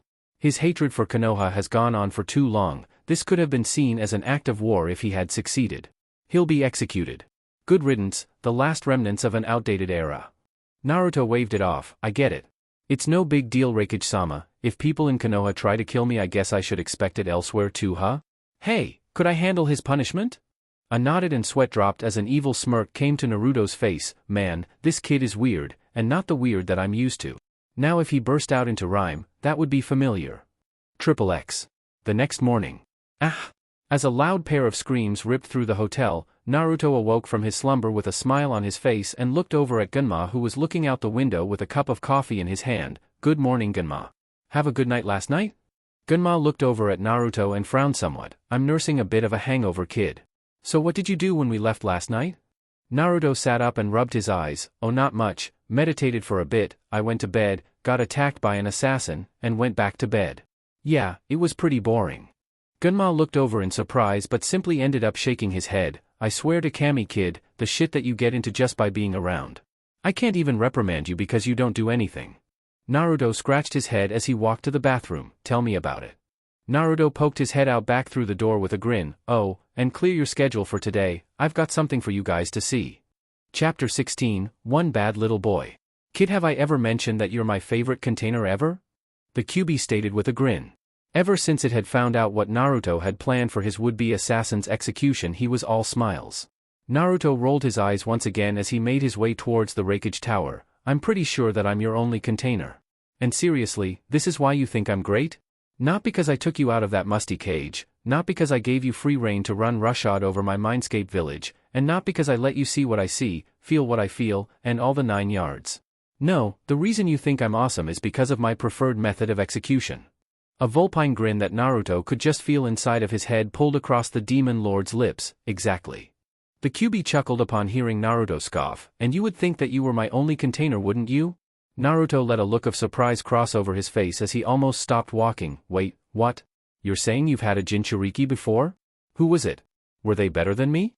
And is the fact that only I'm killing the bastard that tried to kill me really a good reason to label me as the best? He asked the last question almost mockingly. QB sighed. The first one simply kept me locked up for the most part and never really did anything at all, not even really tried to get any semblance of control. I was just pretty much ignored for the most part. The second one was much the same. She never really willingly tried to come into contact with me, and thus my prison, aka the mindscape in which I am kept, fell into a disheveled state. In other words, it deteriorated into the sewer that you first met me in. Naruto nodded to what appeared to the people in the streets to be himself as he thought on his prisoner's words. True, true. I can see how that would already put me leaps and bounds ahead of them. QB continued. Both of them also held the ability to restrain my power. My first Jinchuriki had very close ties to the Shodame Hokage, and with his ability to restrain the Biju with his Mokuton, he ended up passing off some of the ability to rein me in to that person's already impressive skills. Did you know that my first container sealed me into their own body? I'll tell you, those damn mind chains were a real pain in my ass too. The next one was much the same, like I said, only more with the mind chains, and then there was you. Of course I was never used that much. Why do you think that Gaara had so many tricks with his Biju and you don't? Because every Jinchuriki that Shikaku was sealed in actually used it, it had to develop tricks and add-ons to survive. I was never really used, therefore all I taught you was the Imari, because I never had to come up with anything else. I'm just glad that you had enough imagination to come up with your own stuff. And then there was me? Naruto repeated in his head, what about me? Naruto saw the Raikage Tower coming in sight as he continued listening on to the QB. You didn't chain me down to anything. As a matter of fact, even after you realized that I was the one that had nearly eradicated your home years ago, you still treated me levelly. You not only actually let me see the outside world, you took it upon yourself to renovate the dreary sewer I had been in up to that point.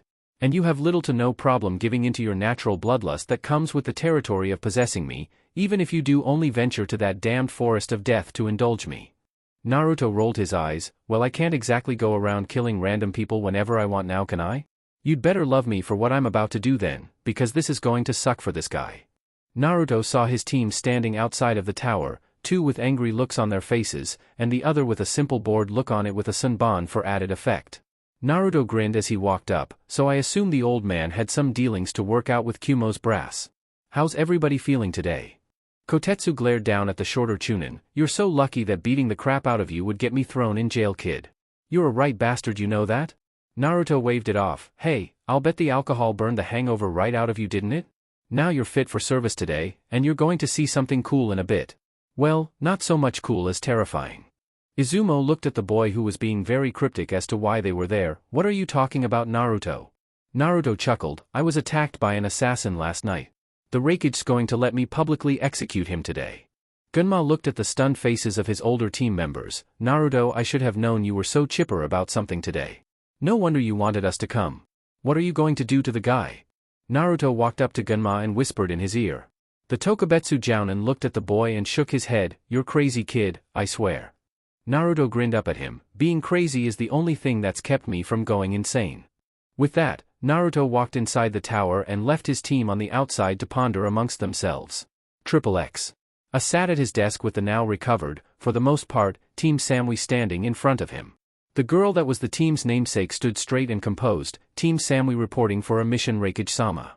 Looked at the group of Chunin. Karui still had a few bruises on her face, Omoi still had the telltale signs of a broken jaw, and Samui herself, while not showing any signs of outside trauma, still showed her own injuries by the way that she made no real sudden movements, probably due to the soreness of her ribs. Sighing as he saw the expectant faces of the ninja, Ace spoke, denied. He then steeled himself for the shitstorm to come. What?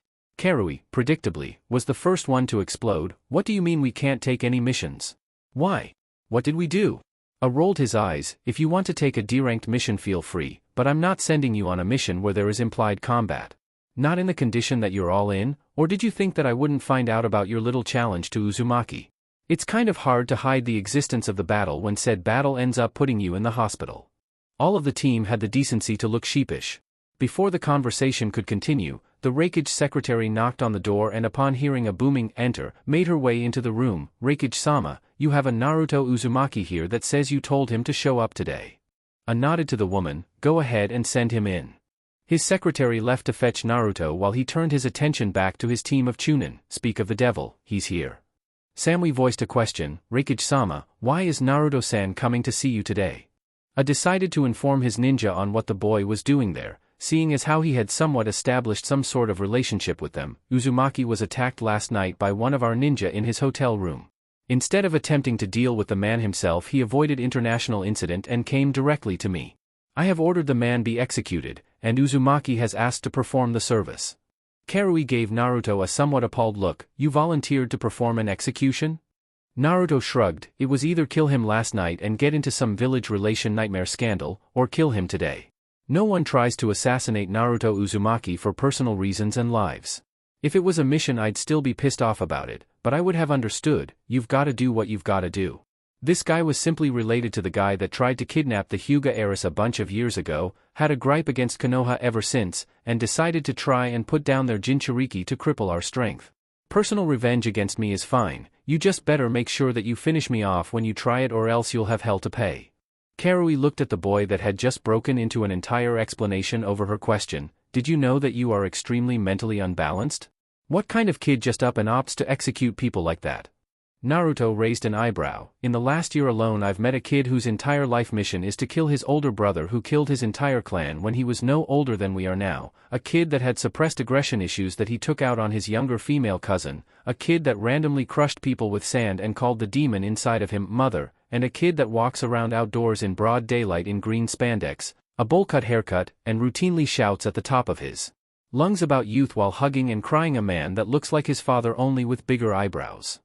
Naruto put a small smile on his face. Compared to most of the people I've met, I'd say that I'm not that bad at all. If you'd met me 6 months ago, then you would say that I'm fucking strange, stranger than now, so yeah, don't talk to me about weird or unbalanced, little miss. My sensei routinely breaks into rhyme for no reason whatsoever. Duh. Naruto finished while winking at the girl and clicking his tongue at her. Karui blushed at way that Naruto had just addressed her while Samui twitched faintly at her side. Naruto turned to Faisa with a smile on his face. So where's my late-night unwanted visitor? I hope you guys didn't break him too badly over the night because I need him fully receptive to pain for what I have planned for him. I was curious at what exactly a small boy could come up with to kill a prisoner in a public display. What exactly do you have planned as far as the execution itself goes? Naruto walked over and whispered his idea in A's ear.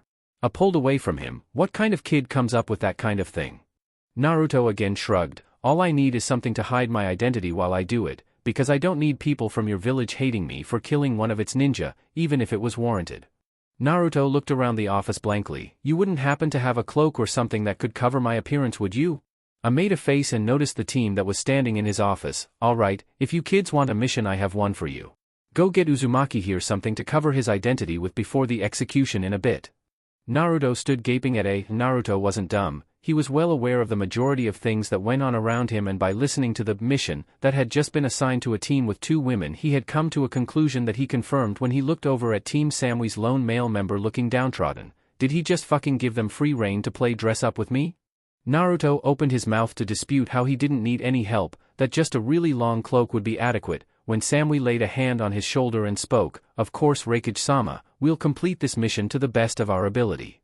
Naruto was then pulled out of the room by Samui and surprisingly even Karui by his hands.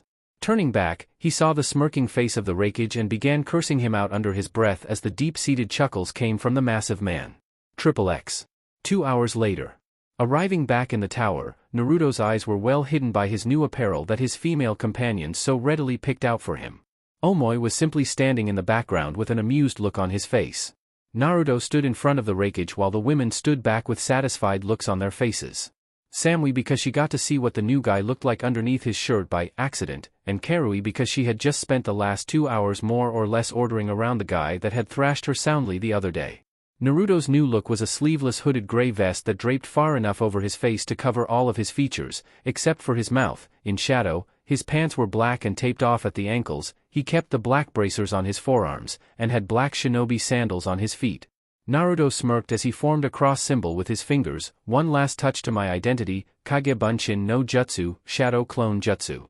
A clone of Naruto sprang into existence and promptly transformed into what he wore when he came to Kumogakure in the first place. Go and find Gunma, Kotetsu, and Izumo and stay with them until the execution is over, then leave the area and dispel so I can change and catch up with them. His Kage Bunshin nodded and left the room to find his team while the original turned back to A with a toothy grin, shadow covering the rest of his face. Now where's my victim for the day? QB's getting testy. XXX. Naruto sat meditating in his hotel room after carrying out the execution of Kenta Marekio. The reason he needed to steady his mind this time? Random happenings of an unexpected nature occurring around his person. Not to say that the happenings in question were unwanted. No, not in the least. They were very welcome as far as he was concerned. But that didn't make them any less strange. The first was what had happened with his Kage Bunshin after he had it leave the premises of the execution site. Flashback, roughly 10 minutes after the execution. Naruto had wasted no time in leaving the immediate area after his creator's little show.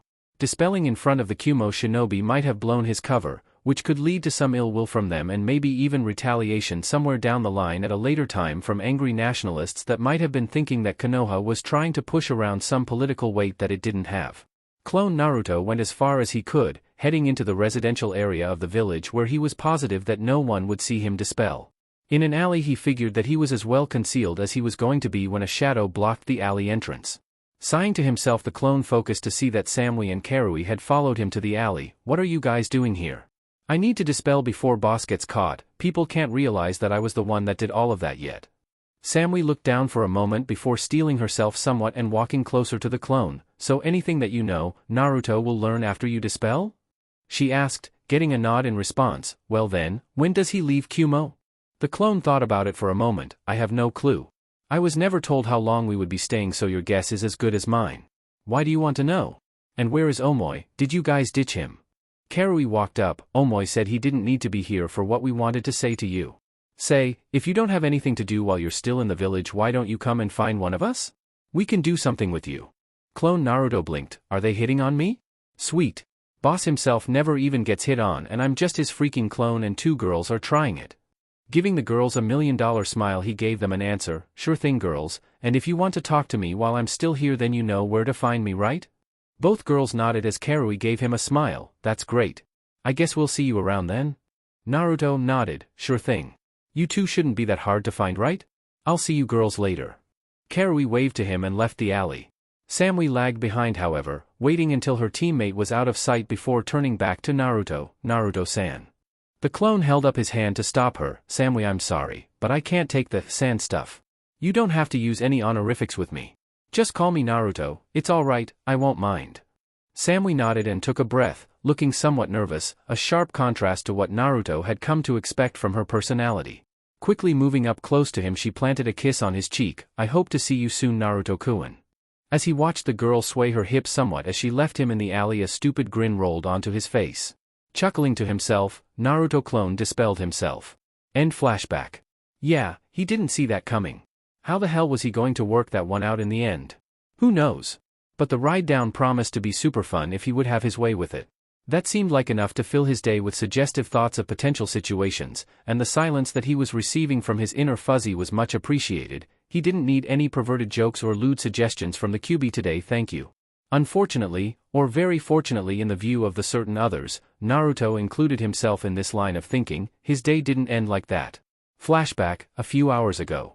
Naruto had hustled back to his hotel room after receiving his clone's memories and changed back into the clothes that he had come to Kumo with. Couldn't be seen in the new stuff after going through all of the trouble of hiding the fact that it was you in the first place, right? After washing the blood off of his body and changing, a knock came at his door. Grabbing his sword and walking to answer it, he opened it to find the smiling face of one Yujito Ni.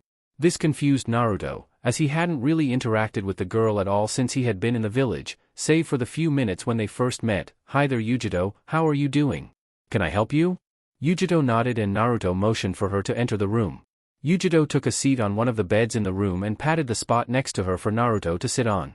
Naruto raised an eyebrow at the girl's cavalier attitude, but acquiesced to Yujito's silent request. Looking the girl over as he sat down now that he had time to let his eyes wander, he would agree with his earlier thought that Yujito was about 4 or so more years older than him, which begged the question, what was she doing here talking to him? He didn't sense any hostile intent coming from her, so she wasn't here to fight, or challenge him or anything. And with 2 girls from the village seemingly interested in him as it was, there was no way that another one was right? Especially one that was this hot and older than him. Naruto looked up into Yujito's eyes to get a bead on why she was there and just decided to come out with it and ask, so Yujito, what brings you here? Yujito smiled at him pleasantly again. Well, I just want to get to know you a bit, Naruto-kun. Naruto almost gulped nervously. Naruto-kun? I had to force Samui to stop calling me San and Yujito's calling me Kun right off the bat. Getting himself under control, he cleared his throat. Well, what do you want to know? I'll answer what I can, but I don't see why you would want to know anything about me. Yujito shook her head. You just don't recognize the fact that you're interesting to people, do you? You're a respectably strong ninja even among Chunin and Jounin from the way your team treats you, and you're only 13 years old. You're a Jinchuriki like me and Karabi, and you don't seem utterly insane like he is. Naruto gave her a questioning look. Speaking of which, you don't have any quirks on that kind of level, do you? Because here there's Karabi, and then in Konoha I've got 2 people that I know that can match his crazy, and all of these people seem to want to talk to me for some reason. It's like I attract eccentric people. Yujito giggled. No, I don't have anything quirky like that, Naruto-kun, and Karabi is okay in doses, you just have to get used to him. She looked at him softly. I kind of want to know what makes you tick. You're a very good ninja, but you seem like such a nice person. Your diplomat doesn't seem to like you though, from what Reikage-sama told me. Naruto nodded. Yeah, most of Konoha's old fogies don't really see me in a good light. It's okay, if they really have a problem with me then they're all free to try and do something about it. I won't be their doormat or scapegoat though. I promise to protect Konoha itself, not necessarily the assholes in it, so in case anyone tries to pull any bullcrap on me they can get the same thing that guy got today. Yujito looked at him curiously. That was you? Who am I kidding? It makes sense. Who else is that short and allowed to carry out executions? So he tried to kill you? She got a nod in response. Have people in Konoha tried? Naruto nodded. Yeah, but not for a long time. I guess the stupid civilians got sick of getting their asses kicked by a kid and smartened up. You're right, I am a nice guy, until you try to kill me, then I'm a complete bastard, as Kenta Marekio could attest to, if I hadn't cleaved him into 5 segments. Yujito nodded. True, so tell me then. What makes Naruto Uzumaki tick? End flashback. Naruto and Yujito just spent the afternoon talking to one another. Yujito was actually a sweet girl that could relate on some level with Naruto. At first she wasn't trusted much either, but when Kurabi earned the people's trust by proxy, his reputation trickled down to her somewhat, as she also had gone through much for her village. She told Naruto that eventually his village would love him the way they loved Kurabi if he could just prove his skill and loyalty to them the way he did. Naruto heard the heartfelt way she spoke to him and didn't have the heart to tell the girl the reason that they would probably never fully trust him and that he would eternally be walking on eggshells around them. He was now forever linked to the Kyuubi, the thing that had come within a hair of destroying the entire village of Konoha. The only way that he would be able to earn their full respect would be if he somehow defeated an enemy that was terrorizing the village and killing countless villagers single-handedly when no one else could stop them but him, or something, you know, a one-in-a-million kind of scenario that only happens in manga and stuff. As they both noticed the sun starting to set, Yujito stood up and thanked Naruto for taking the time to speak to her. She also told him that if he wanted to find her for any reason at all, she would always be free for a cutie like him. He had to fight down a blush on that one, and had to stem blood flow to another place as he watched her leave the room and walk down the hall, because much like Samui, she certainly made a show of it for him. Naruto couldn't believe it. The only interaction with these girls that he had so far up to this point had been crashing the Raikage office, kicking 2 of their asses with the other watching from a distance, and being arrested and hauled to the aforementioned Raikage office. How the fuck do those interactions get hot women like that to like me? I didn't do anything, was I really that badass? I was just being me. Naruto was thinking to himself, dude, I can't even get a girl being a nice guy, albeit pretty dumb guy, back in Konoha for years, and here I just acted like a borderline psychopath and 3 girls just now showed interest in me. I guess that pretty boy Sasuke had it right after all, the more fucked up you seem the more women seem to flock to you. Kid, if you really start thinking like that, the next time you come in here I'll chase you and eat you. Naruto heard from inside of his head. Kyuubi never really liked the Uchiha clan that much, even back before Naruto even met Sasuke, but it refused to elaborate on exactly why. After running through most of the interaction that he had with the boy, Naruto just figured that it was his personality. It was certainly abrasive enough, just go with it. Whatever happens will happen. You're leaving soon anyway, you won't have to deal with it again for a while after this, so go and spend some time with them, maybe you'll like one. And you really need to ditch all of these males that you're hanging around anyway. Naruto sweat dropped. You mean my team? Kyuubi grinned to itself. Yeah. Kid, your team is a sausage fest. Go and find those girls tomorrow or I'll sing for the entire day out loud. Naruto's jaw dropped in horror. Oh come on. Why would you do that? I didn't even piss you off. You haven't done anything like that in years, why now? Well, your real memories were sealed up until a few months ago, so the inside joke would have been lost on you. And you have pissed me off like that since then, but I've been very lenient. A pale hue covered Naruto's face. You're kidding, right? You wouldn't do that to me, would you? We're friends dash, well not really friends, but you get the point, right? Hey kid, do you like wings? Wings. Love, take me down to the streets. Love, take me down to the streets. 'Cause when you don't get fed at home, you gotta give the dog his bone. Take our lovin' to the streets. Several hours later, Ganma found Naruto lying on the hotel room floor frothing at the mouth, mumbling lowly, that's not wings. XXX. 1 week later. Despite not being trusted enough by Hamura to actually protect him during this trip, Naruto found that there was plenty for him to do in a foreign village. On the first day he simply found Yujito and trained with her for the day.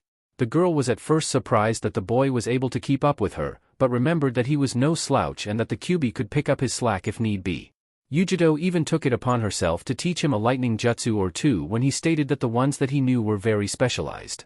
Naruto would have tried teaching her some wind maneuvers in return, but Yujito's elements were lightning and fire, and that made it hard for her to learn those techniques. She appreciated the effort though and said she'd keep trying to learn them. The second day he was quickly found by Kurabi and was forced to follow the man around Kumo all day, running errands with the man. Errands consisted mostly of standing by while the man stood on top of the Raikage tower while he tried rapping to the masses. He even introduced Naruto but thankfully left out the Mr. 9 stuff. After that, Naruto saw firsthand how beloved Kurabi actually was. There were kids coming up to him, some asking for his autograph, some asking him to do a rap. Naruto cringed when he actually went through with the request. Hell, there were kids trying to rap to him. It made him wonder if things could ever be like that for him. He smiled when he realized that it was getting there, slowly, but it was. For better or worse, he already had his own chibi brigade that followed him around whenever he was in town, so that was step one, it seems. The next part was when Karabi went to his team's houses to tell them that he had a mission away from Kumo for a while, so training was put off. He learned that Omoi and Karui were related. He kind of didn't see that coming, they seemed too different to him. Their parents were dead, so he could relate with them like that, though he wisely didn't bring that up. That would have been stupid. He simply played the straight man to Karabi's over-the-top BS that he could tell was working on Karui's nerves. Upon departing from their house, Naruto probably had his moment of the day when Karabi actually broke into Samui's home when she didn't answer the door. While Karabi was roaming the house looking for the girl, Naruto simply stood in a hallway waiting for the eccentric man to give up so they could go. While he was standing there, he was graced with the sight of Samui emerging from her bathroom after a shower, clad in only a towel, and that was enough for Naruto's mind to get to work. Strangely enough, Naruto didn't get the beating for that, Karabi did. Naruto dragged the man out of the house in pieces while apologizing and explaining to Samui, who just looked at him with a blush on her face. After dragging Karabi to the curb outside of her house, he even offered her a massage as an apology, somewhat jokingly, mostly just to see what she would do. He was either expecting a stuttering decline to his offer or a rage-filled chase with her still clad in a towel, which would have been great. After a slightly shocked look, she smirked at him and invited him inside. Yep, good day to be the kid. The next day Naruto decided that seeing Samui would have been somewhat detrimental to his health after basically seeing her naked the day before, so he simply stayed in the hotel room. Izumo and Kotetsu eventually made their way to the room and ended up playing poker with Naruto. The end result was Naruto taking all of their money, plus IOUs from both men in the amount of their mission paychecks. Another good day to be the kid. Karui and Omoi found Naruto the next day after training him and dragged him out of his house to show him Kumo so that he knew what he would want to do next time instead of just training and staying in his room. Running into their teammate Samui later on, they decided to make a day of it and ended up seeing a movie. Naruto didn't really care about the movie as he ended up spending the majority of it working on his growing flirting skills. Mostly with Samui, but also with Karui when he was certain that he wouldn't be hit for it. The end of that day saw him sitting on the roof of his hotel listening to Yujito play her shamisen for him, as she had asked if she could a few days before, and Naruto agreed, wanting to hear someone else besides him play an instrument and also thankful that her innate musical talents came in the form of a more pleasant instrument to relax to, unlike him and his apparent skill with drums. That marked his last day in Kumo, as negotiations on this end of the table had ended and Konoha had to leave and receive word on the results while simultaneously preparing for a representative from Kumo to come in the near future. XXX.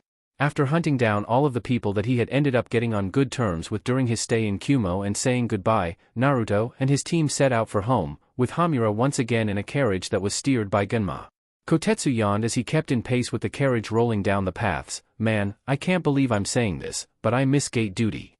Naruto snickered to himself. Well, you do tend to feel fondness for things that you do well. I guess you would miss that job, huh? Kotetsu glared at the blonde boy. Hey, don't knock gate duty.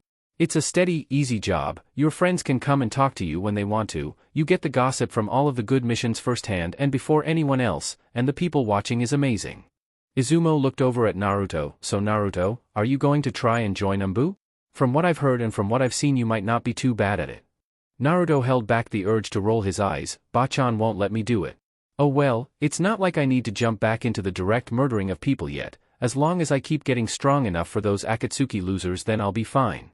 Whatever happens, happens, just like the fox says. Turning to answer his partner's question, he smiles. I'm in no rush. I'm only 13, unless you want another Itachi-esque prodigy to rise up so you can say you worked with me when I get famous. Izumo and Kotetsu snorted with laughter, and even Gunma cracked a smile from his place on the carriage. Whatever you say, kid. Naruto grinned to himself. Yeah, things will get hectic enough all on their own. I'm in no real rush. Chapter 17. Home is where the what? The amassed team of Gunma Shiranui, Naruto Uzumaki, Kotetsu Hagane, and Izumo Kamizuki stood in front of the Hokage's desk, having just given their report on the mission to Kumo. Tsunade had to rub her forehead at the report. Naruto, how do you get arrested in Kumo after being there for 4 hours tops? Naruto shrugged. Hokage-sama, Murphy's Law just loves me like that, I guess. Come on now, are you really surprised by this point that this stuff happens to me even when I don't instigate it? You should know this by now. Tsunade sighed and waved it off. Alright, other than the extracurricular activities of someone here. She said while looking at Naruto. Good work. You're all dismissed and have a few days of leave. The group nodded and turned to leave. Naruto, you stay. Tsunade said before he could exit the office. Naruto turned back around to face the blonde woman. Can I talk to you for a moment? Naruto walked back over to her desk and leaned on it. What do you need, Bachan? The toothy grin on his face let her know that he knew this was personal more than anything else. I need to get some sleep and then head into my favorite place to get some destructive new jutsu down. Tsunade shook her head in amusement. Alright brat, I asked you before, but I'm going to try it again. How strong do you think you are? Naruto raised an eyebrow. In a straight-up fight or when I get the drop on somebody? Tsunade blinked. Both if you know. Naruto though about it, well I'm good enough from the shadows to kill one of Orochimaru's bodyguards before he even knew I was there, and I can stay hidden in an enemy stronghold for months at a time if I had to. I don't really like that though, it's nerve-wracking. He started pacing around her office. What would you rank Orochimaru's right-hand man Kabuto and Kimimaro Kagaya if you had to? Tsunade understood where he was going with that. It was hard to rank yourself, so he was comparing himself to others. Both of them would be considered Jounin level. Naruto nodded. I don't really count Kabuto though. He didn't try fighting me for real until I had him beaten, so I only have experience against one Jounin level ninja since my promotion. You just promoted me like 2 months ago. Are you really looking to do it again so soon? Tsunade picked up Gunma's written report from the desk. All of your teammates have stated that you might make a good candidate in the future for Anbu. I already figured that you would be a Jounin in a year or two if you keep growing. Now enough about that. What did you actually do in Kumo? Your report says that you spent some time with a few of the people there but you didn't elaborate at all. Naruto sat down in a chair and smiled at Tsunade. She was very good to him after he had brought her back to Konoha. It was something akin to a sibling-esque relationship. She was his boss, but she legitimately cared about him. Naruto was very grateful to her for this. He probably would do anything in his power that Tsunade asked of him, even if he didn't directly answer to her. I beat up an entire team of Kumo Chunin that challenged me to a spar after my arrest. By the way, there were 2 girls on that team and they seemed to like me. I met Kumo's 2 Jinchuriki. One of them is utterly insane, like on the level of Lee and Guy, insane, but the other one is a few years older than me and she's hot. She's a sweetheart too. Tsunade's eyes gleamed. Finally I might have some ammunition on the brat. Drink yourself into a stupor without me, will you? I'll show you. So what else, brat? Naruto ignored the look as he kept listing things off. Let's see, I made Kotetsu and Izumo give themselves alcohol burns on their testicles. I won all of their money, by the way placed their paychecks for the mission in my name, and some guy tried to kill me. Oh! And I also dashed a... What? Tsunade almost roared at him. Someone tried to kill you? Who? Did Kumo order dashed a... Naruto had to place his hands on her shoulders to calm her down. Whoa, whoa. Calm down, Bachan, it's okay. He tried to kill me, but he got captured by the Raikage's forces and I got to execute him the next day. Tsunade raised an eyebrow. That was in the report, wasn't it? So what did you do? Naruto sat back down and leaned back in his chair. I had him hanged, drawn, and quartered. I did it myself. That method of execution hadn't been done since the Second Great Ninja War. Particularly brutal method that. How do you even know how to do something like that? Naruto let out a cough that sounded suspiciously like root, and Tsunade ended up nodding in understanding. Naruto stood up and stretched. So where's Ero Sennin? Is he here so I can start my training or am I on my own for the time being? Tsunade shook her head. He's out gathering information on a lead on the Akatsuki, trying to find out exactly what they need the QB for. He's also trying to find out who other members are. He'll be back in a few months. I'll clear your schedule for that point in time and let you know in advance. Naruto made a grunt of affirmation and walked towards the window. Alright then, like I said before, I'm going home, taking a nap, getting some food, and then I'll be spending some quality time in the Forest of Death in order to avoid collateral damage from the training I'm going to go do. If you need to find me then that's where I'll be. Tsunade turned her head as he walked past her. Brat, take the door for crying out loud. Naruto grinned as he pulled the window open. What was that, Bachan? The wind is kind of heavy today. Did you say doors are for losers? Because I agree with you wholeheartedly on that front. Tell Shizunichan I said hi. With that, Naruto jumped out of the open window and vanished in a shunshin. Tsunade slapped her forehead. Great. Now both the brat and the pervert get their jollies from going in and out of the window. XXX. Naruto opened his apartment door and wasted no time in dropping face first on his couch with a massive sigh. Sigh I need a bigger house. Naruto simply lay still face down while his door opened silently and slowly. The figure crept through the living room until Naruto's voice rang out. If you want to keep all of your limbs attached I would stop moving forward if I were you. Wow, shithead, nice to see you too. Naruto lifted his head and rolled over to get an eyeful of Tayuya. Tayuya-chan? What are you doing in my apartment? Tayuya rolled her eyes. I heard your door open and heard your loud-ass buffalo noise when you dropped on the couch. What, are you not happy to see me? Naruto shook his head, confused. It's not that, it's just, what are you doing here? Tayuya gave him a grin. I live in the complex. I'm actually right next door to you, shithead. Surprise! Naruto's jaw dropped as he mulled around what she had just said in his head. So you're out of confinement? He got a nod in response. And they're letting you stay? Another nod. And you actually chose to live in this complex of all places? Tayuya sighed. Listen up, I'm an Oto Kunoichi shithead. There isn't a person in this place that isn't paranoid about me. You're the only person that would treat me decently, therefore I want to stay close to you until things look up for me. Naruto sat up straight on the couch. If you want I can help you booby-trap your place if you're worried about that. Tayuya let out a laugh. Maybe later, shithead. So where have you been? Naruto moved over and let her sit down as he stood up and walked to the kitchen. I was in Kumo. It was just a guard detail, nothing really strenuous. I kept active and I learned something pretty cool that I need to go test out full scale later. I was going to go train. Tayuya frowned. Who the fuck trains right after they get back from a mission? Give it a day at least. Kami, do you ever rest? Naruto grinned at her as he began boiling water for his ramen. Not really. I've got things to prepare for, I can rest when I'm dead. Tayuya walked over and poked Naruto in the chest. Listen up, I've been spending time with 2 full-fledged medic ninja and 1 that's in training and that kind of ended up beating some basic fucking knowledge into my head. Don't push yourself, I know you're some kind of demonically Rajahal-fueled juggernaut of energy, but everyone needs downtime. Naruto rolled his eyes. Tayuya-chan, I just got through with resting before I took the last mission. It's not like I'm burning out, how could I? I'm 13. Naruto stopped stirring the ramen he was making and placed the spoon in her hand. Stir. I need to go get something. Tayuya grumbled, but carried out Naruto's request. Stupid shithead making me stir his stupid fucking ramen. Language. Naruto walked back into the kitchen with a smirk, ignoring Tayuya's muttering of, fuck you, now what would you do if you had your flute back? You wouldn't try to kill me again, would you? Tayuya gave him a deadpan look, arm still stirring his ramen. I can't beat you even with the flute. Orochimaru made us specialize when we were training. Genjutsu is what I'm best at and you can walk right through it. Besides, I like Konoha a hell of a lot more than Otogakure. Here I don't have to worry about some goon trying to take advantage of me when I let my guard down. Naruto nodded. Good answer. Here. He threw something at her from behind his back. Tayuya caught it and went wide-eyed. My flute. But I lost it during the fight. A snickering laugh came from Naruto as he took the spoon back from Tayuya and kept stirring while he turned his stove off. Who do you think took it from you in the first place? What, did you think I just dropped it in the forest and left it there? I've been keeping it. Tayuya just kept looking between her flute and Naruto, who just kept on grinning. Now you can register as a ninja for the village and can get a rank higher than Genin and avoid the grunt work of D-ranked missions. He noticed she hadn't moved yet. Are you happy?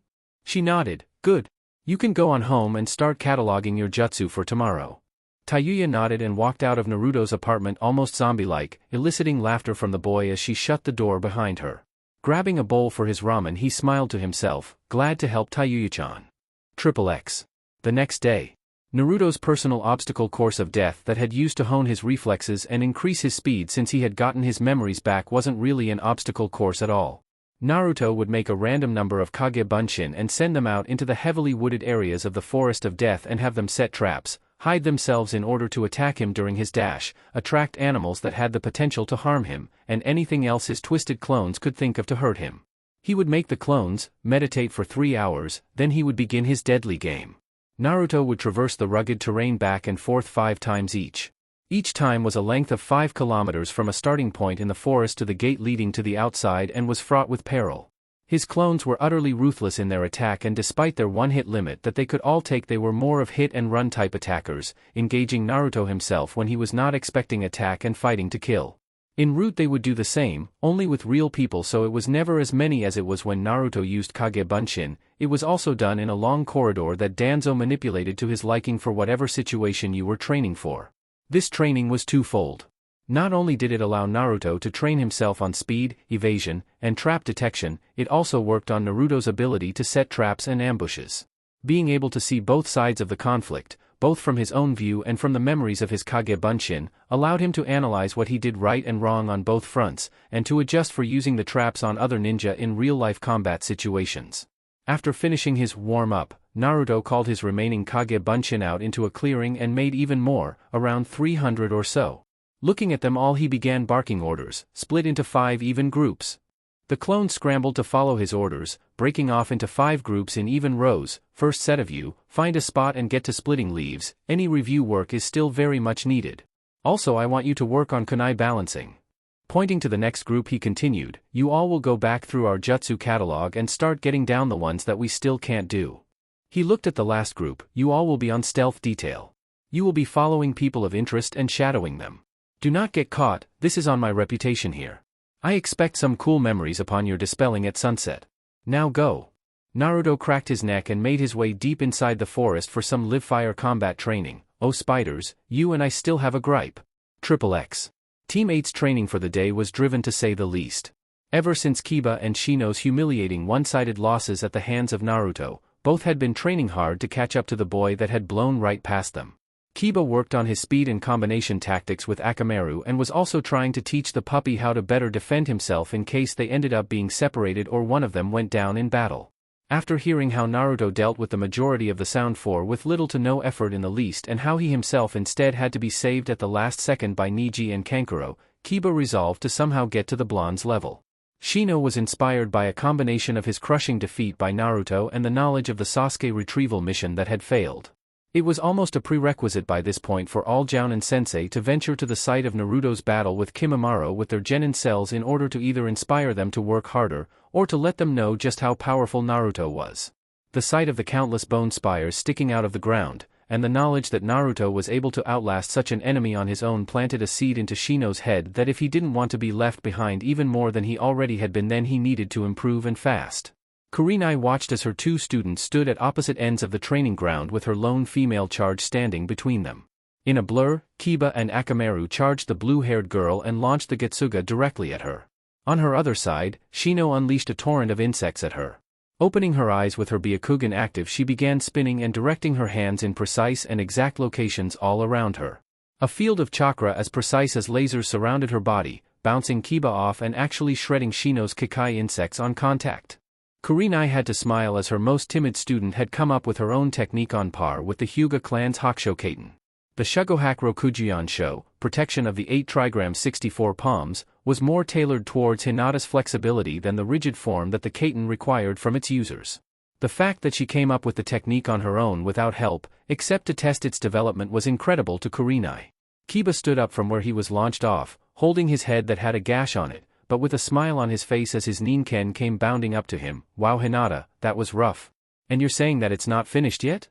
Hinata smiled as she turned off her Byakugan and dropped her stance. No, it's close though. I'm not sure what it would do against an attack from all sides the level of your Getsuga, but when focused in just a few areas it should be fine. Kunai smiled. At least Naruto's utter thrashing of everyone's genin in front of the entire village did good things for the majority of them. Hinata's stuttering had all but vanished. She had learned that things with Neji were getting better, even her father was beginning to improve. Hinata, that was very impressive. When that jutsu is complete it should be B rank if not A rank. A blush came to the girl's face but she gave a firm nod. Shino walked over and despite not giving away any expression nodded his agreement that he was very proud of her. Thank you Kunai-sensei. The words of one particular blonde boy rang out clear in her mind as she felt like she was finally making strides for herself. I wonder what you would think, Naruto-kun. XXX. Team Guy leapt through the tree limbs of the Forest of Death. They had been assigned a rare C-ranked mission inside the village gates. Recently there had been reports of an increased amount of loud noises coming from the Forest of Death over the last few months, which was quite impressive considering the size of the place, and when Anko Mitarashi had been brought in for questioning it was evident that it wasn't her disrupting the peace, so this mission had been commissioned to discover what was going on.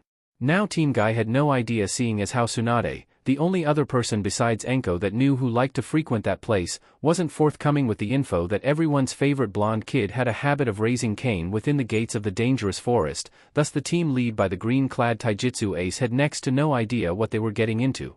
Guy led the group, followed by Neji, who was flanked on both sides by Lee and Tenten.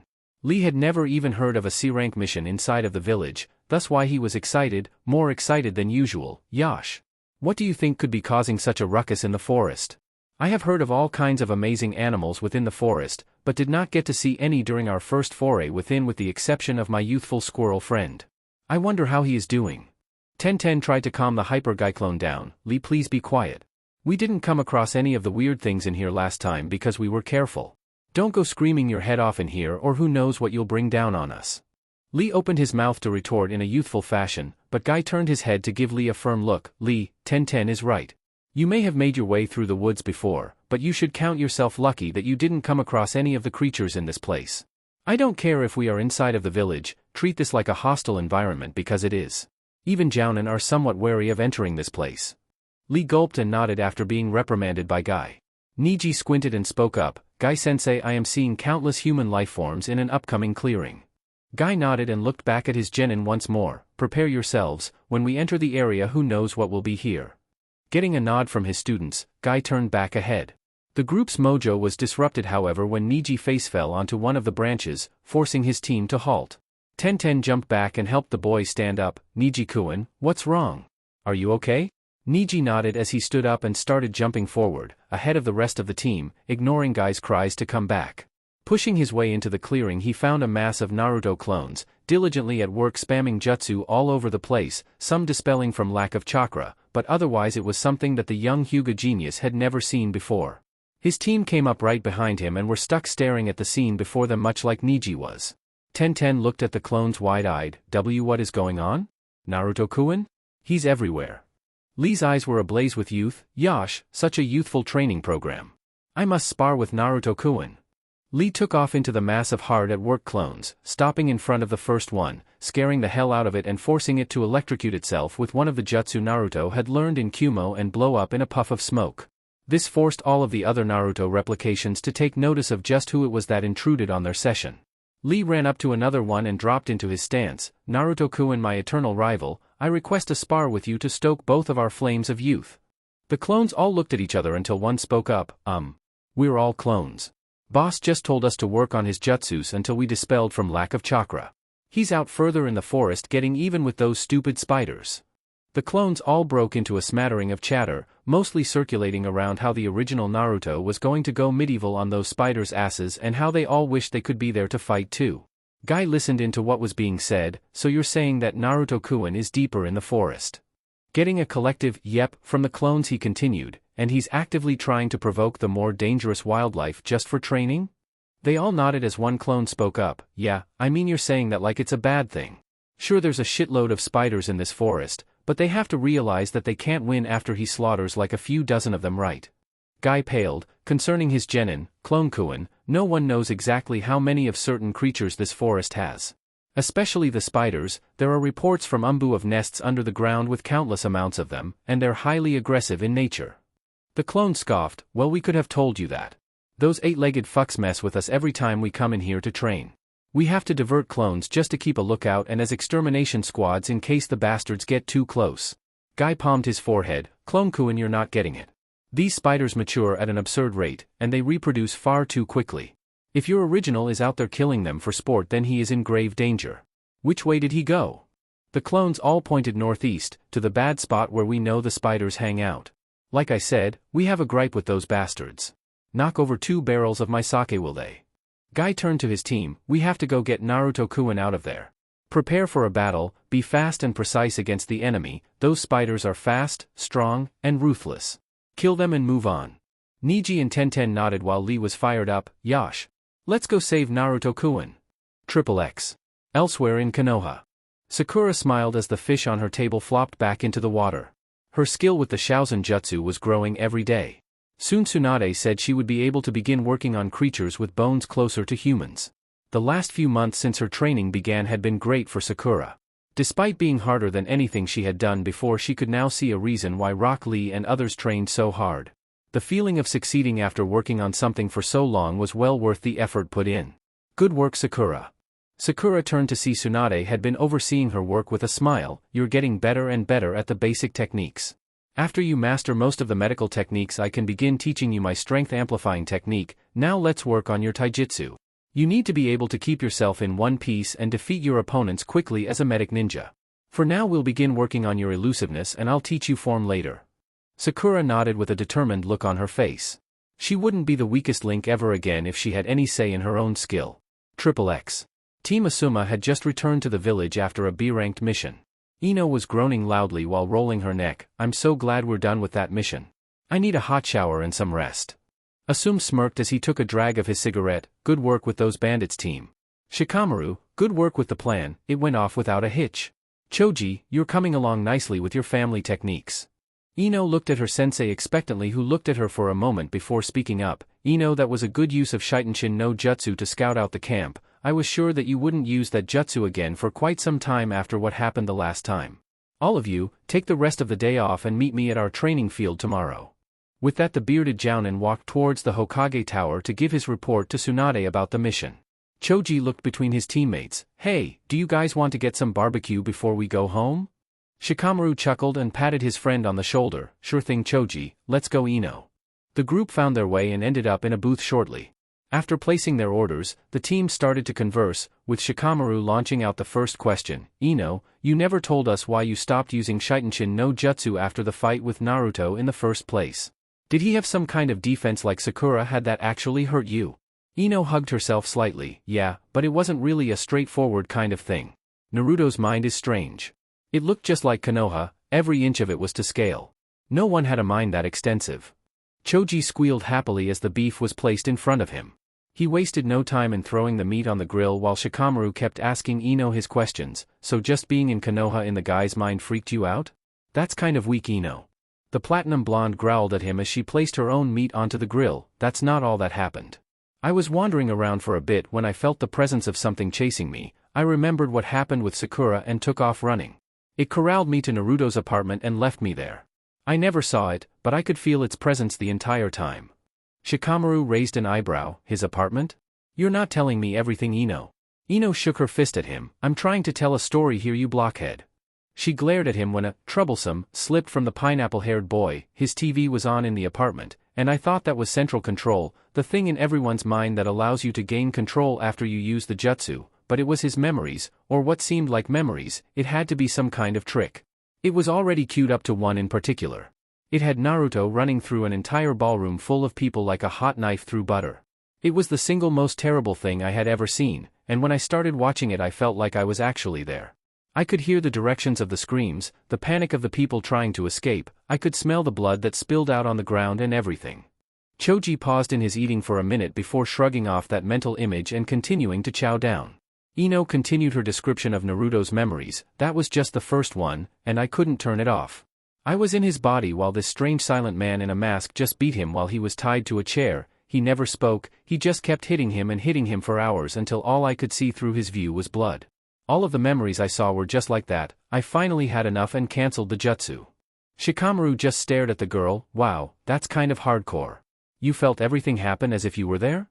That means that it wasn't a trick or anything, you really were in Naruto's memories, doesn't it? Ino shook her head. Naruto couldn't have been any older than 7 or 8 years old when any of the things I saw happened. If it wasn't a trick, then I sure as hell can't believe that those things were his actual memories. Those were things that Dad told me the Umbu did on a regular basis. There's no conceivable way that while we were preparing for the academy, Naruto was taking on Umbu-level missions. That just doesn't make sense. Shikamaru stayed silent and pondered Ino's words. The things that Naruto did when he fought everyone, those techniques, that fighting style, the way he carried himself. All of those things didn't just come out of nowhere. XXX. Forest of Death. With game faces on, Team Guy headed into the restricted area of the Forest of Death where the level of peril went up. The forest grew darker, and it wasn't just because the sun was setting, the canopy was beginning to completely block out the sunlight above. Faint sounds of inhuman screeching rang out in the distance and was growing ever closer. The tense waiting was broken when the blonde that they were looking for flew past them into a tree, followed by the biggest spider that any of the genin had ever seen before. It was easily the size of a full-grown adult male and had launched itself at Naruto, fangs dripping venom. Naruto pulled up his ninjato and drove it right through the spider's face, sending the blood of the arachnid spraying all over the place. Swinging his blade upwards with a burst of wind chakra to bolster it, he cut straight through the deadly creature. Spitting on the corpse of the spider, he turned to Team Guy. Oh sweet Kami, what are you all doing here? Do you know where you are? Lee ran up to Naruto. We've come to protect you, Naruto-kun. We'll get you out of here in one piece, it's a promise. Guy walked up to the two. It's as Lee said, we've come to get you out of here before the sun goes down. Come on, Naruto-kun, let's escape. Naruto looked at Niji and Tenten, who were both serious, but otherwise fully calm. He shook his head. Guy-sensei, is this the first time that you've ever come this far inside of the Forest of Death? Guy nodded and Naruto sighed, you guys have no idea what you're getting into. Niji, activate your Byakugan and tell me what you see. Niji did as instructed and gasped as he shakily spoke up, I see at least a dozen of the spiders that Naruto just fought surrounding the area, watching us. Naruto nodded as he saw the other genin pale, that's why I don't tell anyone that I train here. There's no one that I would feel safe putting into this kind of situation. I come in here to fight against opponents that are willing to fight and kill me. I can't take on people, but if I want to split a spider in half there are always a few dozen skulking around this place. It's the closest thing to simulating a real full-pitched battle against a vicious enemy that you can get, definitely not for genin. Naruto propped his ninjato on his shoulder, since you're here now I have to cut this session short. I was going to keep going until midnight and then make a mad dash out of here to escape, but having you guys show up has forced me to skip straight to the bat out of hell rush that I was planning for later. You guys brought too many of them here. They'll come in waves to try and wear us down. You fight until I tell you to run and you follow me out. Keep your eyes peeled when we break out, those sneaky bastards like to hide in the canopy and jump you from the shadows. Tenten had to choke down her fear at the situation and brandish kunai when Naruto placed his hand on hers. Naruto-kun, what are you doing? Naruto's eyes darted around the area, you're going to need something bigger than those. That will just piss them off. Kami, I just had to get stuck in this situation with a team of taijutsu specialists. None of you know any jutsu or how to use your element with your fighting, do you? Lee blinked at him in confusion, will taijutsu not work on them, Naruto-kun? Naruto looked at Guy and Lee, if you can generate enough force to crush the exoskeleton then it can, but you don't want to stay up close with these things unless you can smash them in one shot. Guy shot Naruto a shiny smile, Naruto-kun, it's time to show you what good old-fashioned hard work and youth can do. Lee and I will have no trouble dealing with these spiders with our taijutsu. Niji, how about you? Niji stood in his Juken stance, if they have a chakra system, and they do, I can fight and kill them. Naruto looked at Tenten who put her kunai up and unsealed a battle axe from a scroll, I'm ready. Naruto stared at her blankly, Tenten, you can use an axe? That's awesome. The first spider saw a moment of weakness and jumped from the trees at the group. Naruto jumped in the air and gave the spider a wide berth while swinging his blade. Extending the end of his sword with wind chakra he cut right through the spider and landed on the ground, you fucking eight-legged pieces of shit just don't get it yet, do you? Naruto formed two Kage Bunshin to watch his back as he ran directly towards the closest spiders that would jump at him.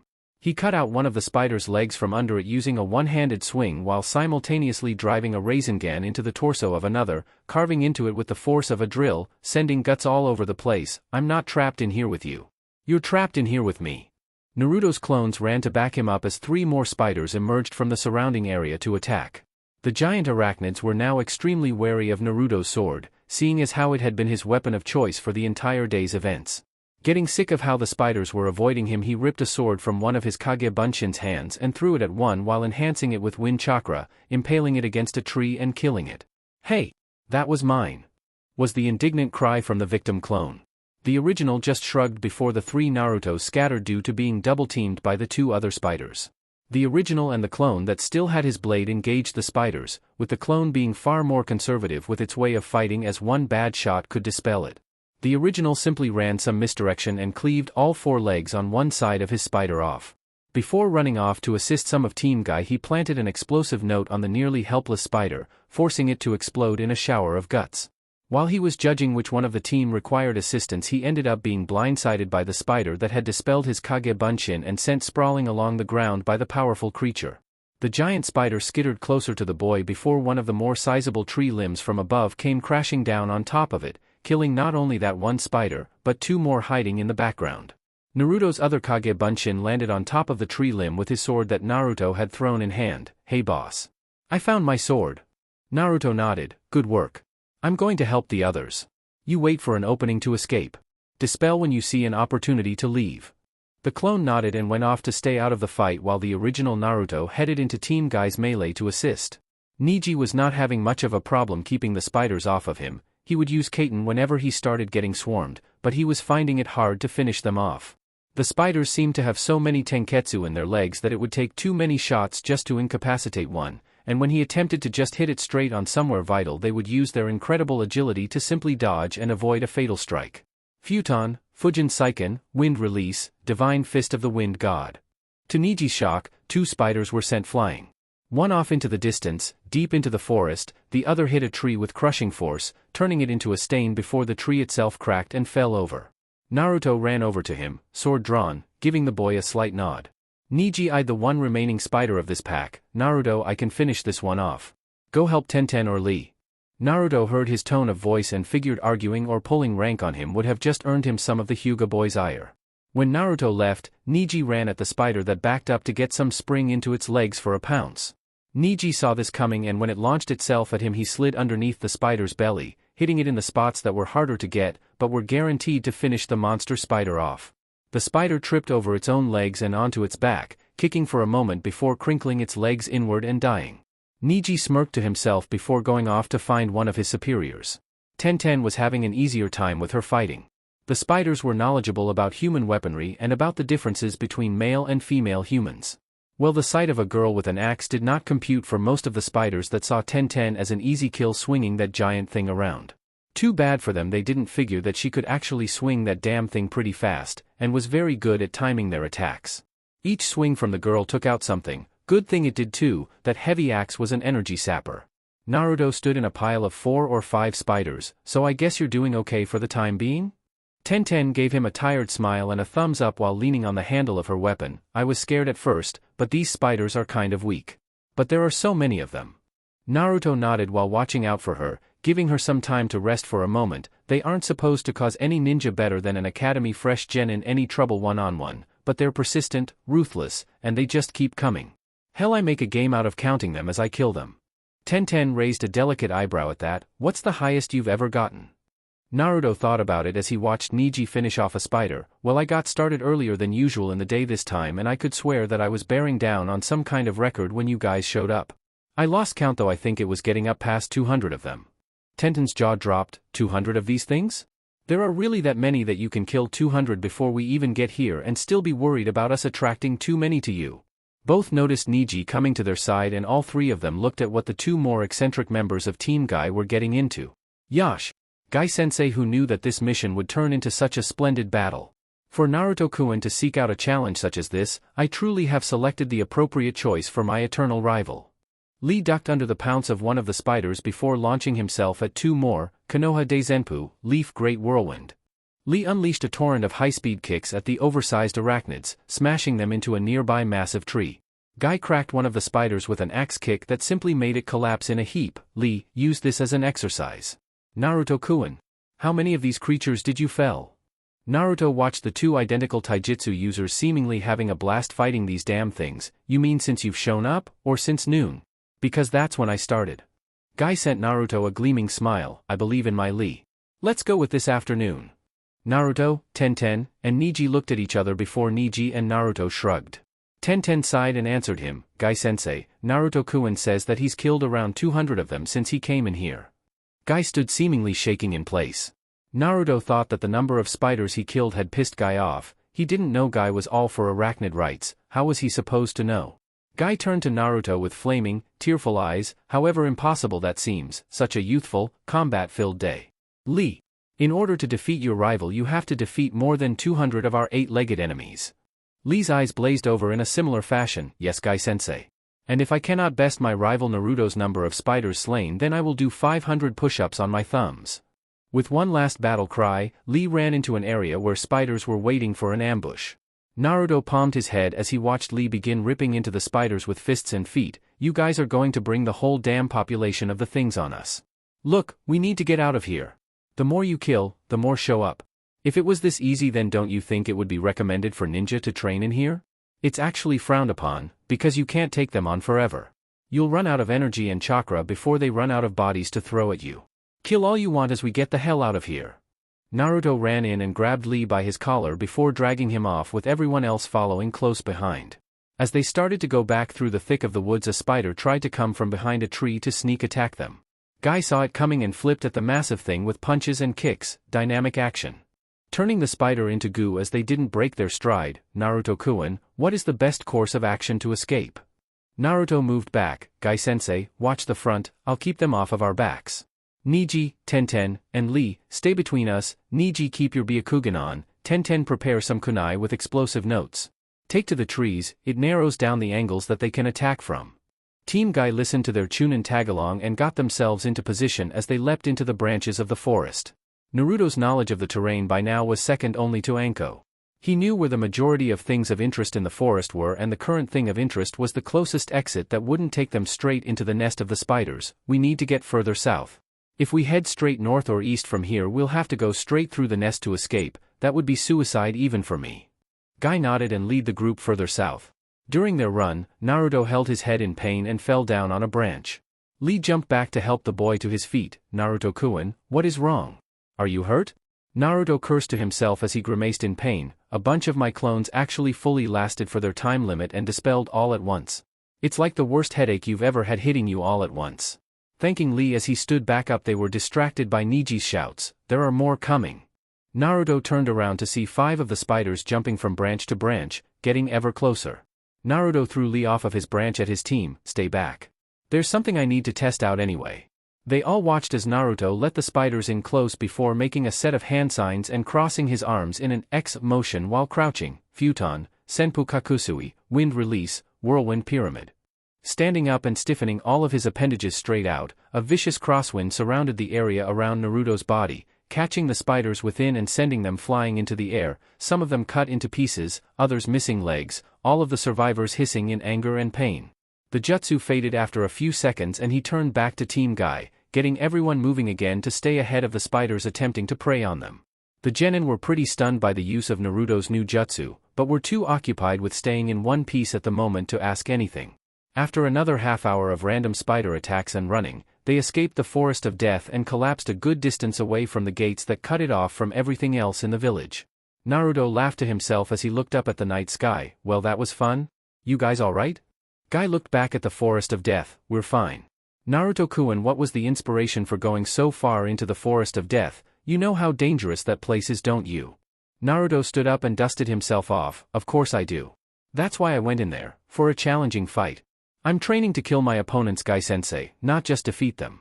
I need to be used to ending lives whenever I need to, and since I'm pretty sure that absolutely nobody would miss any of those spiders being gone, I go in there to fight them. It's amazingly good battle experience. The genin all deadpanned. We noticed. Naruto chuckled but then turned a suspicious eye on them. Wait a minute. What were you all doing in there? The only person besides me that ever goes in there is Anko, and she doesn't even spend time there like I do. She'll just go in far enough to train in peace or find me to spar, not deep into the back end of the place. Guy nodded. We had a mission to head into the forest of death and find the source of all of the sounds coming from the place. Naruto laughed slightly. Well, mission complete because you're looking at him. I make tons of Kagebunshin and have them work on lots of different stuff. Pretty cool, huh? While I handle my physical stuff, they can handle things like my chakra control and ninjutsu. Niji understood what he was saying. So you get the accumulative memories of your Kagebunshin, and while they do memory-related things, you go in and develop things like strength, speed, and dashta. He stopped and looked back into the forest. Battle experience. Naruto grinned and nodded. Lee ran up to Naruto and dropped into his stance. You have inspired me, Naruto-kun. I challenge you to a friendly spar. Naruto sweat dropped. Lee, it's almost midnight. I've been spending the last 12 hours fighting a life or death battle against spiders from hell. You're all exhausted from looking for me and fighting spiders by my side, and lastly, how many spiders did you kill? Lee looked confused until his eyes widened and he hit the ground to begin his push-ups. You have bested me this time, Naruto-kun. Next time I will win our challenge and show how splendid a ninja I am. I will complete these push-ups or else I will run laps around Konoha on my hands until the sun comes up. And if I cannot do that, I will dashed. Naruto walked off with Tenten and Niji in tow as Guy stood over Lee shouting about his youthfulness. Naruto gave Niji a chuckling smile. And that's how you handle that. I don't see what you and Kakashi were all bent out of shape about when it comes to those two. As far as having Lee as my eternal rival, it's easier than not having him as my eternal rival. I can just beat him once and not deal with him until he's through with all of his self-given punishments. He won't mess with me again until he's done with them all, and by then I can disappear. Niji's eyes widened. He had never thought to realize that the times that he defeated Lee in their spars, Lee would leave him alone until 3 days to a week later. When he ignored Lee, he would get a challenge every hour on the hour until he accepted. Naruto and Tenten laughed at the look of contemplation on his face. On the flip side of that, you two have to see him tomorrow and deal with him talking about how he's going to beat me next time all day long. He has to track me down if he wants to do that to me. Yep, being Lee's rival actually spares me more of the creepy sunset genjutsus than not being Lee's rival. Tenten realized that Naruto was right. He'd only seen it twice. Once when they first met before the Chunin exams, and once before they all went to get his sword. Any other time when he was around them he would usually accept Lee's challenge, win or lose, and then bid everyone a swift goodbye. Compared to the people that are around when Lee and Guy have their little moments in town and not even trying to tally up all of the times that it had happened around Niji and Tenten since the team had been formed, she realized that Naruto had to have the pretty much lowest victimization rate of being subjected to the sunset of youth. Naruto grinned at the faces that both of them were making. I can see that you both have something to say, so go ahead and say it. Before Naruto could notice, the tenketsu in his legs had been sealed off and Tenten and Niji had used his momentary incapacitation to start dragging him back to Lee and Guy. Tenten threw him at Guy's feet, disrupting Lee's push-ups. Guy-sensei.